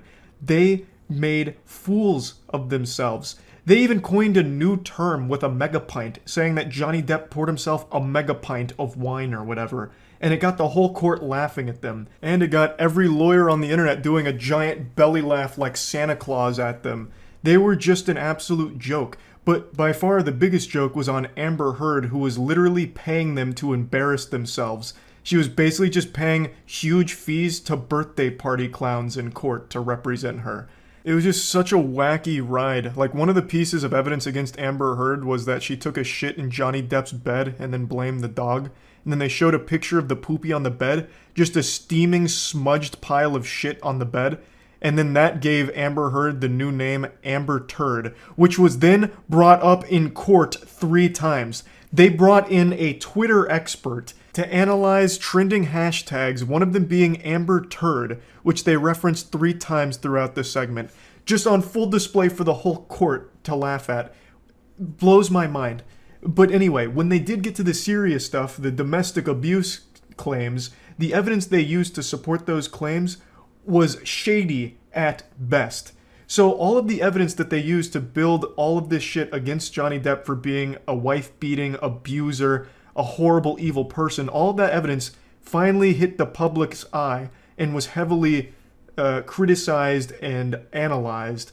And as the trial continued, it became less and less reliable. And Amber Heard was caught in multiple lies. It was a very sketchy set of evidence. And eventually, the jury sided with Johnny Depp today. They awarded him $10 million in compensatory damages as well as $5 million in punitive damages, which is capped at $350,000. So he didn't get the full $5 million there, but he will be getting $350K. And he basically won the entire defamation case. However, Amber Heard did win on one of her claims for her countersuit and was awarded $2 million for the statements that Waldman had made about certain things being a hoax. So she won a very small component. However, Johnny Depp won the overall defamation case. And like I said from the very beginning, I don't think Johnny Depp gives a fuck about the money. He wipes his ass with $10 million. That means nothing to him. I think this really was about him just clearing his name in the public eye, which he did triumphantly. You'd have to travel 1,000 miles to a place without internet and cell phone service to find someone who didn't at least know about the trial. And the majority of people that were watching it sided with Johnny Depp. Once all of this evidence came into the court in the public eye and they analyzed it and really got into the meat of it, people then started siding with Depp and his team because the evidence against him was so fucking sketchy. And this led to a lot of people literally like worshipping Johnny Depp, like kissing his feet and all of that shit. It got like kind of crazy. And I want to make my position clear here. I've said this before, but I want to say it again. I don't think Johnny Depp is some infallible saint who would rush into a burning building to save children's lives or something like that. I don't think that he's perfect or anything, but there is no evidence to suggest that Johnny Depp is an abuser. None of his exes have ever said anything like that or brought anything forward against him like that. All the evidence Amber Heard used against him wasn't really substantial evidence. It wasn't like super credible. It was proven in court that it was walked through editing software at the very least. So there's no real evidence to suggest that Johnny Depp is an abuser in any way. So I do think today that justice was served. As one person in Twitch chat said, Amber Heard made her bed and it was time she shit in it. And that's exactly what happened here. The only things Johnny Depp was found guilty of are sleeping in weird positions, spilling ice cream, dabbling in drugs, which isn't exactly like a stunning revelation that's going to have people gasping and recoiling in their chair in disbelief. I think everyone ever knows that pretty much all Hollywood celebrities do drugs, so that wasn't exactly shocking.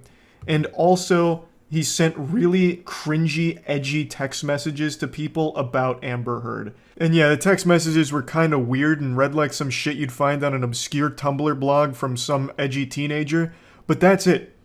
Gross, weird text messages and sleeping. Those were the only things that he was confirmed to be guilty of. Nothing abusive has been confirmed with any actual evidence to support it from this trial. I'd also like to say I'm really tired of the people that just sit in the middle without doing any amount of research and say, I think we can all agree that they both abused each other.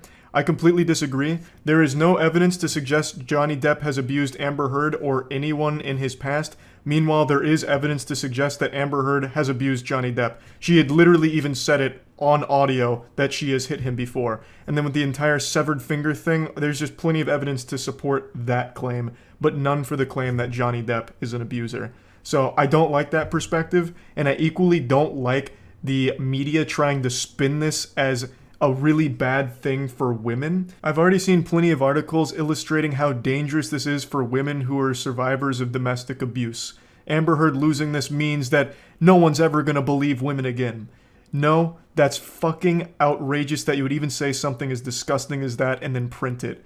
This has nothing to do with that. This has to do with an individual lying to ruin someone's life in a completely malicious way. And it was proven in court that she lied multiple times about multiple things. This has nothing to do about not believing women. This has to do with one person who happens to be a woman that told these lies and got blasted for it legally. And I'm so tired of that fucking spin on it. Now, I do think this is a good thing for male survivors of domestic abuse because for many years, people just looked at that as like a comical haha goof. Men can't be victims of domestic abuse. There was even a goddamn episode on Dr. Phil where a guy who was being abused by his girlfriend was brought on, and Dr. Phil to his face said that he probably deserved it and to toughen up, and it's his fault he's getting abused by his girlfriend.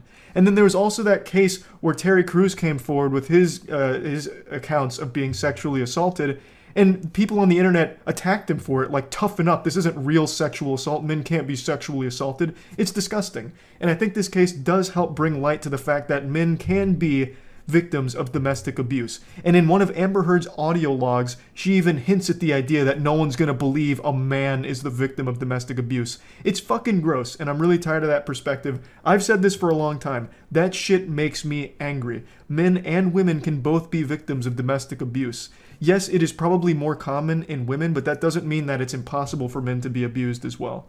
And this has nothing to do with men versus women. This case just had to do with a man who happened to be likely the victim of domestic abuse being attacked by his ex-wife and having his life ruined and completely shut down because of false claims and allegations made against him by her. This has nothing to do with not believing women. So yeah, anyway, I just wanted to briefly talk about this since I actively followed the trial like everyone else. And since it's concluded now, just wanted to talk about it a bit. That's really all. See ya. If you've been on the World Wide Web at any point over the last 24 hours, I'm sure you've seen hashtag SaveTF2. It's a Twitter hashtag that's been trending for a while now. It has like 300,000 individual tweets about it. It's become the most talked about thing since the Bible, honestly. And I'm sure most of you know what it's about, but I'm going to go ahead and explain it all anyway. SaveTF2 is about the game Team Fortress 2. It came out in 2007, it's a Valve game, and even though the game's 15 years old, older than half the people who use Twitter, it has still maintained a very active and healthy community, always averaging over 50,000 players per month. Which is actually a huge number. Most new releases don't average those player numbers. Like Halo Infinite's got like 5k left, Battlefield 2042's got like 5 left, and those came out only a few months back. TF2 is just a game that has stood the test of time and remains today to be an extremely fun multiplayer experience. But unfortunately, over the last few years, it's been left out in the rain to fester and die by Valve.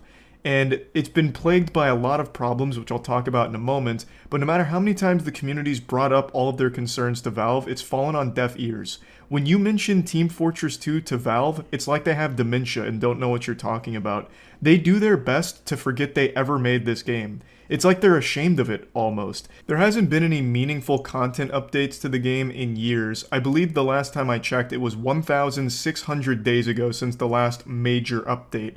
So it's been, it's been a little minute. They have, however, added a few cosmetic items every now and then, as well as once in a blue moon patches, which come out of nowhere and are like fucking jump scares for the community when they happen. But for the most part, Valve seems to have flushed it down the toilet saying, we don't want to play with this toy anymore, and have just left it in an unplayable state. Because 2 years ago is when it really started to become really bad. The game is plagued by bots, where when you go into any game, you are very likely to have bots on the other team which pick the sniper class and insta-kill you. And there's nothing you can do about it besides go to like a community server. Or, I actually remember about a year ago, there was a service you could purchase where you could buy your own bodyguard bots to fight the bots in lobbies. So you'd buy bots from a service that would protect you from bots in your games. That's how bad the game had become. And it's been that way for years. No matter how many times the community begs Valve to do anything, they have done nothing, which is why #SaveTF2 was created. A last-ditch Hail Mary to finally try and get some kind of attention from Valve to at least let the community know that they're aware of the problem and are actively trying to fix it. Because again, even though the game's 15 years old, it maintains an extremely healthy player base, still one of the most played multiplayer games on Steam to this day. Now, of course, half of those players may not actually have a pulse. It probably is a lot of the AI that's infiltrated the game, fucking Skynet there and taken over. But it's still a very large and dedicated community of players. And since Valve is still actively hosting the game on their platform, they still allow you to download the game. At the very least, Valve owes it to have that game be in a playable state. Until the day they decide to shut it down and stop having it on Steam, they have to at least have the game work. They still make a ton of money from Team Fortress 2 hat sales and crate keys and all of that shit, so they need to at least have the game be a playable fucking experience, I would think. Now, the #SaveTF2 movement was actually successful. Team Fortress 2's official Twitter account came out of hibernation to make one tweet to at least let people know that they're alive, there's somebody in the department somewhere that's still breathing, and they managed to dust off the old login information and post this tweet, first one since 2020, but it's something. It's acknowledgement. It's a step in the right direction. Now, I want to dive into analyzing the problem firsthand. I saw Mudahar in his video go on a fresh account right into TF2 casual and immediately falling into bot lobbies off rip. And I wanted to try it myself to see if the same thing would happen to me, because it's been happening to pretty much everyone that's tried to play the game over the last couple years. When they try and queue up into a public lobby, they just get bots that immediately ruin the experience and drive people away. Now, for those that aren't super aware, when I say bots, I mean that it's just actually bots. It's not somebody that's just cheating with an aimbot or something. It is people that have programmed like entire bot farms to go into these public lobbies just to insta-kill everyone and ruin it, to like actually just ruin the game. There's nothing to be gained for it from them, except to drive the players away from playing it. It's fucking wild. Now, before hopping in for my investigation, I'd like to thank OperaGX for sponsoring the video. Thanks OperaGX for sponsoring today's video. OperaGX is my go-to internet browser. It is just by far the most efficient out there. It doesn't just use all of your computer's resources for no reason, doesn't tank performance when playing a game or anything, and it's just super customizable. You can have animated backgrounds, you can have all kinds of incredibly fun stuff to make OperaGX yours and make it feel unique to anyone else out there. They also have extensions and add-ons of their own, so all of the extensions that you're used to, you can also find on OperaGX as well.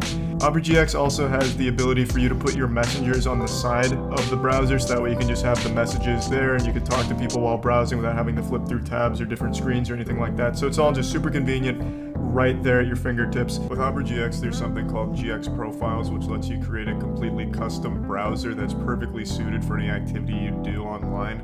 So for example, streaming, if you're worried about maybe showing private information, you can edit it to do configuration streaming. There's just so much that you can customize to make it suit what you want. And there's even something a little fun OperaGX has done by setting up a Minecraft server for the GX Discord community. And they have 4 maps in Minecraft that are suited for SMP, duels, bridges, and maybe even survival. If you're interested in getting started with OperaGX, you can click the link in the description below to get started for free. So I logged in for the first time in years. Team Fortress 2 actually used to be my most played game on Steam back in 2011, 2012, but I took a long break from it. And this is the first time I've been on in a long time. I'm just randomly queuing into public lobby, right off rip, fresh. And I expected this to go just like every other video I've watched on the current state of TF2. I expected to immediately queue into a lobby dominated by bots. But I didn't. In fact, I'm sure the players thought I was the bot because my aim with the sniper was so fucking nutty. I thought it'd be fun to try and counter-snipe the bots, but since I didn't get any, I just ended up stomping. And this actually continued for about 5 or 6 games, and I think what happened is I got extremely lucky because there were so many new players that came in because of Save TF2 that I ended up queuing up with real players who were doing the same thing I was.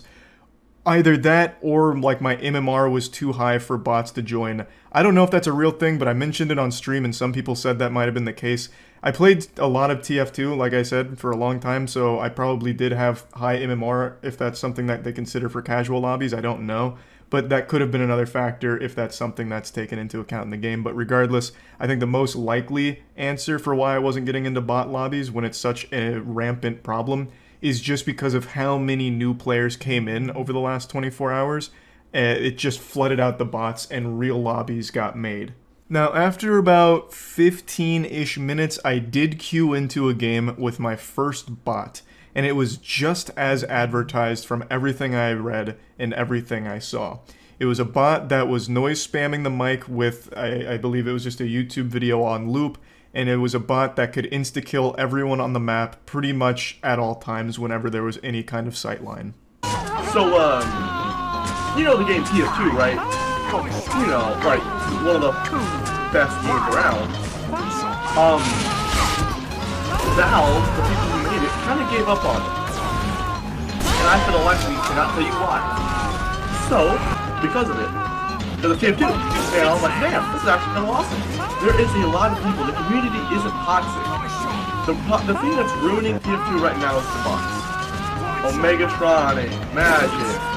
It's ruining. Now you can see he's killing people without ever looking at them. He just insta-flicks and then right back to just looking all fucking dazed and confused because the bot is programmed to insta-kill everything that moves on the map. You can see why this would be game ruining when there's entire lobbies of bots just like this. It's basically just bots fighting each other in this unholy war, and occasionally a human being accidentally queues into it, and it's awful. One bot can ruin an entire lobby. Imagine multiple in every game, every time you try and play.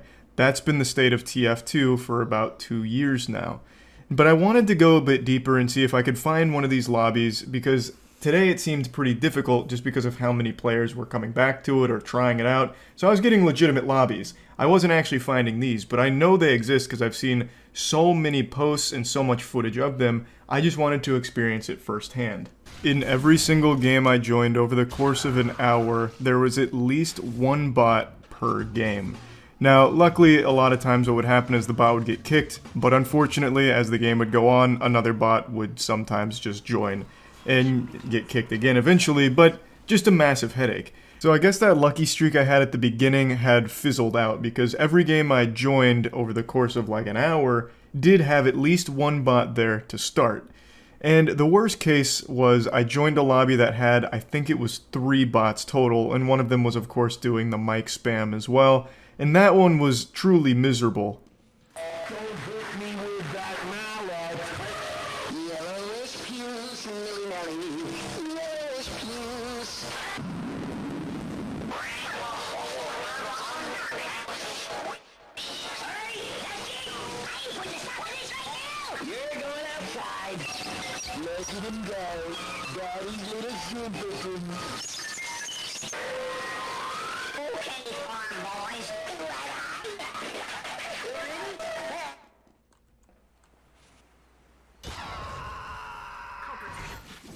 You can see in the kill feed it is nothing but bots headshotting each other over and over and over again.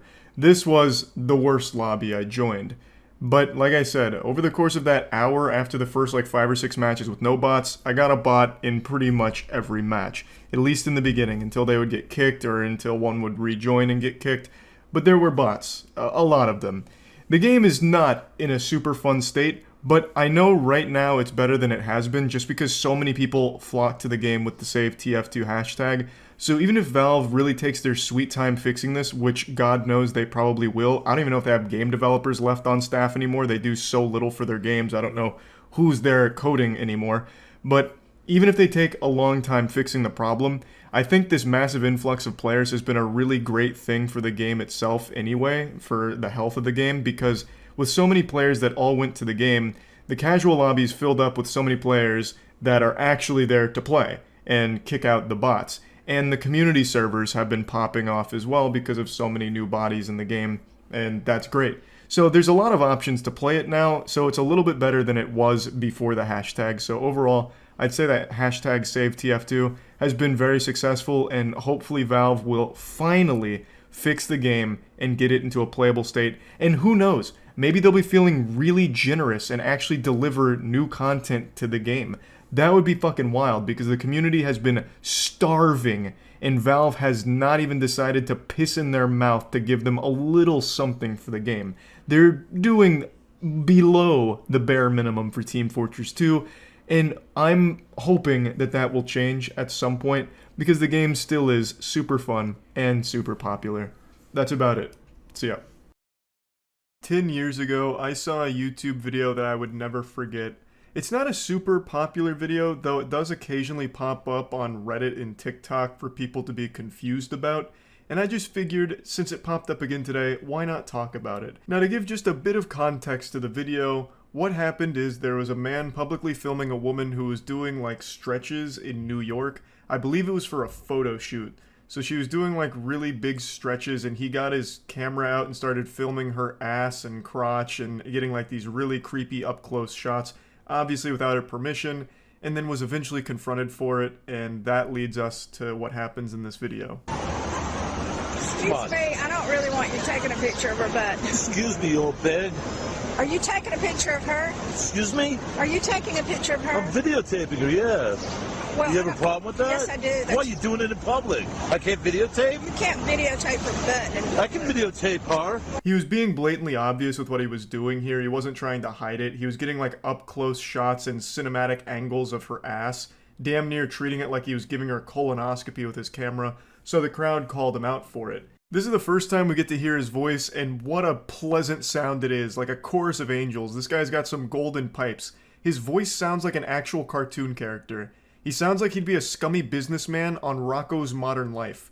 Like he sounds like Foghorn Leghorn pitched down and chewing bubblegum. It is such an interesting tone that this guy produces from his vocal folds. I can't believe it actually exists in the real world. So he gets into an argument. He calls this lady an old bag, which again is an insult straight out of an old 60s cartoon.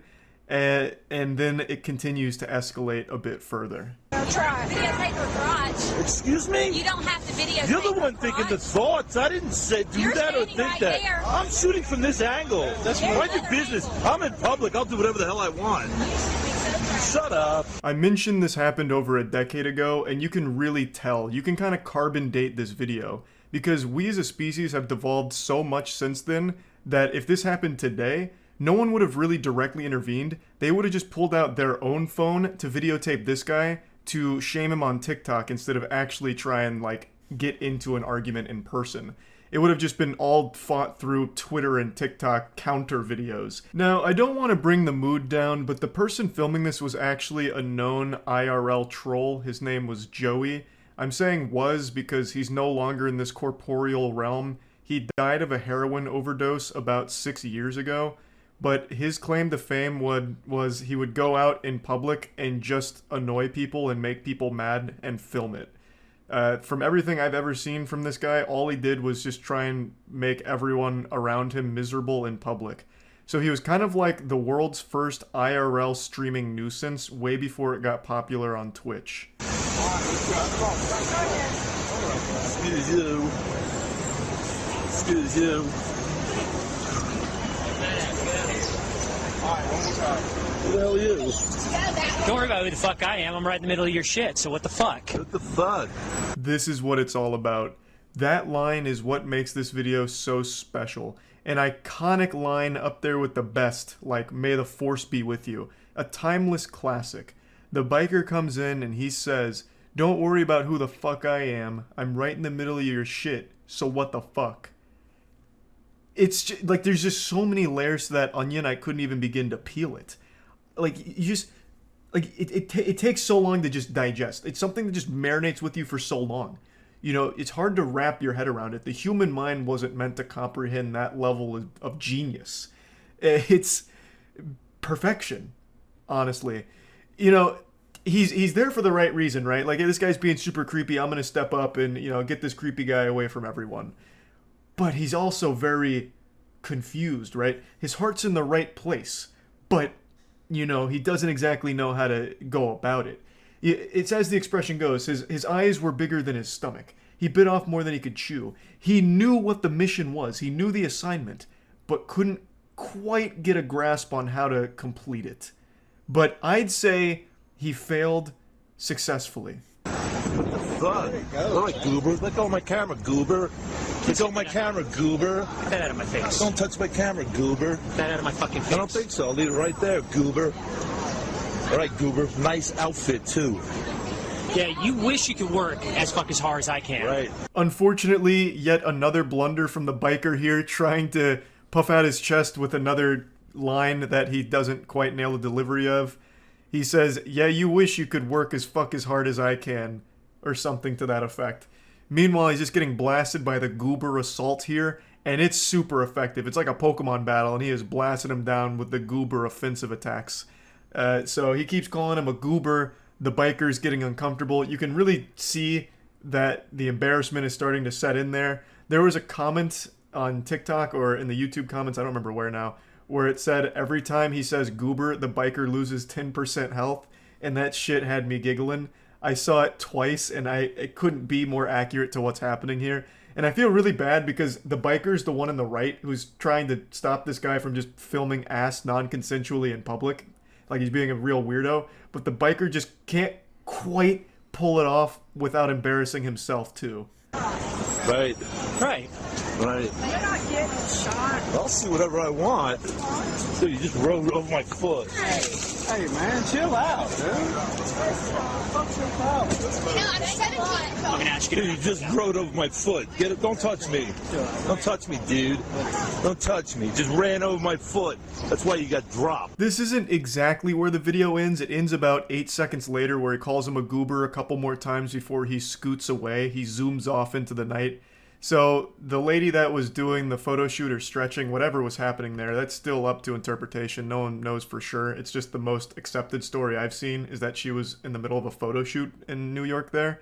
But she leaves because this guy's scared her, obviously. The entire crowd leaves because this guy's fucking unhinged.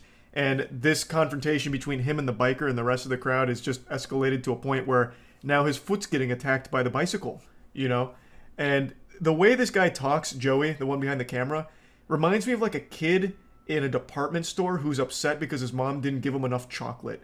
Like the way he says his words reminds me of a temper tantruming kid. But god damn it, I'll have to admit, this guy knows his way around insults. The way that he just uses goober, it's masterful. He's truly perfected the art of calling someone a goober. The way that he's able to enunciate it, as well as his really goofy sounding voice, it's the perfect compliment to the word goober.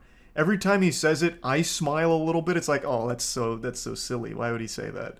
But the biker's clearly not finding it silly, nor is anyone around him. But it's just something so unique about this whole interaction here. So yeah, I just wanted to briefly talk about this video since it's one that I've known for a long time and I feel like maybe a lot of you have never seen it before, so I really wanted to open your eyes to it at least. Also, maybe now you've seen how effective the word goober can be in an argument. You know, next time you're at a bar and you get into a bit of a verbal confrontation with someone, maybe slip in the word goober and see if you can break it up a little bit, you know, you start shattering their spirit. And also, don't do heroin. heroin's not good for you. So just a little quick PSA there. Don't do that. And yeah, that's really about it. So yeah. Who doesn't enjoy a good romance story? Love can thaw out even the coldest of hearts. But what about the opposite of love? Cringe. I'm talking about YouTube dating shows, one in particular that I consider to be the worst dating show on YouTube. I made a video about it almost 2 weeks ago now, and I decided to dive right back into this pool of misery and take a peek at it once more to see where it's at. The show's called The Button. They take two completely incompatible people and sit them down in a sensory deprivation chamber with a table and a button in front of them, and the button interviews them to see if they'll go on a second date together. They can press the button if they want to get rid of their date, and the producers will take them away and break their legs and replace them with another potential candidate. But there's never a second date. That's just a ruse. It doesn't actually exist on this show. There's just no chemistry between anyone that's ever entered into this Thunderdome. There's a healthier relationship between alcohol and liver function than there is with any of the people that come onto this show. It's pretty agonizing, and I can't wait to show you. My name's Evan. My name's Hannah. Hannah doesn't wash her bed sheets very often. It's kind of off topic. Frequently, do you wash your bed sheets? I feel like it's every 2 weeks, and I thought that was kind of long, but to each their own. That's okay. Sorry, Evan. You are eliminated. Already off to an absolutely banging start here. It really feels like when you watch this show, you're a kid again watching your mom argue with the cashier at Dillard's. It's just so uncomfortable. Nothing works and it's super fucking strange. So the question the button decides to break the ice with is Hannah doesn't wash her bed sheets very often. She says she washes them like maybe once a month. Evan's a little more hygienic. He does like once every 2 weeks. I know Hannah's bed sheets are looking like a goddamn crime scene. Once a month for washing your bed sheets is gross. That's gonna have like that yellowish hue to them that they get when you just have like sweat and whatever on them. Like, oh, that's yucky. And yet it was still her that got rid of Evan. Why did you reject him? I just didn't feel attracted to him, I guess. So the crucial flaw to this show is that everyone that comes onto it is wanting the spotlight. They want it to be all about them. They're the main character. So everyone is so quick to press the button. The second the button lights up, they press it. Because you can only press the button when it goes red, so the second it flips red, they race to slap the button so that way they can stay on the show.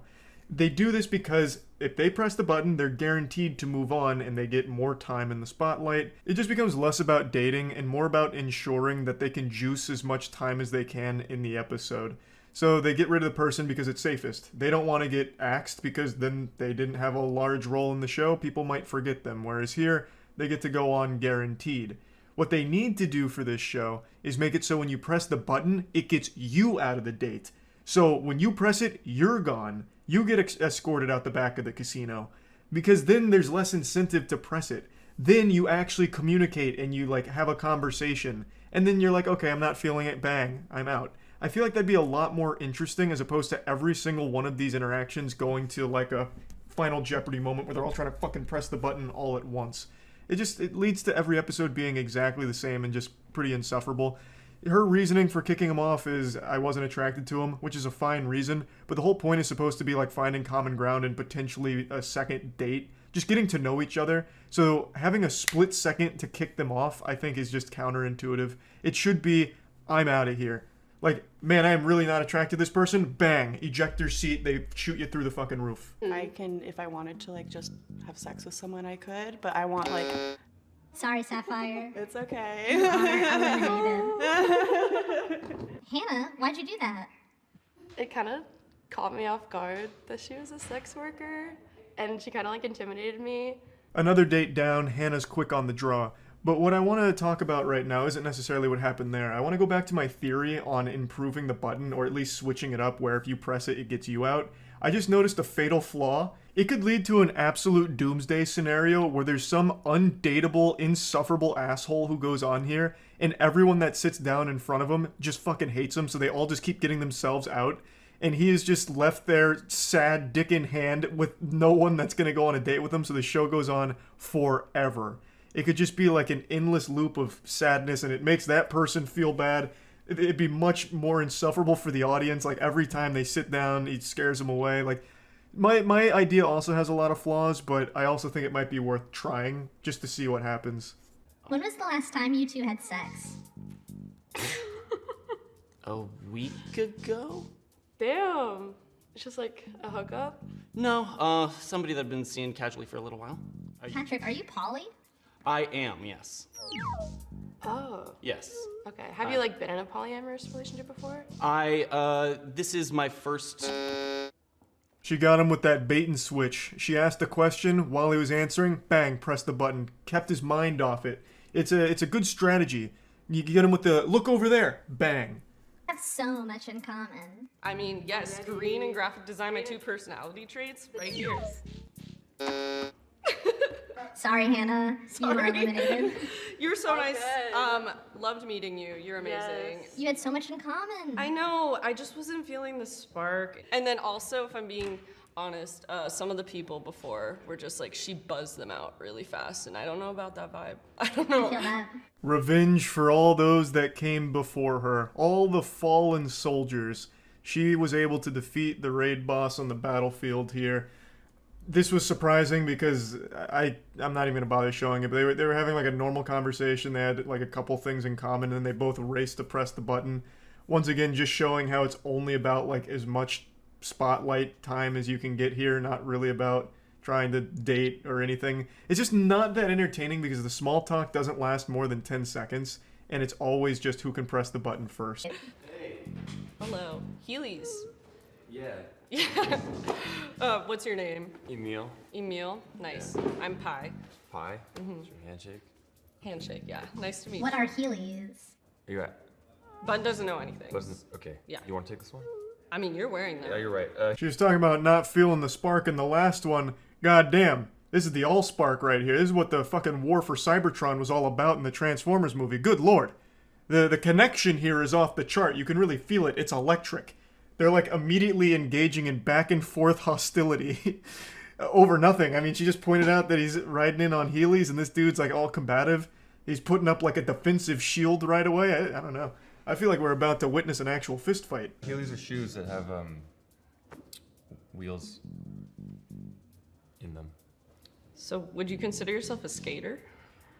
I consider myself an ex-skater. Is it because the wheels aren't there? It's because, what? Oh, on the Heelys right now? Oh, yeah. You know what? You can't. I wasn't saying that. do Oh my that. god. Yeah, I didn't like that. Finally, some true love on display here. Casanova's really working overtime on this one. Dude's out here with a chip on his shoulder and something to prove, fighting for the good name of Heelys, and God help whoever besmirched the reputation of Heelys, I suppose. She didn't even say anything like rude or mean or anything. She was just saying, well, I mean, like, are you a skater, you know? And he's like, I didn't like that. Trying to slap the button before it's even available to. My lord. Only when I light up red can you press me. Oh, This is awkward. Oh no. Yeah, Shit. wow. Wow. This is so cringe. It I'm, is. I'm dying. I'm Okay, just gonna hit the start. button. No. No, I want to hit it now. Alright, now we both want to hit the button. I mean, I was vibing until you wanted You were to make me leave, so. Well, shit. I hope that button never turns red so they can never leave this hell. They're locked in a prison of their own creation right now. Just don't let them out. Let them sit there and marinate in it like an awful, repulsive beef stew. Like this cauldron here is filled with nothing but passive-aggressive insults and anger. And god damn it, I'm cherishing every second of it. What are you two looking for in a partner? Let's try and save this. Basically, I'm looking for a partner who understands Heelys. I do, is what I'm saying. You do? Okay. Yes. All right, cool. All I right. was not making fun of you for the Heelys. Do you like The Cure? Sorry, Emil.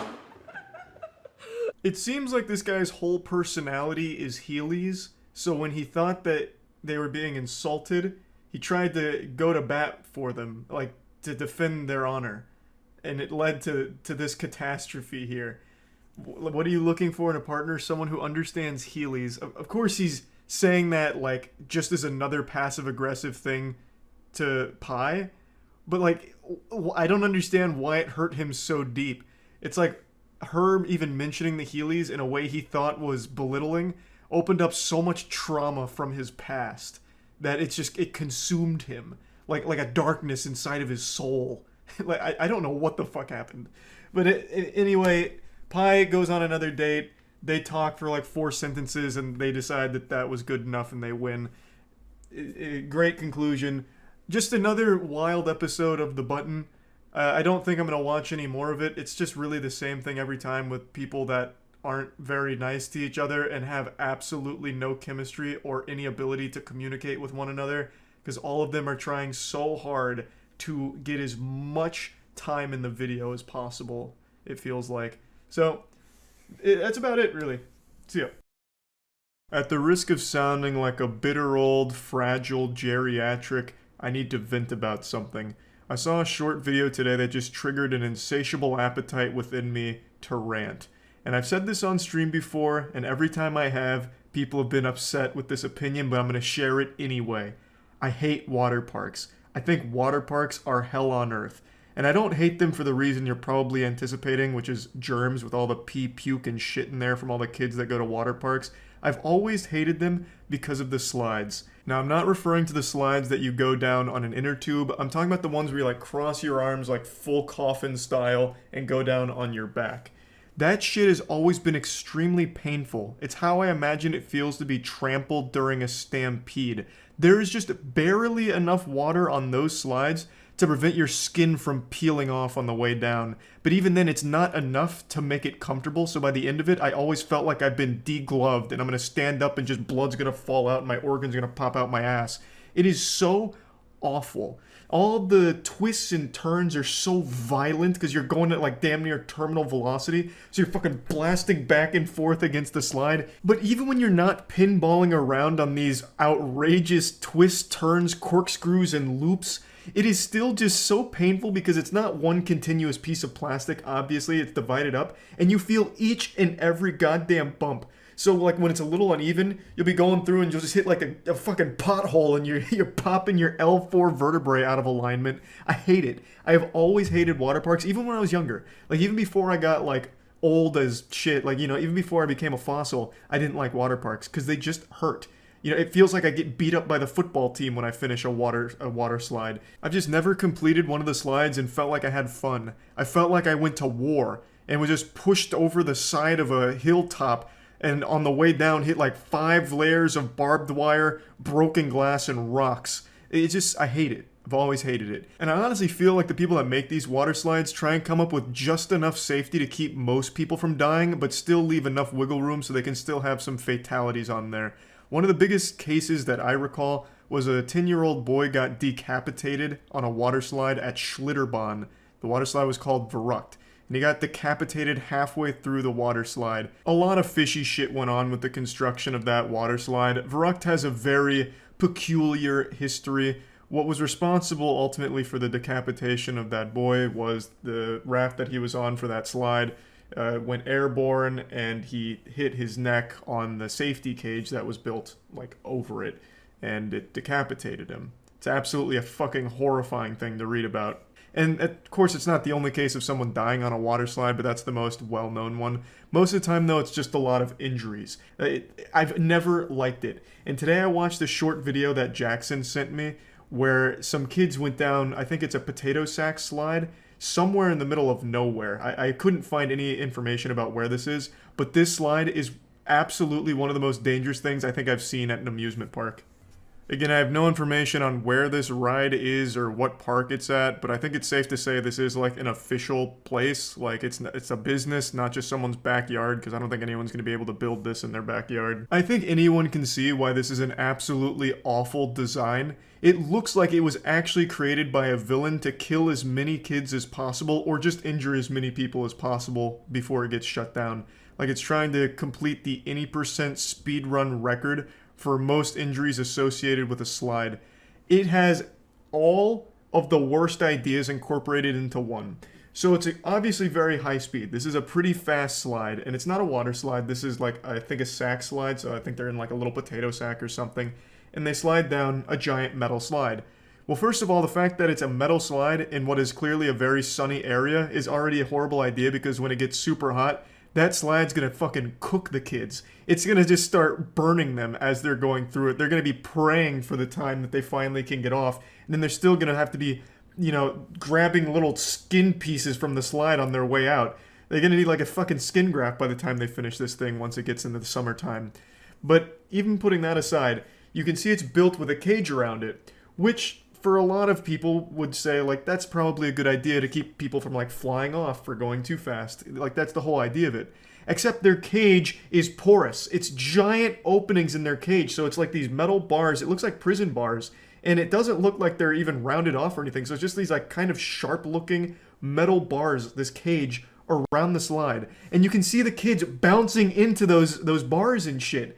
That's just an accident waiting to happen. That's a recipe for disaster. You know, their arm kind of flies out to the side where they're going through. It's just going to snap their arm. Same with their legs. Same with their neck, their head. Like, all of it is at risk for just being blasted here. It's like an actual cheese grater on this slide. It's the exact opposite of a safety cage. Like, it's not like a roll cage or anything. This thing is like an actual death contraption.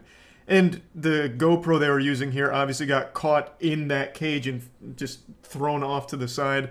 The kids were hitting their heads and shit on it, and luckily their head didn't like pop through and just get, you know, severed or something. But this absolutely looks like it's just mini deaths waiting to happen. But maybe that's the point. Maybe this is one of those suicide slides. I'm sure all of you have seen that video by now where someone designed a suicide roller coaster where it's like a series of 7 loops that get tighter and tighter, so it eventually kills you by the end of it.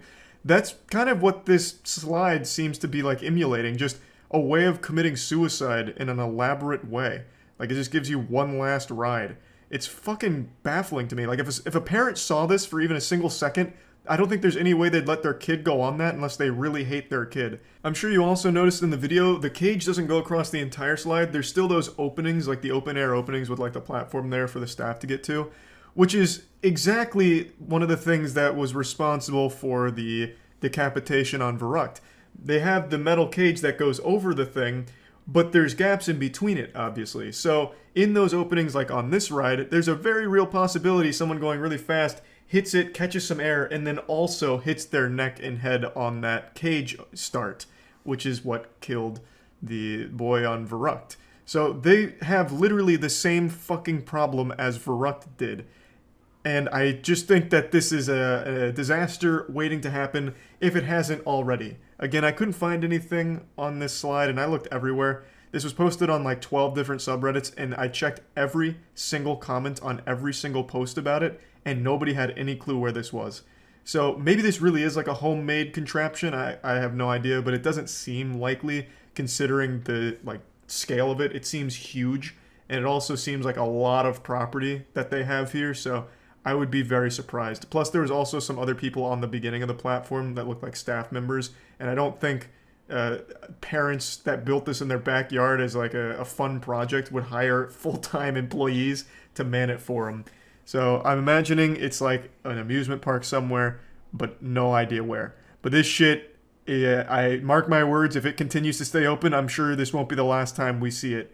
It'll probably be in the news again within the next couple years with some tragedy that occurred at it. A very predictable and avoidable one at that. So yeah, I just wanted to briefly talk about how much I dislike water park slides, and I guess slides in general. Maybe I just fucking hate slides, because this one's not a water park slide, and it's still just as dangerous, and I hate it just as much. So yeah, I just wanted to vent about it a little bit, because why not? This video just really brought the demon out of me, and I needed to rant. Anyway, that's about it. See ya. Over the last couple of years, restaurants have been doing a lot of limited time crossover menu items where they'll give celebrities their own little item on their menu. And it's always pretty underwhelming, except for, of course, the Travis Scott burger, which was nothing shy of a piece of art. I still have wet dreams about that burger. They need to bring it back. But then you'll have things like the BTS meal, which is just like 4 chicken nuggets and the most generic sauce of all time that they probably grabbed right from Walmart or right from a Lunchable, perhaps.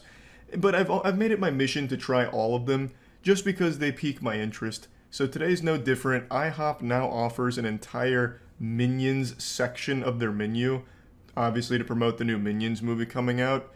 And I'll go ahead and go mask off here real quick. I don't like the Minions, as shocking as that is to hear. I never even saw any of the Despicable Me movies, but I saw the Minions standalone movie and I fucking hated it.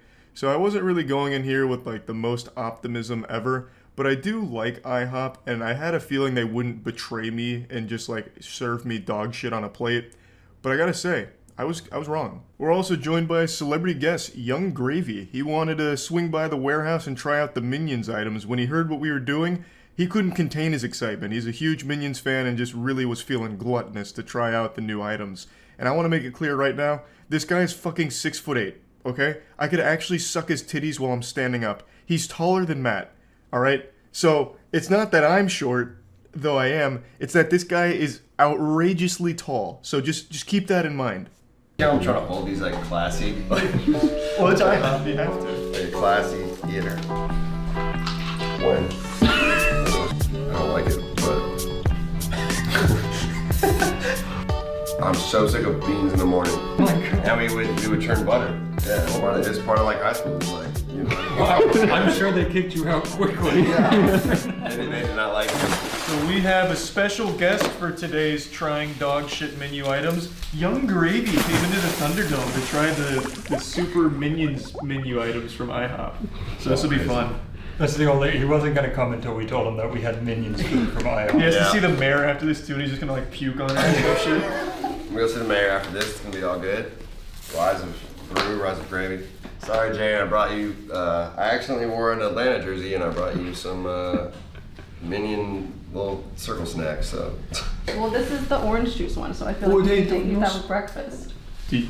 Yeah, orange juice goes with breakfast. Okay. Yeah. And then milkshake is for dessert. Thanks Bespoke Post for sponsoring today's video. Bespoke Post is a monthly membership club that delivers awesome top shelf gear from under the radar brands, and it's free to join. You can skip a month or cancel anytime.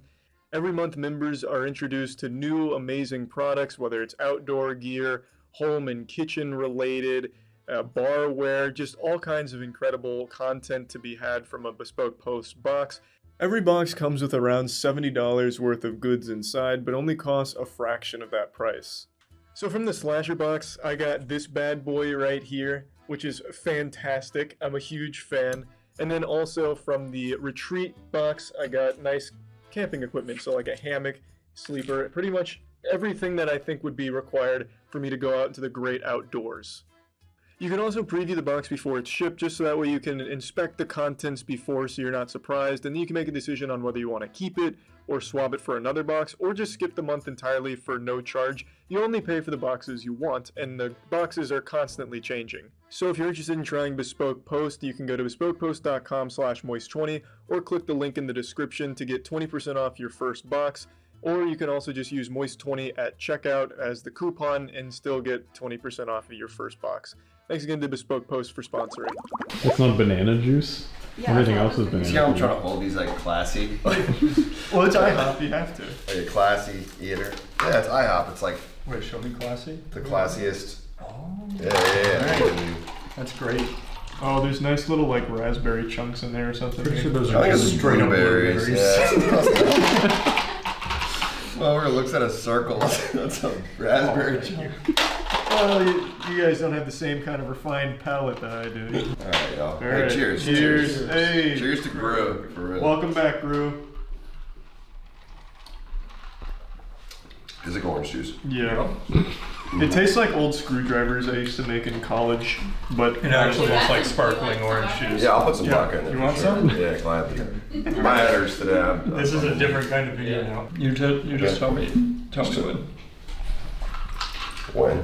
Thank you. that's the way it's supposed to be on the menu as well. Like they put that in parentheses, like you're gonna want vodka with this drink. And there's the cinnamon combo. That's these bad. I would love the cinnamon. Yeah, we can just tackle a cinnamon real quick. You really got me feeling fancy over here. Yeah, I know. I'm feeling good. Dude, that's all you gotta do is you just put your fingers on the tips and you're classy. All right. Oh, they're still warm. Really? Yeah. How could you tell by you didn't touch it? You didn't touch it. Well, no, there was like steam coming off of it. Wait. Hey. Oh, cheers. Gingerly touch our balls. All right. They're warm. That's right. Those are good. That's pretty good. Those are good. That's an 8 at least. I would say that's pretty good. Really? I'm used to all of these menu items being absolute trash. That was not bad at all. That's pretty That good. shocked Yeah. me how good that was. We'll each have one of these. I love it. It looks I like bet you got your everything little is- kid's meal in front of you. One strip of bacon, one piece of sausage. Yeah, just keep. All right, let's try that then. All right. The banana on this smells terrible. It's like the Yeah, it artificial looks- stuff. I can't cut it fancy like you do. Oh boy, Oh boy. this smells good. Wait. Boy. Oh, sorry. I got a little excited. Yeah. Ready? Okay. Oh, that's disgusting. I really don't like that. Oh my That's god. not great. That is really Not bad. much. That is really Ew, bad. dude. Mm. It's like if you melted like a banana Jolly Rancher, if they even sell that. It's that Laffy Taffy. very Banana Laffy yeah, Taffy. the Laffy Taffy banana flavor. So there's not real bananas on it anywhere? There are. There is, but it's right on top of the That's fake a good bananas. call. Yeah. Yeah. I hate that flavor so much. I don't like it, but. No, I still like it. Still like it. Young Like a Gravy, side you of it. barely touched your meat. Oh, true. You forgot your minion sausage. Do you think the sausage, like bet. pigs in a blanket, you're I've been supposed to busy. wrap it on? I'll make a pig in a blanket. Mm. You don't talk to me about barely touching my meat, man. You don't even know me. Yeah, my bad. I've just met you. I touch my meat. I need to. All right, here we go. Oh, that We're looks going good. banana meat right here. Oh, that's a good combo. Collab. Mm-hmm. Does that save it? Don't save it. That's the same. I can't believe the room temperature sausage didn't tie it together. They've got bananas cooked into the pancake. You can see them there. Yeah. They took time Did and they effort. actually? Yeah, look Yeah. at They that. actually did. That's cool. And they actually used real bananas in the pancake, but they Good for covered it in them. this like actual disgusting, repulsive ooze. Yeah, they had like a cool opportunity and they just turned it into something suspect with this. Yeah. Yeah, so those Cinnaminions were hitting really hard, but then we went right into the banana paste pancakes, and it was miserable. It's that really heavy artificial banana flavor that just sucks on everything that it's ever a part of. The fucking flavored condoms tasted better than these pancakes. I don't understand why they would use this banana dumpster ooze when they could have just used a couple more bananas and it would have been better. Like, just mash up some bananas yourself, just get a pestle and mortar out and just fucking smash them. It'd be better than using whatever they were thinking here. It's that absolutely fucking trash candy banana flavor, the one that's super fake and always ruins your taste buds. So that had no chance of being good. All right, what do we got next? So this is like some eggs with like orange. No, that's not No, cheese. it's American cheese. That's cheese. What else were you gonna say? I thought it was. I thought it was like orange They juice. just put more, they took the banana cream and put it on the eggs. I really thought it was like some kind of artificial orange. Oh, my bad. Yeah, here. That's orange juice on egg sounds so brutal, dude. I can't believe I mean, they already. where your mind goes, man. To be fair, they had like disgusting banana on their Yeah, pancakes. okay, fair enough. All right, this is Yeah. eggs with orange juice. Cheers. Ooh, that feels like it's out of a lunch. The eggs with orange juice taste like eggs with cheese, man. Yeah, that's weird. Man, I've been eating English breakfast for like 2 weeks. I'm so sick of beans in the morning. America, you guys have it right. IHOP does it right. We don't have it right. This, Take that, dude, you're this is shitting on all. I was going to fancy restaurants for breakfast, and we're still shitting on them right now. You would actually still prefer the Minions menu over I would those? prefer. Okay, I would prefer the Minion. I would prefer IHOP. I would prefer the Minions menu over a British breakfast. I hope you don't have a lot English of breakfast. European friends. Yeah, it's kind of. Well, I have European fans, but they know their shit's mid. They have tomatoes and beans for breakfast. That's true. And that, like, what is it? Spotted dick. Well, that. Spotted dick and pudding, the black pudding. Black pudding, yeah, yeah. blood drip. Yeah, that shit is gnarly. Blood is the O. This one's the. I gotta go. It's the Big Daddy right here. This is the Gru burger. I would not go to IHOP for a burger at all, Never. let alone a Gru burger. Weren't they IHOP? Gru's equals steak burger. They became IHOP. International. Oh, They claim burger. Oh, what's on a Gru burger? So- I mean, it looks bad, but not horrible. not the you know? worst. Onions, It's a bacon, burger. jalapenos. That's probably Wagyu beef, knowing IHOP. Yeah, Wagyu. This is a fun video because we could tell the world that Charlie's actually like 3 feet tall. And people might believe us. Yeah, wait, Charlie, go in between us real quick. No, we don't need to do that. All right, guys. Young Gravy's like 9 feet tall, so I'm actually pretty close. Oh, like 6 feet. This looks rancid. It looks kind of bad, but it looks like kind of, you know. I'll grab If I was Tom Hanks in Castaway, I would for sure. This just doesn't look like it should be able to eat. I love my IHOP burgers medium rare. That's what I was just thinking. I know it's high quality meat, so. Would you see how fast they got it here? That's true. They cooked it in the car. They just turned the heat on and held it up in front of it. All right, guys. Take a peek. Well, Danny, don't be like afraid. We have an extra portion. Oh, do you want to try it? Yeah, there we go. Oh, here, wait, hold on, wait. Wait, you can join the line. Yeah, get in the Feels line. right. Oh yeah, no, you're super tall. Yeah, here we go. Oh, wait, this is great. Yeah, nice.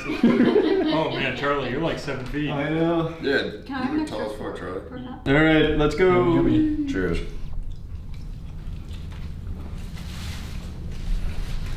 Oh, I don't like that at all. I don't like that even a little bit.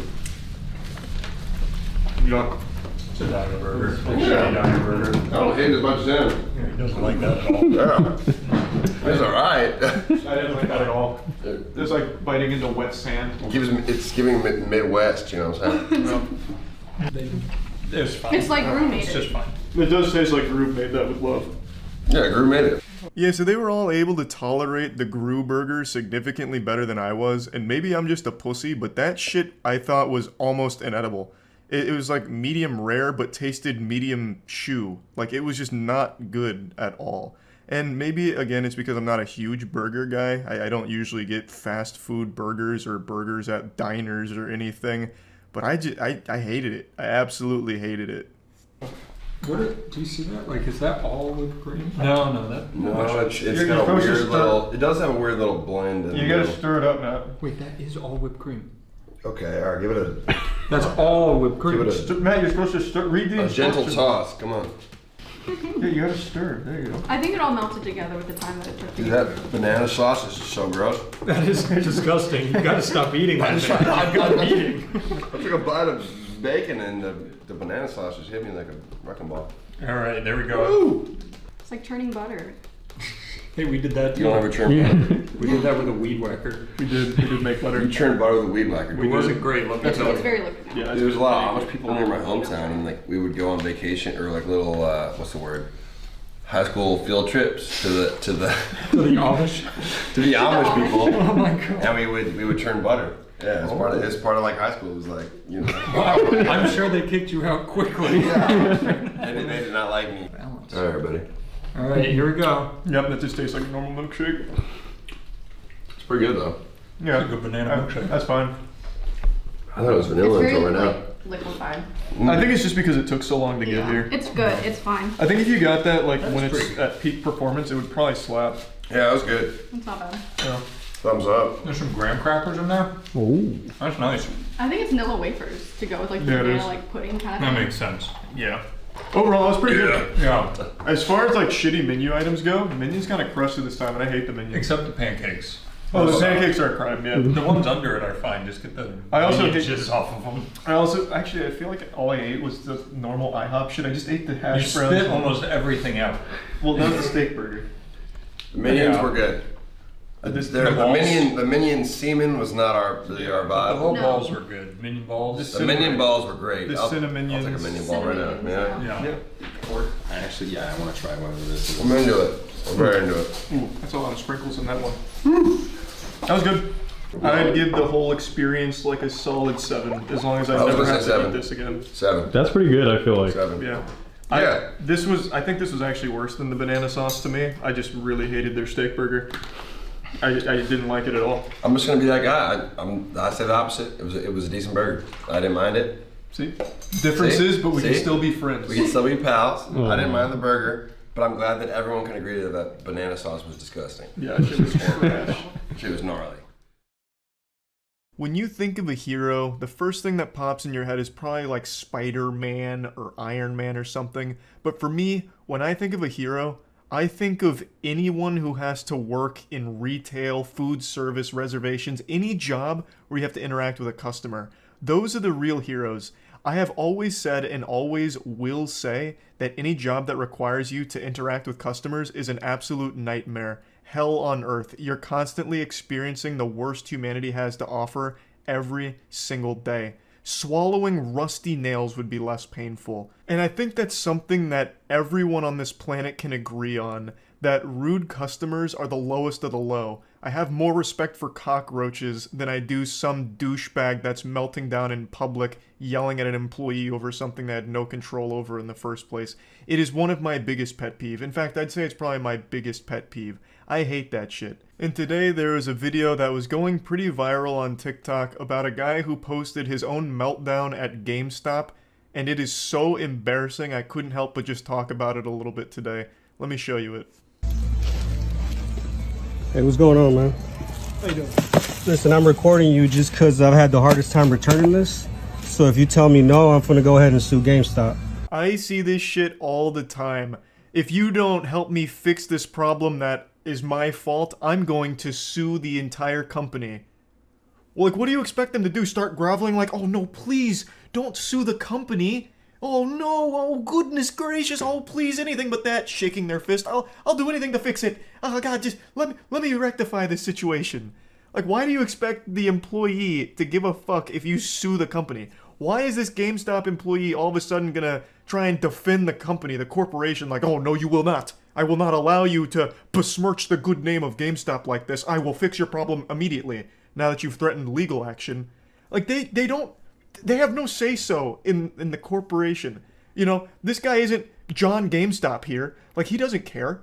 Who the fuck cares? I just can't wrap my head around this, like, 4-year-old thought process here. If I go after the company, surely the employee is now going to be able to magically fix my issue.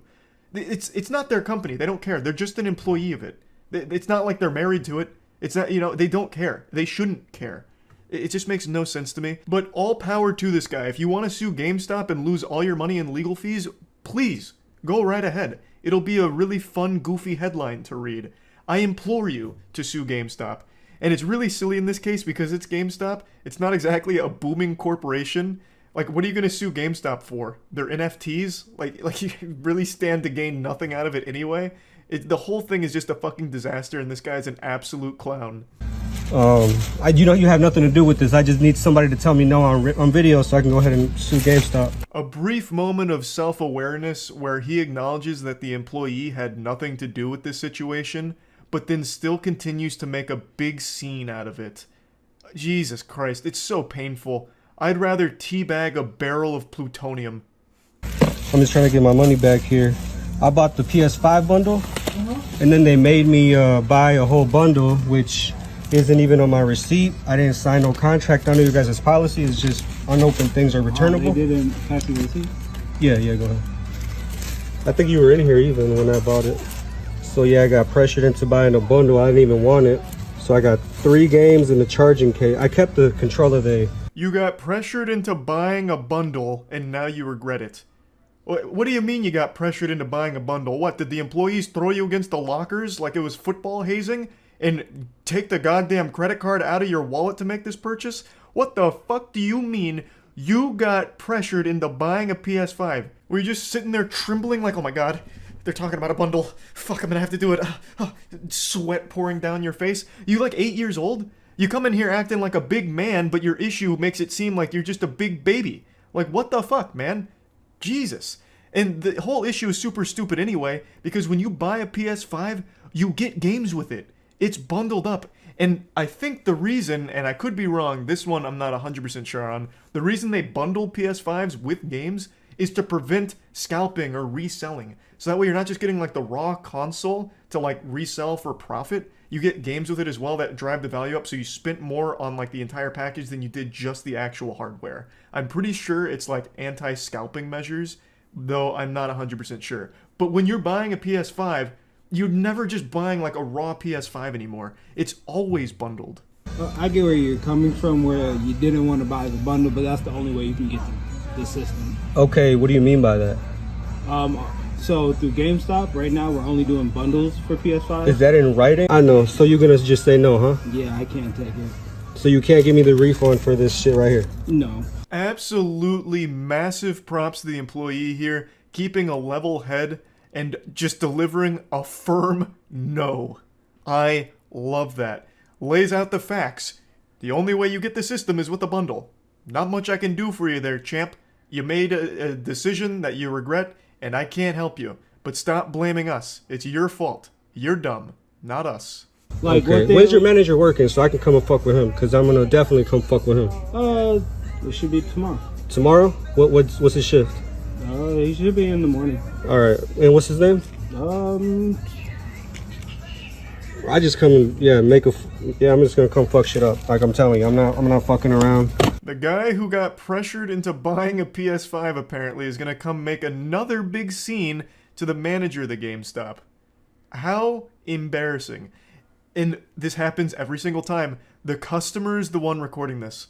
It blows my mind how every single time there's an event like this, it's always the biggest asshole that's recording it thinking they're right. He posted this in full confidence thinking that TikTok would be on his side, but instead all they did was steam his ham. They fucking slam dunked this guy across all of TikTok and on YouTube. I saw Jamari made a video about this as well. This guy's just become an absolute laughingstock, and it was entirely avoidable multiple ways. A, not making a big hoopla about you making a bad decision financially that you regret. Your fault. Take responsibility. Nothing GameStop can do for you here. And 2, not filming it yourself. You could have just not filmed it. And then 3, if you had the compulsive desire to film it, you couldn't fight the urge just scratching at your neck like, oh, I'm being an asshole and I gotta film it. Yes. Okay. Even after filming it, you could have just not posted it. Like, there were 3 ways of avoiding yourself being an absolute joke on the internet, and somehow all 3 of those filters you went right through. Impressive. This is, you guys are trying to upsell motherfuckers. I could have paid $800 on StockX if that was the motherfucking case. But you're just getting the system off. I don't want no fucking Ratchet and Clank. Are you kidding me? You know what this is, bro. No, like, I pay $800 for some bullshit. Like, say if like you wanted different games, like you legit like. Can you give me in-store credit for all this? Let me stop you right there, big guy. You do not want in-store credit at GameStop. They will give you like $15 for this entire PS5. It'll be $15 and like 5 toothpicks. In-store credit is the last thing you should be haggling for here. It is not worth it at all. No, y'all trying to play me. It's a brand new game and I'm here to return them. Saying y'all. Y'all GameStop, and you represent GameStop. You ain't got no name tag or shirt, but you GameStop. So that's why I'm saying y'all. Yeah, if you don't want to represent it, then quit. I work. Ah, yes, the classic. You work at GameStop, which means you are GameStop. So all of my problems are your problems. I don't even know where to start with what just happened there. Telling him to quit if he doesn't rep GameStop. What does that mean? What are you talking about? This guy's giving you all the answers to your questions and you're still mad at him. It's your fault. You signed the receipt. You didn't have to pay $800 for the bundle if you didn't want to. You not only signed the receipt, you walked out of there and you went home, you marinated on it, and then you came back and made a big scene about it. Like, it's your fault. It's not this guy's fault. Telling him to quit his job if he's not there to, like, fight for GameStop tooth and nail is so silly. Oh, I can't stand, like, customers like this. These videos just always boil my blood. I've never even worked in like the customer service industries or anything like that, but my heart absolutely breaks for the people that have. It seems so miserable. And seeing customers in real life, like you see the worst fucking people. It's so aggravating. So yeah, I just wanted to talk about this a bit since the video was floating around, and that's really about it. See ya. I'm sure you can tell just by looking at me, but I am giddy with excitement. I feel like a little kid on Christmas Eve who just wandered downstairs and caught Santa Claus leaving Robux under the tree. I feel like I'm 8 years old again and I just watched Spider-Man for the first time, because I have incredible news to share with all of you that will no doubt change your lives. If you were a virgin before watching this video, you won't be after it. Or at least you won't be for long. Moist fucking Esports, a name that commands respect and elicits fear. Moist Esports is an org that we started back in August, so we haven't been around very long. We're just a little baby crawling around looking for a titty to suckle some milk out of. but in the short 8 or 9 months that we've existed, we've done some incredible stuff so far. I'm extremely proud of all of our players in Moist Esports who have been winning majors and just doing incredible things, and today I have by far our biggest announcement yet, our biggest leap in the esports scene. And it reminds me of a very powerful and profound quote from an old Redditor. He said, "In this moment I am euphoric, not because of any dog shit esports org's blessings, but because I am enlightened by Moist Esports." Humans have always asked, where do we come from? But the question we should be asking is, where will we go? Will we colonize Mars? Will we explore beyond our solar system? Moist Esports has a bigger dream. Winning a Rocket League World Championship. Side of flip reset on the side of the run, flips it. No! Yeah, it's not a prank or anything. Moist Esports actually did acquire the Queso roster. If anyone's familiar with the Rocket League esports scene, you no doubt know of Team Queso. Team Queso made some massive waves recently, being probably the best team EU. And we've been working very hard recently in order to give them the best possible deal to get them excited to join Moist Esports, and we were lucky enough that they said yes.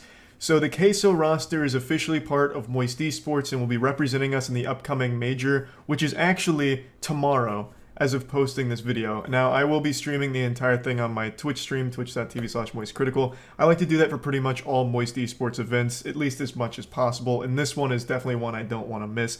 We're extremely honored that the Queso guys chose us, and we hope all of you are as excited about it as we are, and hope that you'll get just as fucking wild and wacky as we do when we're watching them play. Rocket League is a game that all of us have really enjoyed watching at a professional level for a long time, so being able to join the scene really means a lot to us, and to join with a team of Queso's caliber is a dream come true. That is absolutely unreal, and we are so unbelievably fucking excited about it. Not only are they good players, but Joyo, Rise, and Vatira are also just really good people. Like, they're extremely entertaining as well. Recently, I got the privilege of playing Rocket League with Rise and experiencing his wrath firsthand. Now, I'm a Plat 2 player in Rocket League, which means I'm in the top 1% of all gamers across the entire universe. And yet somehow Rise is even better than I am. It was incredible. But we were able to really synergize together and make some incredible plays happen on stream, and it was just a ton of fun. Just to shoot the shit with them and just casually slap ass on Rocket League. The entire group isn't just extraordinarily talented, they're extraordinarily entertaining as well, which I think just makes it even more exciting. For anyone that wants to stay up to date on everything Moist Esports related, make sure to follow the Twitter account at Moist Esports. Now, I'd also like to give one other big announcement for Moist Esports right now.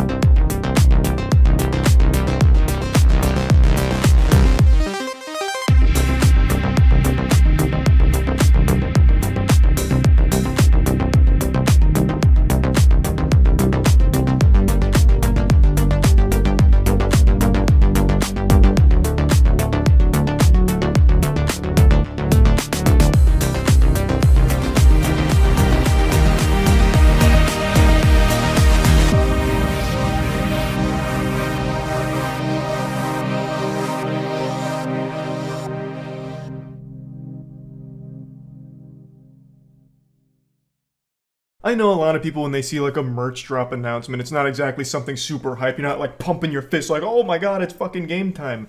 But for us, it is always a big deal because we put a lot of work into these things and hope that you guys like them. This is our second merch line ever and our first one for the Moist Esports brand. So this is directly going to support the whole Moist Esports project, all the players and the whole team going forward, basically. And we really put a lot of work into this line in particular because we want it to be something that people would actually want to wear and cheer for the team with. Now, unfortunately, the headbands aren't ready yet. That'll be about a month out from right now. There was a bit of a hiccup with the distribution of the headbands, so that'll be later down the line, but everything else is available right now. at moistglobal.com. You'll find the entire Moist Esports line. You can click the link in the description below to go there quicker. And it's something that we are extremely excited about too. The jerseys in particular, we're really happy with how they came out. I think they look fucking great. I think they absolutely slap. And then of course the Moist Esports hat. I always like to wear hats, so I think the hat looks great. So yeah, again, that's moistglobal.com if you're at all interested in getting the merch. I also thought it'd be kind of fun just to go over a bit of the history of Moist Esports, since it seems a lot of people still don't really know too much about it and it's shrouded in mystery. We started Moist Esports in August because one person in particular reached out to me. His name is Cola. Cola won a couple of the tournaments I used to host for Smash Ultimate back in 2020, and last year he was campaigning for Summit, and he asked if I would retweet his campaign thing, and it got the gears turning a little bit. I was like, well, why not do one better? We'll make an entire esports org around Cola for this tournament.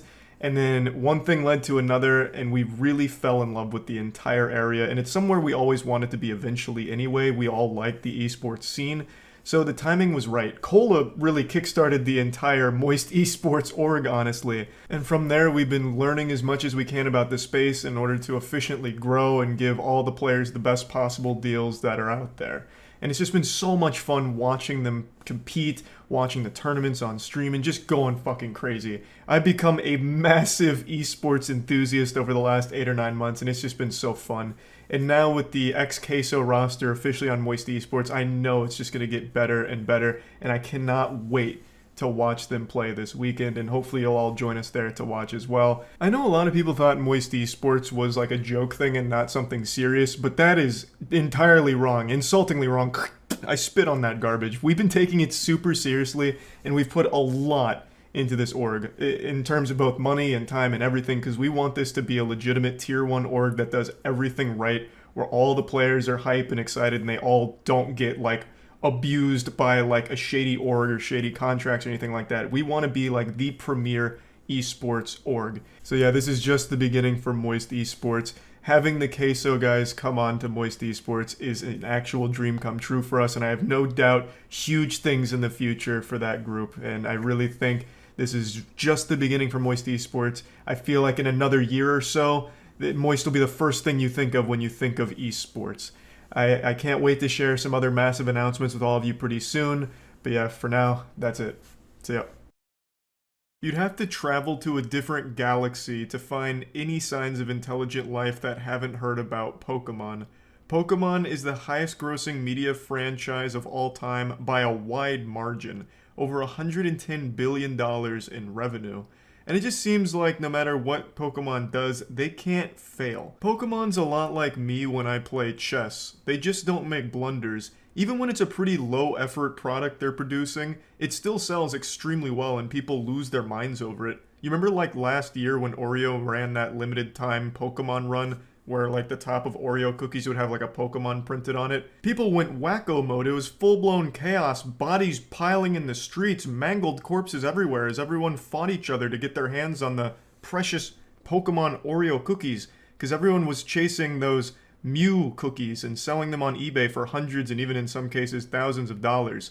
So people went full-blown World War Z getting their hands on this, even though it was a pretty low-effort partnership. Everything Pokemon does great. They could announce tomorrow that they're releasing Pokemon branded can openers and they'd outsell lottery tickets. They'd make $1 billion overnight. People would be choosing to buy those can openers instead of buying food for their families. This shit's gotten so wild, Target had to stop carrying Pokemon cards for a while because people kept hurting each other to get their hands on the Pokemon cards and Pokemon merchandise. They just can't miss. But that wasn't always the case. In fact, in 1997, Pokemon missed so hard that it nearly canceled them right off the get-go. This is a story I remember hearing about when I was a kid, but always just kind of accepted it as like a boogeyman myth, not real, just like a legend, and never really bothered to look too deep into it until today, because I got curious. And it turns out there's a lot of truth to it, although there are some sketchy details in there that we're going to go over. But the gist of it is, on December 16th of 1997, episode 38 of the Pokemon anime aired and physically harmed some children watching the show, triggering photosensitive epileptic seizures or like headaches, and from some things I read, even some of the kids went to the hospital. The episode's called Dino Sinchi Porygon, and in this episode, Ash and the gang didn't just blast off Team Rocket, they blasted off a nationwide health crisis. Up to 12,000 people reported with symptoms of headache, breathing problems, convulsions, vomiting, photosensitive epileptic seizure-related symptoms. But what was really the full cause of everything? We're going to get into all of it here in a moment. I'm going to go ahead and quickly play a clip from a news segment that covered it back in 1997, and then go into a bit more detail on what exactly happened here. Because it's not exactly the way that it was portrayed in the media at the time. They called it Pokemon Shock, and there's quite a bit more to it there. It's like a Transformers. There's more than meets the eye. This wasn't exactly a situation where it was like The Ring, where you watch the Pokemon episode and then die 7 days later or anything, but we'll get into it in a second. An investigation's underway in Japan into why more than 600 children suffered from convulsions and vomiting after watching a television cartoon program. It's thought that bright flashing lights in the cartoon, Pocket Monsters, were to blame. Almost every Japanese child knows Pocket Monsters and its star Pakucho. They play the Nintendo computer game and were glued to the latest cartoon episode when a flashing explosion created from these slowed down images triggered convulsions in hundreds of children. Many were kept in hospital for over 24 hours. Often those affected had no history of epilepsy. More children had fits when excerpts were replayed on the news. Can you imagine that hell? That double whammy? You just get released from the hospital after getting hit with the cursed Pokemon episode. You go home and your grandma's got the news on and it's still playing the Porygon episode on loop. And you just get like hit all over again, just another flare up and have to go back to the hospital, just an endless cycle. Now let's really dive in here. This was a huge deal. Like I said, I remember hearing about this growing up. This actually almost led to Pokemon being cancelled outright, and it went on a 4-month hiatus after this episode aired and all of the backlash they received from it. Which makes sense. I don't think I've ever heard of another case of a TV show physically harming its viewers. It's not like it can reach out and beat your ass. So this was a pretty unique circumstance here. It was attributed to the red and blue flashing lights that happened in the episode during the Porygon battle. The actual clip from the episode is readily available on YouTube. You can watch the entire episode, though it's not like it's vanished off the face of the earth or anything and only exists as like an old fairy tale. You can still watch it if you so choose, but I'm not going to jump scare you with it for obvious reason. So initially, this was marked up to poor animation decision here to flash red and blue lights that quickly. Apparently they're flashing at 12 flashes per second, which falls in the 10 to 20 flash category, which can trigger epileptic seizures in some people, at least based on what I was reading. However, upon further digging, there was a researcher named Ralford who really wanted to get to the bottom of how this happened, because initial reports said that like thousands of kids were getting affected by this, and it got an actual name, Pokemon Shock, because it spread so wildly, it was such a big deal. But Ralford noticed something a bit curious with it, because they said as many as 12,000 kids experienced these symptoms, but only about 1 in 100 people have epilepsy, and only 3% of those individuals have photosensitive epilepsy. So if these numbers were accurate, then the rate would be significantly higher here with these children. It'd be 10 times as many people with photosensitive epilepsy than would be expected. So the question became, did Japan have an unusually high number of children with photosensitive epilepsy, or was it something else? That was the question Benjamin Ralford aimed to answer.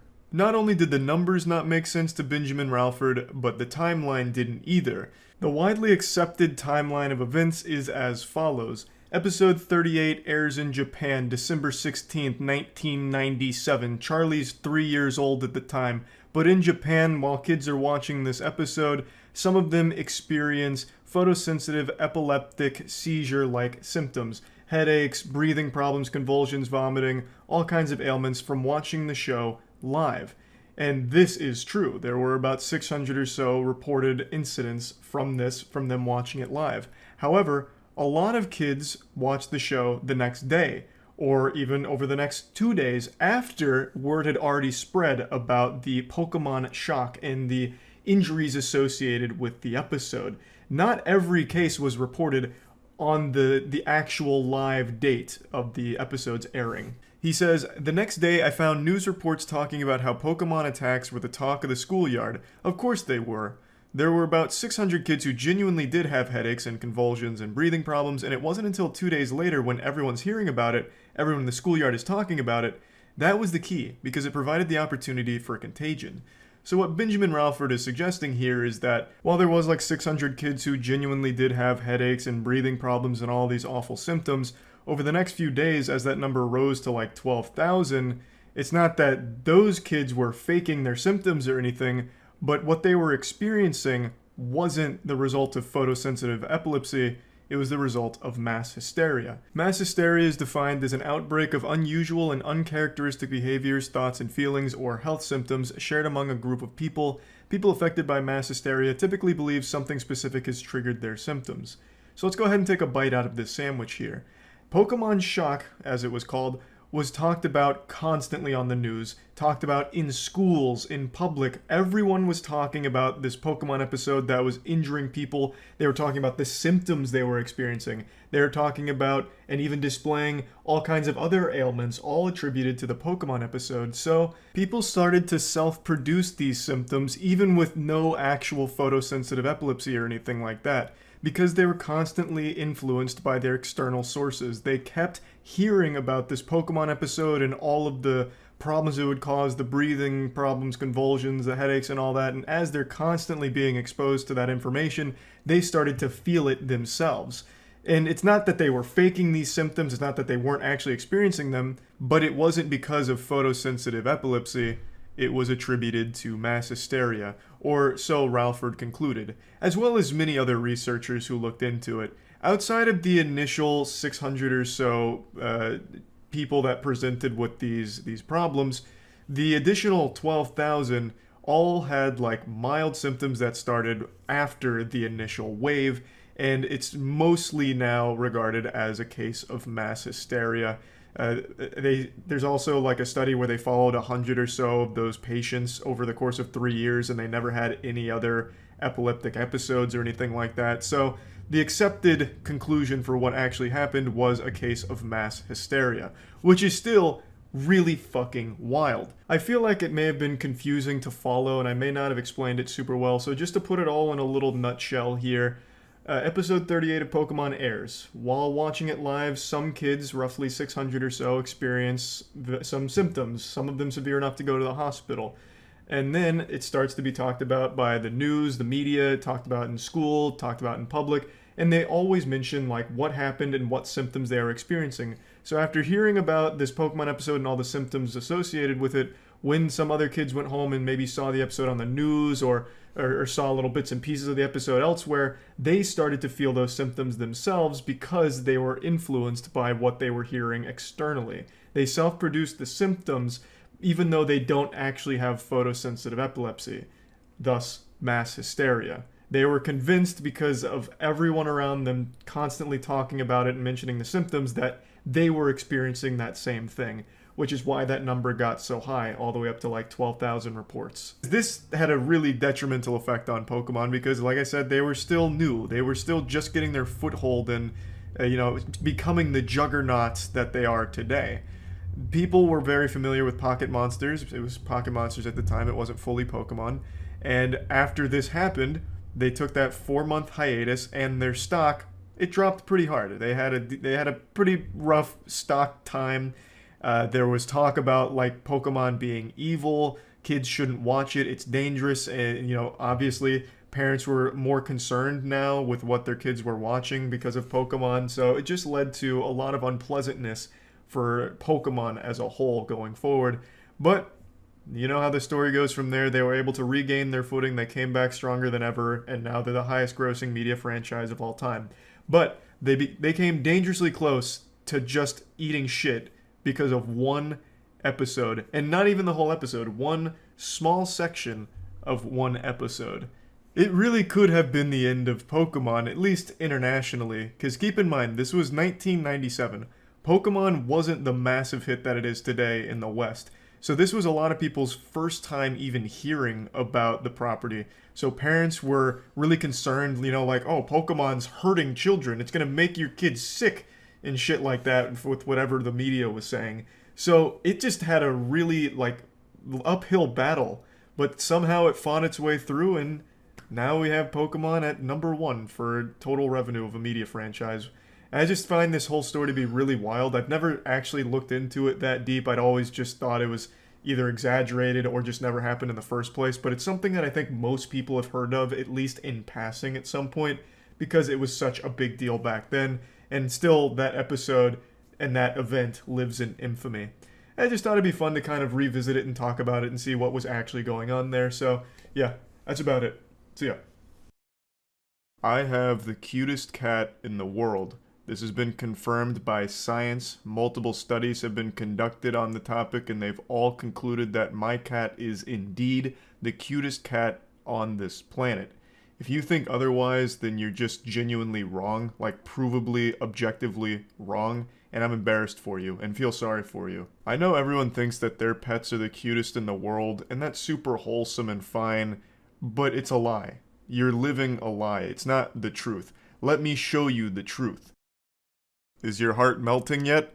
Look at how adorable this little creature is. This fucking precious, four-legged, multi-celled organism. Now, you might remember I made a video a month ago talking about how at my girlfriend's work, someone left a box of kittens there and we took one in to try and nurse her back to health, and we ended up keeping her, and eventually named her Io. I lobbied hard for Glup Shitto, but unfortunately that just wasn't in the cards and it was vetoed down. I think it could have been a very strong name, but I digress. I think Io is also equally good. And initially we couldn't even, like, get the cat's gender identified properly because unfortunately she was born with a birth defect. I always fuck up the name, but it's like atresia ani or something, where the colon doesn't connect to the anus, and it's a pretty serious thing, but we got the surgery for her. She's been doing better and hopefully continues to do better. And I just wanted to make a video showcasing how cute this thing is, because for my entire life I've always said I don't really like cats. I've always been a dog person. I always find cat videos cute and stuff, but every cat I've ever met in the real world is just mean. So I've just never really had that feline fever of just wanting to be around cats or anything. And then this cat just kind of fell into our life, and she's amazing. So I just wanted to show some cute shit with the cat. Like an absolute fucking buffoon, I've been filming all of my cat videos vertically. I guess owning a cat's rotted my brain to the level of a shitty TikToker. I know better. I know I should have filmed these like horizontal, but I just blacked out from cuteness. So I apologize for that. This is Io and playing with our drapes. She really loves these drapes. She treats it like she's Agent 47 here on a stealth kill.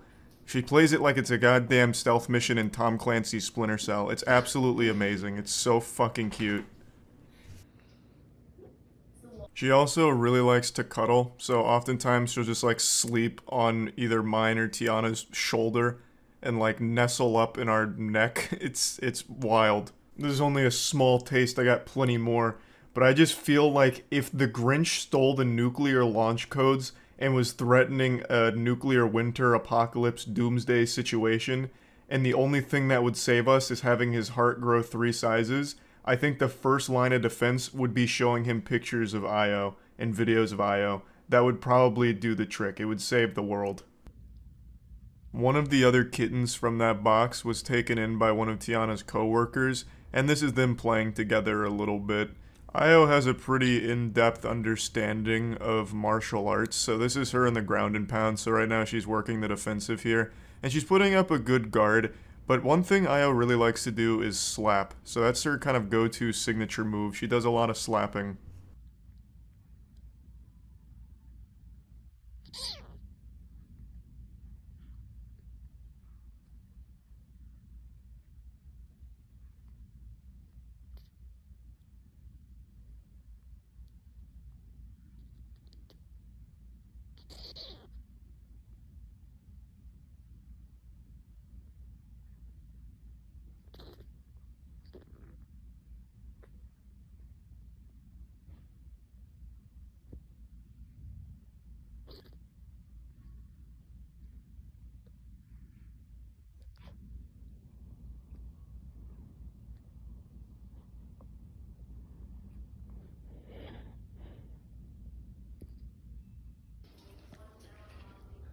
What do you got there, Io?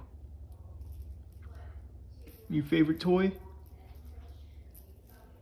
In the first clip I showed her on the drapes, you may have noticed the toy she was playing with. Well, it's her favorite toy. She absolutely loves that thing.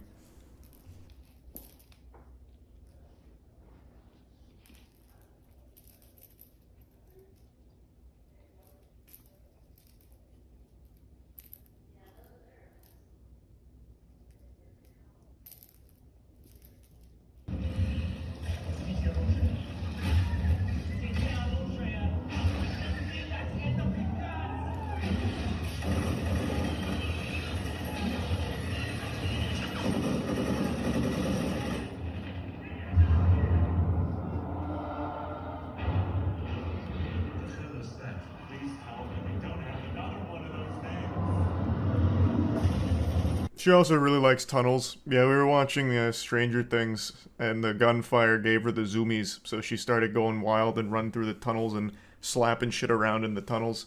It's just so many pictures and videos of Io being cute. I at least just wanted to share some of them with all of you here, and let you all know that I actually do have the cutest cat in the world, and it's provable. And now you've seen the evidence, I'm sure all of you will agree. And yeah, that's about it. So yeah. I'm not a hero, but I'm gonna pretend to be one for a moment. I'm gonna go where no man has gone before. A place where God prayed his children would never find. The last page of myanimelist.com. Much like Indiana Jones, I've been consumed with the idea of discovery. I want to find and watch the worst anime ever made.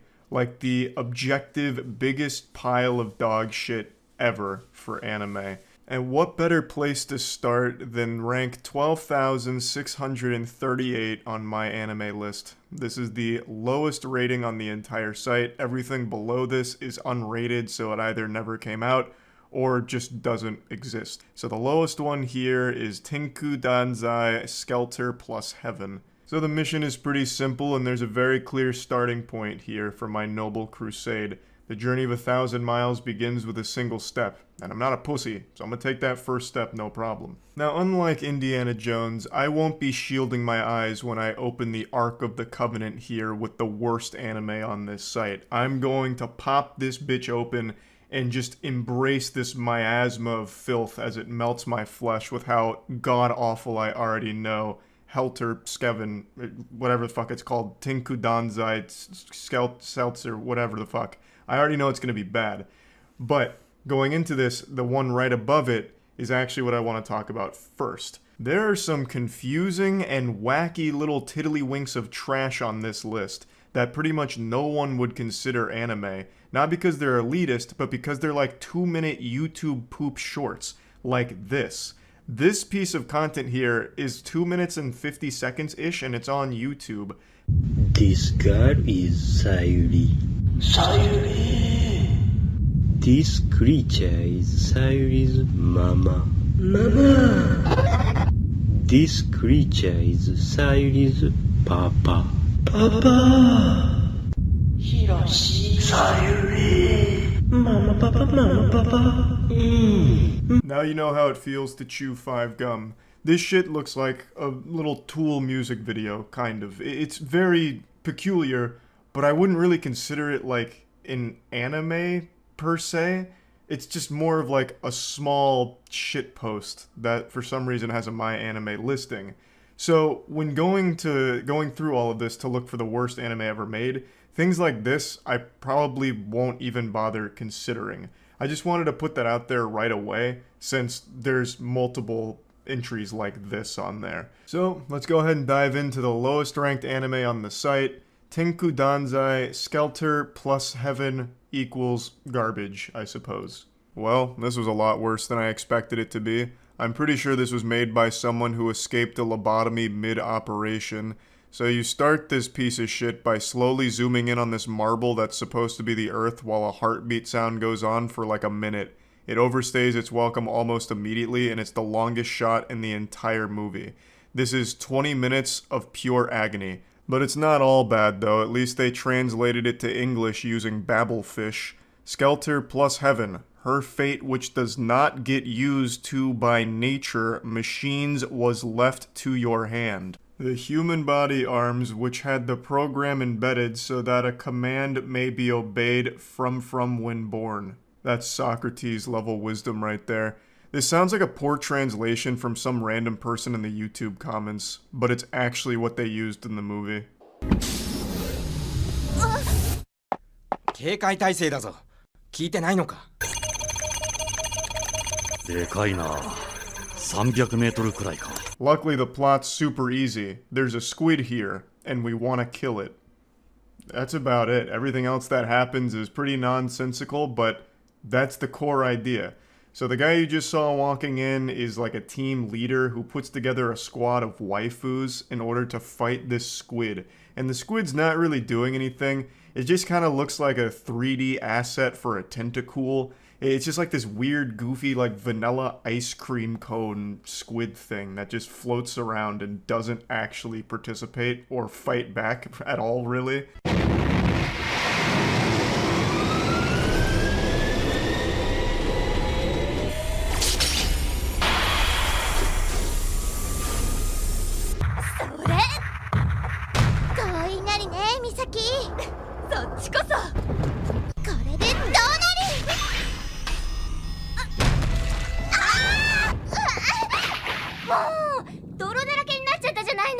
You get introduced to some of the other team members here as they're practicing their combat abilities, and keep in mind this is 2004, so the 3D, the CGI, it's a little rough here. It's looking straight out of Beast Wars, but it's doing its best, god damn it. There is a sin that is unforgivable no matter what year this came out in, and that's the way it's edited.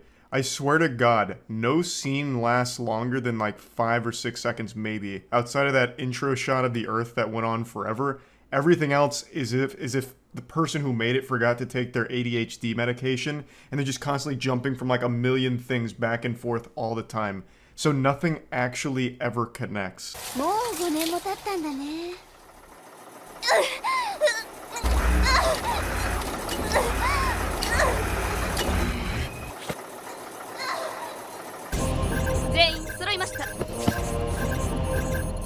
That's not me editing this at all. That's just how it is in the movie. It's like an AMV where they try and capture the most boring moments imaginable. So I don't know what any of that was or how it connects even after finishing the movie.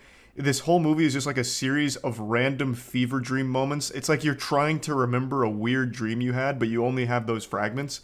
That's this movie. That's all it's composed of. Just random scenes that they animated for some reason, and then they just threw them all together. There's nothing that connects them, and there's nothing that makes sense. For example, them on like the hydraulic ass pounder machine, it doesn't really do anything. It's there for a split second. It's like this subliminal messaging, almost. Just like flashes of images that are hard to process because they don't last long enough to really grasp them.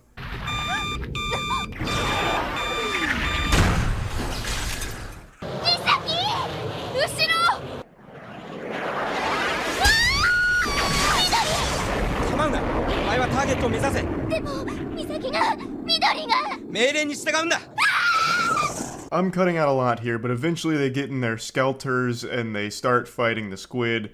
Things aren't going amazing, and then it's revealed that the girl is actually an artificial life who's in love with that guy from earlier.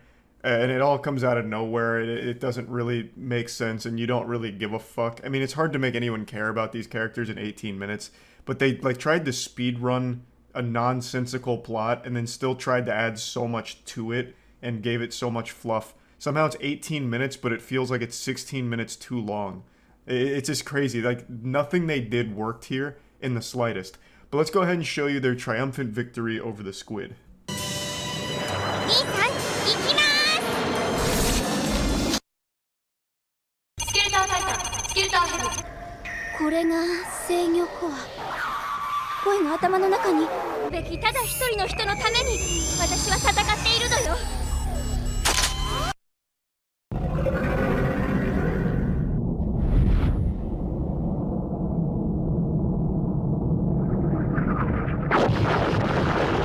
Yeah, cut out some things, but this is the gist of how it happens. It doesn't make sense in the anime either. So, basically, they cut it with a sword and some, like, pillow stuffing falls out. And then all of a sudden, she's somehow jacked into the core of the squid. who I guess is like beaming words into her head, saying something about human desire. And she's like, it's just a small group of humans that have desires like that and can't control them. And then fucking locks and loads, I guess. But again, like, it doesn't show any of that. That's my assumption, is that she starts just fucking blasting the core. But who knows, really? Maybe she beat it in a philosophical debate and it just blew up from the facts and knowledge that she dropped, all the logic. Anyway, catches smoke, falls, and dies. The end. Or is it? これらの物体は1年前自衛隊によって壊滅させられました。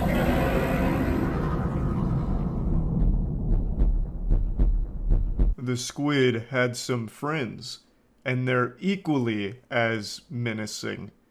So yeah, I mean, that's where that movie ends. Definitely a bit of a super stinker. Worse than I expected, I'm not gonna lie. It was a big waste of time. So if you have 20 minutes that you just want to waste, I guess this is a good way of doing it. I would say that there definitely are moments where it is like fun bad, and it's not long, so it's not the worst use of your time if you just want to kick back and make fun of something with your friends. Definitely a good start though for locating the worst anime ever made. I do think this is probably going to be up there towards like the top 10, top 15 ever. This is really bad. That's about it. See ya. You probably can't tell just by looking at me, but I spent over 10 hours outside yesterday. It sounds like a Mr. Beast video. It's almost unbelievable that someone like me could endure something like that, but it's true. Now let me go ahead and define outside. I don't just mean leaving my house, going from my house to like a movie theater or something like that. I mean actually in the thick of things, under the scorching sun in the heat of Florida. Drowning in the humid air, suffocating on my own saliva. I'm talking about me and nature. Just Charles and the great outdoors at Universal Studios Orlando. I swear to God, this isn't a sponsored video or anything. There is a reason I'm talking about this. I just need to set the stage first. Nobody believed in me. They said I couldn't do it. They said it couldn't be done. But you know what? To all the naysayers, I went out into the real world and proved you wrong. I braved the wilderness with ease. For over 10 hours, I slapped that shit around, and it was no problem. They said, Charles will give up after an hour, he'll be crying and whining, and, you know, it'll be embarrassing. But you know what? I didn't give up after an hour. I may have held in a pee too long waiting in line for the Amazing Spider-Man ride and maybe let out a little urine preemptively, but even though my pants were wet, my eyes were dry. I didn't cry, I didn't complain, and I had a great time. So, why were we at Universal Studios, you're asking? Well, it's because the #1 Rocket League team in the world, Moist Esports, is in the United States right now. They came to Tampa to do a little boot camping before the RLCS World Championship, which is starting August 4th. And while they were boot camping, they wanted to experience the best this great country had to offer. So we took them to Universal Studios and showed them what we're all about. With the Jimmy Fallon ride, Fast and Furious, E.T., Men in Black, we spared no expense showing them what makes America so awesome, so fucking epic. Now, for those that don't know, our Rocket League team is EU-based. It's Rise, Joyo, Vatira, and Noah. And for some of them, this was their first time experiencing Universal, and we wanted to make sure that they got the best impression possible. So while boot camping, we took a day of just having fun, going out there and getting grimy at Universal in the 105-degree weather with 98% humidity or some shit. Like, it was amazing, and I know they enjoyed it. I have no doubt the blessings of Jimmy Fallon and Vin Diesel will turbocharge them and prepare them to take first place at the RLCS World Championship this coming week. And I'm super excited. Of course, I'll be doing a watch party on Twitch, as I have been for all of the other tournaments, and I absolutely can't wait to watch them perform. But what I really want to focus on today is those rides. Jimmy Fallon raced through New York, Fast and Furious... Fuck, I don't remember. Fast and Furious, Welcome to the Family, bitch. E.T., Save E.T., and the Men in Black attack ride. The reason I want to focus on these is because I believe this is the best humanity has to offer. when you think of amusement parks, you'll think of like Disney and shit, and when you think of like specific rides, like really good thrill rides, or just in general the best rides ever, you're probably thinking of things at like Six Flags, the big roller coasters and shit like that. But I'm here to make a very convincing argument on why you're wrong to have that opinion. So let's start with the obvious one, Jimmy Fallon's Race Through New York. I don't know if I can actually show any footage of the rides here because they're pretty explicit that they don't accept any photography, but I know there are plenty of videos on YouTube showcasing these rides in their entirety, but I'm just not going to roll the dice here. I'm just going to paint a picture with words. So this ride puts you head to head with late night's #1 guy, the superstar, Jimmy Laughs by the Gallon Fallon. And my god, he spares no expense here. He's bringing his A game. Not only is the ride great, but the jokes, whoo-wee! I mean, you're going to be having thrills and you're going to be having cramps in the side of your belly from how hard you'll be laughing. The whole experience here is something that cannot be understated.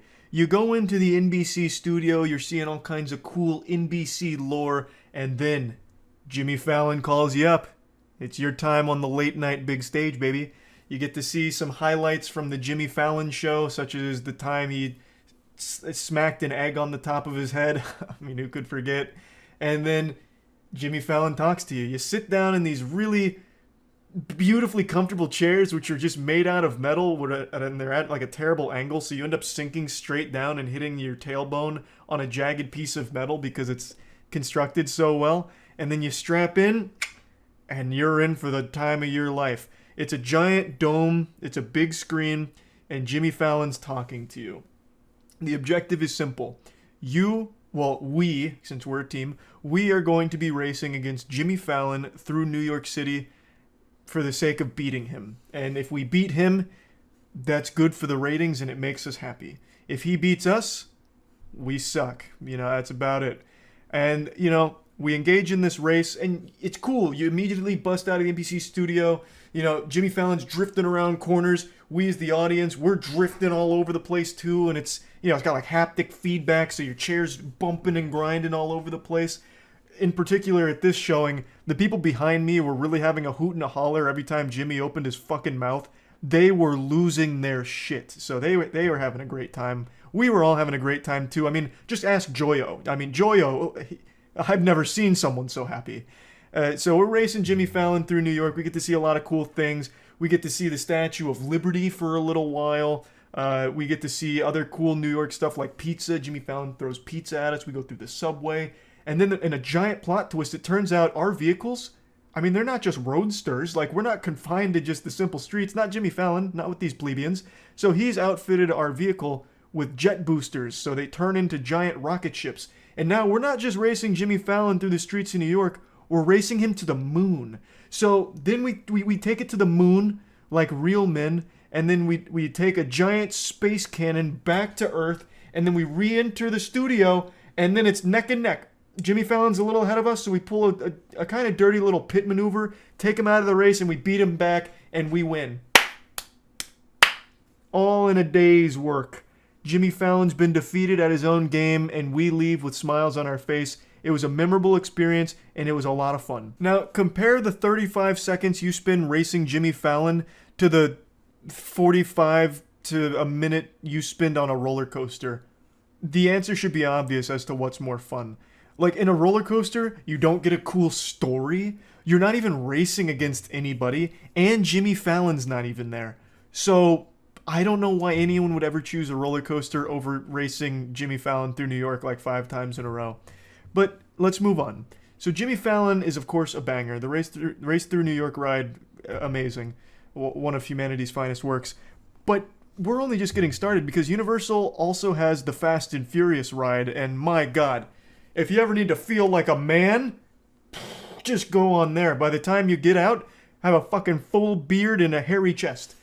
This is something special. So, again, not going to show any footage because I don't want to take a chance here. But the story is as follows. You've been invited to a super secret party. It's a big banger. So we get briefed by a live-action human being who's talking with CGI Ludacris on a TV screen. So Ludacris has these pre-recorded lines where he's like, hey, welcome, you're about to go to like a super exclusive party, it's fucking awesome. And then the live action guy is just like, hey, listen to Ludacris. Ludacris is talking about a party. We're about to go to a party. Then they funnel you into another room, which is the same thing, where it's a live action person on a mic with a pre-recorded Ludacris going, this party's going to be nuts. But I hear the FBI is about to raid it. And then the live action person's like, damn, but I was looking forward to this party. Well, better get them on their way. So then they send you into this party bus, which is the ride vehicle. It's this giant party bus thing. And then they take us to the party. It's got it's a screen with a video that plays, and it's just a bunch of people like dancing. And then the FBI shows up. They say, hey, we're the FBI. We're shutting this party down. This party's too lit. Get out of here. Party's shutting down. Then Roman comes in. He's like, oh, what do you mean the party's shut down? The FBI pulls a gun on him. And then Vin Diesel and Letty rise from the ground on a semi-truck and say, hey, put that gun away. We got our family here, talking to us on the party bus. So then The Rock shows up and says, my gun's a lot bigger, and he's got a big gun. And then after that, FBI guy leaves. He's like, Owen Shaw's coming for this party bus, and we gotta save him. So Vin Diesel's like, coming for our family? No, sir. Get him out of here. So then the party bus starts moving. The Rock comes on the screen in the party bus, because the party bus has screens. And he says, one of you is a super secret agent that Owen Shaw wants to kill, and he's not going to stop at anything till you're dead, so we got to get you out of here. And then what follows is 15 seconds of pure chaos. It's only like a 15 to 25 second ride. It's, you know, not all, you know, the star that burns brightest burns out the fastest, as they say. It's it's the best 15 seconds of your fucking life. So you're in the party bus.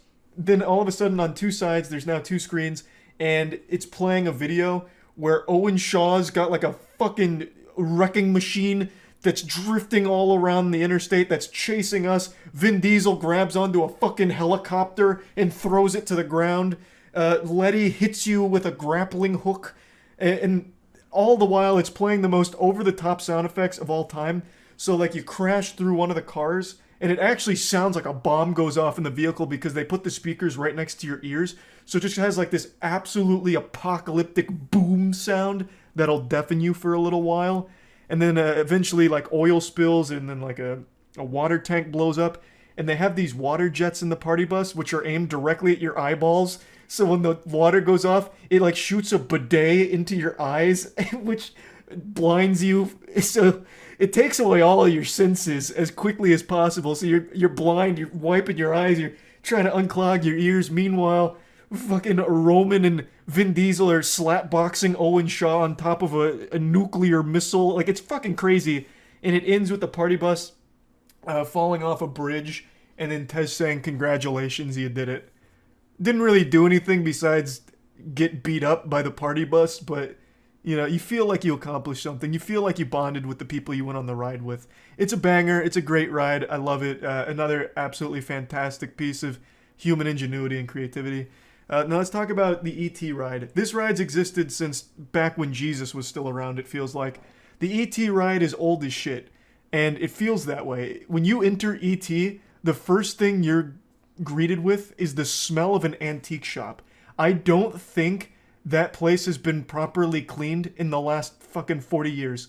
It smells so old. It smells like a grandmother's butthole. It is absolutely awful. And the mission is simple. E.T.'s been kidnapped, and you have to save not only E.T., but some of his alien friends like Balanctica or something. And so we're going to save them from a distant planet, another world. But it's really innovative because you tell an instructor your name, your first name, so whatever you want it to be. They're not going to like check your ID. So you tell them like, I'm Paul, I'm Biff, Bill, whatever. And at the end of the ride, once you save E.T., spoiler alert, E.T. reads your name. He says, goodbye, Bill, Paul, Biff. It's so cool. It's so fucking cool. This was so ahead of its time back in the 1800s. But the ride, let's get to the ride. You get on these bikes. The ride is meant to look like bikes. And it takes you on a journey through E.T. basically. So you have like little wax figurines of people that are supposed to be like cops. You have lights that are going off that are supposed to be like police cars that are trying to stop you, like, hey, don't go save E.T., that's bad. And then an iconic moment is when the vehicle, like your ride, goes over the city, because you're about to go into space, like going over the moon, like with a bicycle. You're over the city, but since this is so old, they didn't have like a screen to project the city. So what they did is they took tiny pieces of cardboard and put it underneath you, so it looks like buildings that are very small. So they put little cardboard building boxes and lights in it to make it look like a little city. It is adorable. It's like something a kid would make. And then you end up leaving this atmosphere. You're now on a distant planet with horrifying alien animatronics that start singing things. And I forget what the song was, but it almost sounded like a curse. Like in Courage the Cowardly Dog, you remember, it's Doc Gerbil's world. It's Doc Gerbil's world. It's that, but E.T. themed. So you're going through that world, seeing all these aliens, and then out of nowhere it just says, you saved E.T. One of the aliens is like, thanks for saving E.T. He's going home now.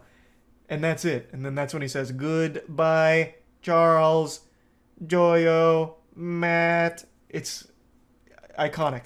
I can't believe they haven't torn that down for anything else. I am so happy they haven't torn that ride down. That ride needs to exist for as long as humans exist, as a testament to what we're capable of building. It's so wild that that thing still exists. But anyway, moving on to the next ride. Men in Black. This ride is unironically good. I've of course been kidding about the other rides being fun, but in all honesty, the Men in Black ride is still probably the best ride in Universal and Islands of Adventure by extension. It's just so fun. It's a score attack ride. You sit in a car, they have a little gun with like a little light on it, RFID or some shit, a little laser beam, and the goal is simple. It takes you through the streets, and there's aliens that are hanging all over the place, moving around, and they're actually pretty well designed. Some of them are just like standard, like almost shooting range targets with little targets on you to shoot that are alien themed, but then some of them are just fully sculpted animatronic aliens that'll shoot back, and if they shoot your car spins around, so you're shooting them and it's keeping track of your score. Eventually you can start shooting the other cars, and if you hit them, they spin around. So if you have good aim, you can spin them around like 50 fucking times and make them all dizzy and puke and shit. And then by the end of the ride, I'm gonna go ahead and reveal a huge secret here. You fight a giant alien, and Jay comes on and he says, push the red button. And there's a tiny little red button that almost nobody knows about, where it's underneath your gun holster. If you press it when he tells you to, you get a free 100,000 points, and you'll win every time thanks to that. So I was able to get 195,000 points, the highest out of our entire group, but it's just a fun ride, like an actually fun one that I think most people know of. Like if you've been to Universal, I'm sure you've been on the ride and had a great time with it. What? You want to go on the Men in Black ride, I know. But you can't hold a gun. I know, it's not fair. You're telling me. I know, hey, it's not my fault. Blame evolution. But anyway, I just wanted to briefly talk about this experience because I spent 10 hours outside and it was no problem. I didn't even get sunburnt. I was putting on so much sunscreen, it was like another layer of skin. So wanted to talk about, you know, the whole experience here and the best 4 rides ever made. If you've never been to Universal, I'd recommend checking them out if you ever find yourself there. Like, they're extremely goofy shit. Like, the goofiest, silliest shit imaginable that I have a massive appreciation for. And, yeah, that's really about it. So, yeah. I know when you all look at me, you see an emotionless alpha sigma male hybrid fusion. Just a 5'6" slab of masculine meat. But I'm more than just an athletic specimen of raw testosterone. I'm a human being. And it's so easy to forget that on the internet. Across the cyberspace from behind the computer screen sits a man, who was once a boy, but over the course of many years became a man. Me. And I sit here in my throne of swamp ass, and just like every Facebook status for every teenage girl during the early 2000s, I live, I laugh, I love. And today I just want to show you a different side of me. The happy side. I'm obviously just messing around here, but I genuinely am very appreciative of what's been going on with the channel recently. We hit 11 million subscribers a few days ago, right before my birthday, and what an incredible gift that was. So I just wanted to give a big thank you for the incredible fucking support recently. It's been mind-blowing. I don't usually make videos about like milestone numbers. Occasionally I do, but it's never been the focal point of why I make content. It's not for the bigger number, better person mentality or anything like that. But it's hard not to recognize what these numbers actually mean. It's 11 million people that like the shit that I post. Things that I make for fun, people also have fun watching. And that just means the world to me. And I've said this before, but I just want to say it again. A genuine, heartfelt thank you to every single one of you who watches all this. So I just wanted to give a big thank you and show you myself being vulnerable. A lobster removing its hard outer shell. This is the soft insides of Charles. I know it's a cliche, but this is something I never would have imagined for myself. I came to this website right after the Falador massacre in RuneScape. God rest all of the poor souls that lost their lives in that battle. And I've been here ever since. I was 11 or 12 years old at the time in 2006, and I could have never ever possibly pictured this happening because back then, YouTubers weren't even a thing. So this was never even a thought in even my most outlandish of dreams. I'm 28 years old now, so I'm getting up there in years and my bones are turning to dust, but I couldn't be happier with all of this. I am extremely lucky to be in the position that I'm in, and it's entirely thanks to all of you. When I was growing up, I was convinced I'd be playing in the NBA when I was an adult, and God knows how close I was there. I was absolutely knocking on the door on that one. But you know what? I'd choose what I do right now over playing in the NBA every time. I truly mean it. Thank you to each and every one of you. And now I think there's one very important thing that I should address. I want to clear the air on something. My thumbnails. I see a lot of people mention the stretched thumbnails. It seems a lot of people think I do this on purpose as some sort of silly haha comedic thumbnail, but I don't. I don't put like any thought into thumbnails. A plant has more thoughts during photosynthesis than I do during thumbnail creation. I've said this for over a decade now, but I'll say it again. The majority of my content thumbnails are random, auto-generated thumbnails. When they're stretched, it's because I had to step in and do it myself. Because what happens is, sometimes there's black bars on the side of the thumbnail, and that bothers me. I don't really like when a thumbnail doesn't take up the full space, so what I'll do is I'll then take a random moment in the video, put it into Sony Vegas. Yes, I'm one of the last 3 people on this planet that still use that software, like a fucking Neanderthal. I'm pretty sure I'm like the only thing keeping that entire fucking operation afloat by this point. I've been paying for that for like 8 years now, and allegedly may have pirated it when I was a kid, so I've just become super used to it and stick with it. So when I take that picture into Sony Vegas, I'll stretch it so it fills up the entire space. And since I have my Sony Vegas set to not maintaining aspect ratio by default, when I stretch it, the entire image stretches. So it doesn't keep the same aspect ratio, which leads to all the distortion. And I just let it ride. When I do remember to flick the aspect ratio back on to maintain it, you'd have no idea that I made it fill the space. But I don't always remember to, and I just say, fuck it, we'll do it live, and post it with it stretched. Because it doesn't personally bother me when the thumbnails are stretched, but it seems like it does for other people, or it gives them the misconception that I'm doing it as like a joke, when in reality, the truth is much more pathetic than the fiction. I'm doing it out of technical incompetence and laziness. I know a lot of the thumbnails look like the Super Mario 64 start screen where you can stretch his face all around and shit, and I just never bothered to take the extra 5 minutes to fix it, so that's why a lot of the thumbnails are stretched. It's not done on purpose as a joke or anything. So now with that out of the way, I want to go back to putting on my smile and cheesing and saying genuinely thank you to all of you so much for watching and being so supportive and sweet. It means the world to me, and I can't wait to show you more of the wild shit that we've been cooking up. So yeah, really, that's about it. See ya. In 2 weeks, there has been 2 major cases where video game taunting has become a massive issue online. Last time it was in an Apex tournament where one player teabagged his teammate and the entire team got banned from all future tournaments that were hosted by that org.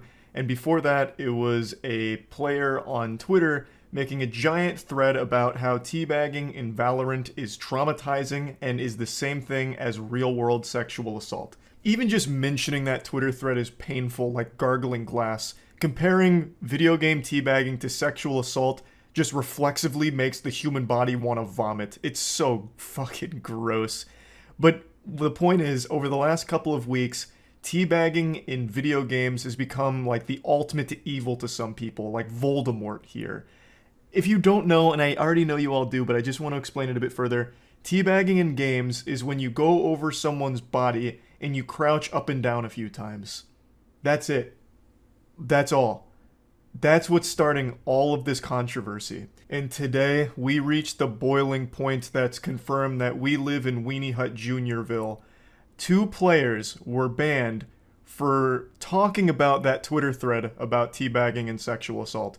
They made posts saying that it's very silly and disrespectful to compare teabagging to sexual assault, which it objectively is. Anyone with half a brain would agree that it is outright disgusting to compare video game crouching to fucking sexual assault in the real world. It is asinine, and it's just downright wrong. And today, 2 pro players were officially banned by Riot Games for their statements on that subject. They made posts saying that it's wrong to compare crouching up and down in a video game to sexual assault, calling it silly, calling it stupid, and they received competitive bans from Riot Games. And not only that, they got doxxed by Riot publicly. Their full names in the headline of their bans. And their names, they didn't have public. They didn't want their full names out there. Instead of just giving their gamer tags or their their handles online, they gave their full fucking names. Just a huge, stinky, embarrassing blunder from Riot here. I think it's been, what, like 2 weeks? I made a video called Horrible Tweet I Can't Stop Thinking About, and it was all about that huge Twitter debate, wrong word for it, that huge Twitter clownery where someone made a giant thread all about how teabagging in video games is sexual assault. I'm sure you all remember that, right? A Twitter user made a giant case for why teabagging in Valorant is the same thing as real-world sexual assault and it's traumatizing, this and that. Very silly stuff, very goofy. That was top-tier Chef Kiss's goofiness. And today, as of 7 hours ago, it turns out the account that posted that initially was affiliated with a professional Valorant team, as I understand it, and 2 people that also clowned at it on Twitter, who were professional Valorant pros, got banned for it. So I'm doing more than Riot did. They straight up doxed them. So the 2 pros that obviously joked about that horrible take on teabagging being sexual assault, they got competitively banned, and then Riot doxed them. They said, like, in order to protect the identity of the person who started the tweet, we've kept their identity to person A. And then in the next sentence says, but these 2 pros, and gives their full name, both of their names, not like their gamer tags or anything, just their full names, and said, but these 2 are now banned for vulgar language against this user. We will not accept it. One of the people made a post talking about how this dox has actually affected them in the real world.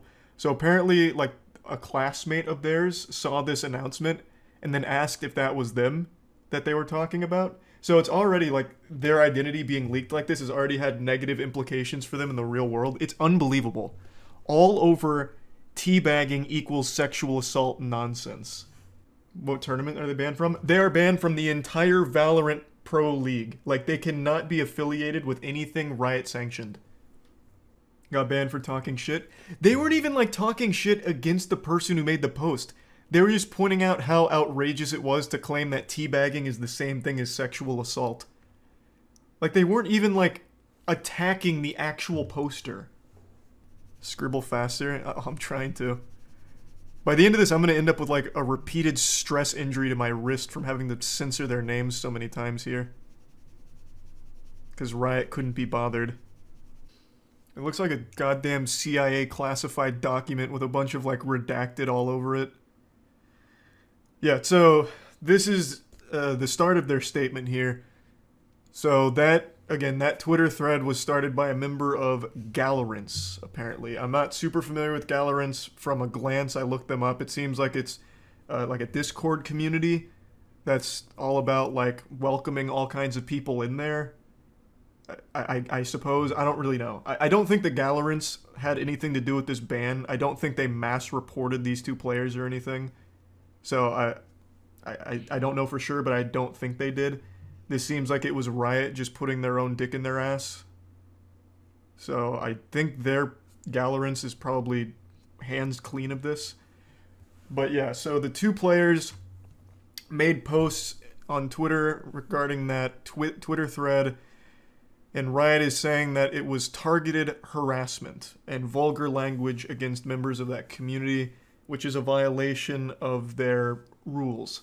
So they've been banned from Riot-sanctioned events for... Oh, well, one player's been banned from Riot-sanctioned events for 3 months, and then the other one I think is 9. Yeah, 9. This was one of them. I believe Dawn got 3 months, yep. I don't think I need to say much more. I shitposted on Twitter, and apparently it's vulgar language. Thousands of other people, including pro players and streamers, have done it, but nothing for them. Below is all the evidence that Riot sent me. Feel free to look at them and find the vulgar speech that I used. Oh, and then in regards to the doxing, thanks for leaking my full name. People from school are texting me about it. So this is one of them. Pretty standard dunk. Nothing alarming there. Nothing that's gonna have you go like, oh, too far. And then again, this one's just, it's not that deep. I don't know why Kurapika's here, but that's kind of epic. This one's just a meme. Like, it's not even vulgar language, so it doesn't even fit. And this one, I guess, could be construed as like a threat. I suppose. I don't really know. So even if you really want to play hardball, like you can't say naughty things to other members of the Valorant esports community. Like, they really didn't. They didn't even say anything vulgar. It was just like general tweets. Like, hey, this is stupid. This is dumb. I want to quickly just come in here like a jump scare and let you all know that I actually talked to both Dawn and Razora, the two people who were banned here, to get a deeper insight on things. I asked them if they like actually did target or harass the girl who initially posted the thread, like if they went in her Discord and started insulting her or shit-talking her in her Discord or anything like that. And Dawn confirmed everything that they were punished for was the Twitter posts. Dawn had never gone into the Discord or even mentioned the girl or anything like that, never attacked her, harassed her, anything like that. And Razora also said something similar. However, Razora did make like videos about it, as well as talking in the Discord about it, getting into like arguments in the Discord. So Razora was a little more direct with the community, whereas Dawn only made Twitter posts. So there, in both cases here, I don't think there's any argument for any like actual harassment or targeted attacks. It seems like both of them were just attacking the point that she was making with teabagging is sexual assault, which is a terrible point to make and deserves to be insulted and criticized, because that kind of thinking is not okay, and it is a complete slap in the face to actual sexual assault victims. So I don't think there's any case to be made that Razora and Dawn were like maliciously attacking or ruthlessly harassing the original poster of that Twitter thread. Why is there like no one talking about this? That's what I was surprised about. I thought this would be big news. Like there's an actual war on teabagging going on right now in gaming. It's fucking wild. And I'll address this right now, since people keep bringing it up. Yes, I really ate my own words here. I'll come here and publicly eat shit and say I was wrong. There was a case of someone getting teabagged in a real-life sport this week. Paddy the Batty, Pimblet, teabagged his opponent after choking him out in the octagon. So, yes, teabagging does happen in real sports too. And you know what happened to Paddy the Batty? The guy that got teabagged was laughing, Paddy was laughing, the commentators were laughing, and the whole world found it to be entertaining. It's just fucking video games where virtual teabagging is apparently the devil. You said this week you knew he was going to shoot for a single leg. Looked like you'd done your homework. See, like that's Again, I like it. It's good. I like where his heart's at, but the technique is not great. That is amateurish technique at absolute best. Rookie shit. Only 2 pumps, and for some reason has his hands straight up. Like, that's just not even proper teabagging technique. But I do love that he pioneered it into the real world of sports. And I fucking love Patty the Batty. I think that guy's amazing. Probably tired. Yeah, I mean, again, heart was in the right place. We just got to work on that technique for the next one. But back on topic. Point is, teabagging is not a big deal, no matter how desperately gaming companies as well as delusional gamers want to pretend it is. It is certainly not grounds for a fucking ban. And these two didn't even teabag or anything. They're just talking about how stupid it is to compare it to sexual assault. Splitgate's crowd cheers when you teabag. Oh my god. To the member of the Gallerants that made that thread, I pray they never find Splitgate because they would absolutely melt down. They would think that is an actual hell on earth situation. There's an entire game mode in Splitgate where you teabag your opponent to confirm. They would never be the same. But I think this next section is really great to highlight where Riot's head's at, because this is where they protect the identity of the initial poster and then immediately dox the other two. This is where they give like the timeline of events. Beginning June 24th, a player identified as Player A to protect their identity engaged community members on Gallerant's Discord server. June 27th, the discussion evolved into an argument spanning multiple Twitter posts. I'll throw the guess out here. I know Riot got investigated for, gender discrimination stuff at the office. Like, they had a huge workplace culture problem at Riot where, we even talked about it on the podcast, there were stories where, like, one of the higher-ups at Riot used to go cubicle to cubicle and fart in the employees' faces. Like, they treated it like it was a crazy fucking frat house. And I believe it was like $100 million lawsuit or something. I mean, I'm on the internet right now, I can double check. I don't know what the verdict was on it, but it became kind of a big deal. And I think what's happening now... Oh, the verdict's in. They've agreed to pay the $100 million in settlement. Okay. Makes even more sense then. So I think what's happened here is they're trying super, super, super hard to overcorrect for things. So they're going really fucking hard in the paint here. Like any minor issue on Twitter or anywhere, any of their leagues, they're trying to like make a grand statement like, we are not sexist, we are safe. And it's backfiring because it's the exact opposite. That's a good theory. Yeah, I mean it's just a game theory at the end of the day. But I think the timing makes sense since they agreed 2 days ago to pay this out, and neither Dawn nor Razora even knew that this ban was coming. Seems like they may have just like jumped the gun and tried really hard to look good quickly. To be fair, is either get cooked by the person who started the thread for doing nothing, or do something and get cooked by the community. They chose the wrong side. I don't think so. The person who started the thread hasn't said shit since. At the end of the day, it was her opinion, which she's welcome to have. I think it's a terrible take, as did most people. But she publicly posted it on Twitter for everyone to opine on. And I don't think she made a big stink about it. So Riot not doing anything wouldn't have been a problem. Plus, Riot didn't hit everyone that dunked on it. Don mentioned 2 other pro players in the scene that didn't have any repercussions. Just Don and Razora. I actually got to talk to both the players on stream who gave me a deeper perspective on exactly what happened. So Dawn is the player that received a 3-month ban for this, and she talked about how her posts were what triggered Riot Games into taking action. But after Riot Games looked at the posts, they contacted Dawn saying that there were no problems, she was in the clear, and then today, out of nowhere, they just decided to ban her. She had no warning, had no idea it was coming, and was even told that it wasn't coming, and that she was cleared. It wasn't a big deal. So I don't know what exactly happened there. And then the other player is named Razora, and she received a ban from Riot for 9 months. For similar reasons to Dawn, however, Razora also made YouTube videos, like talking about how dumb it is, the whole statement on teabagging being sexual assault.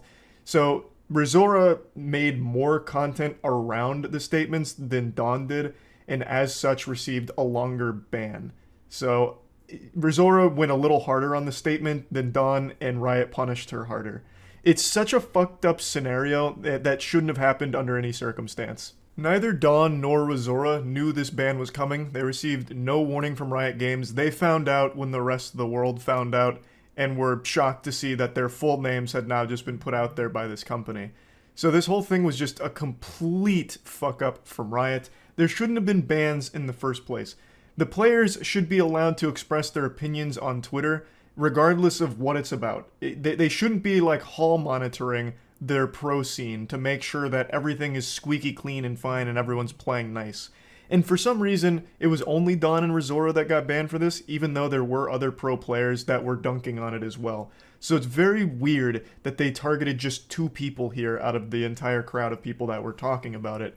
So I don't understand exactly what's going on, but one thing's for sure, Riot definitely missed the mark here. Also, both Dawn and Rizora said that with Riot doxing them like that, they've received many messages from classmates who saw the headlines and are now reaching out about it, and it's just been a real nuisance for them. So Riot's definitely just made a fool out of themselves here. This was entirely avoidable. It should have never even been a discussion on whether or not Dawn and Rizora should be banned. The answer should have been a resounding no. Shouldn't have even been a question. But even after they decided to ban them, I don't know how the decision came about to put their full names out there publicly. That's such a violation of like trust and privacy. That makes no sense to me. It's not like this is like a legal lawsuit or something like that, or like a actual litigation in court. They didn't have to fully name the defendants here. They are victims of Riot Games now. Riot Games just doxed them, which is fucked up. So this was just a really bad look for Riot, like completely. Hopefully they'll go back and overturn this outrageous decision, but I have a feeling they won't. Anyway, I just wanted to talk about this, and that's about it. See ya.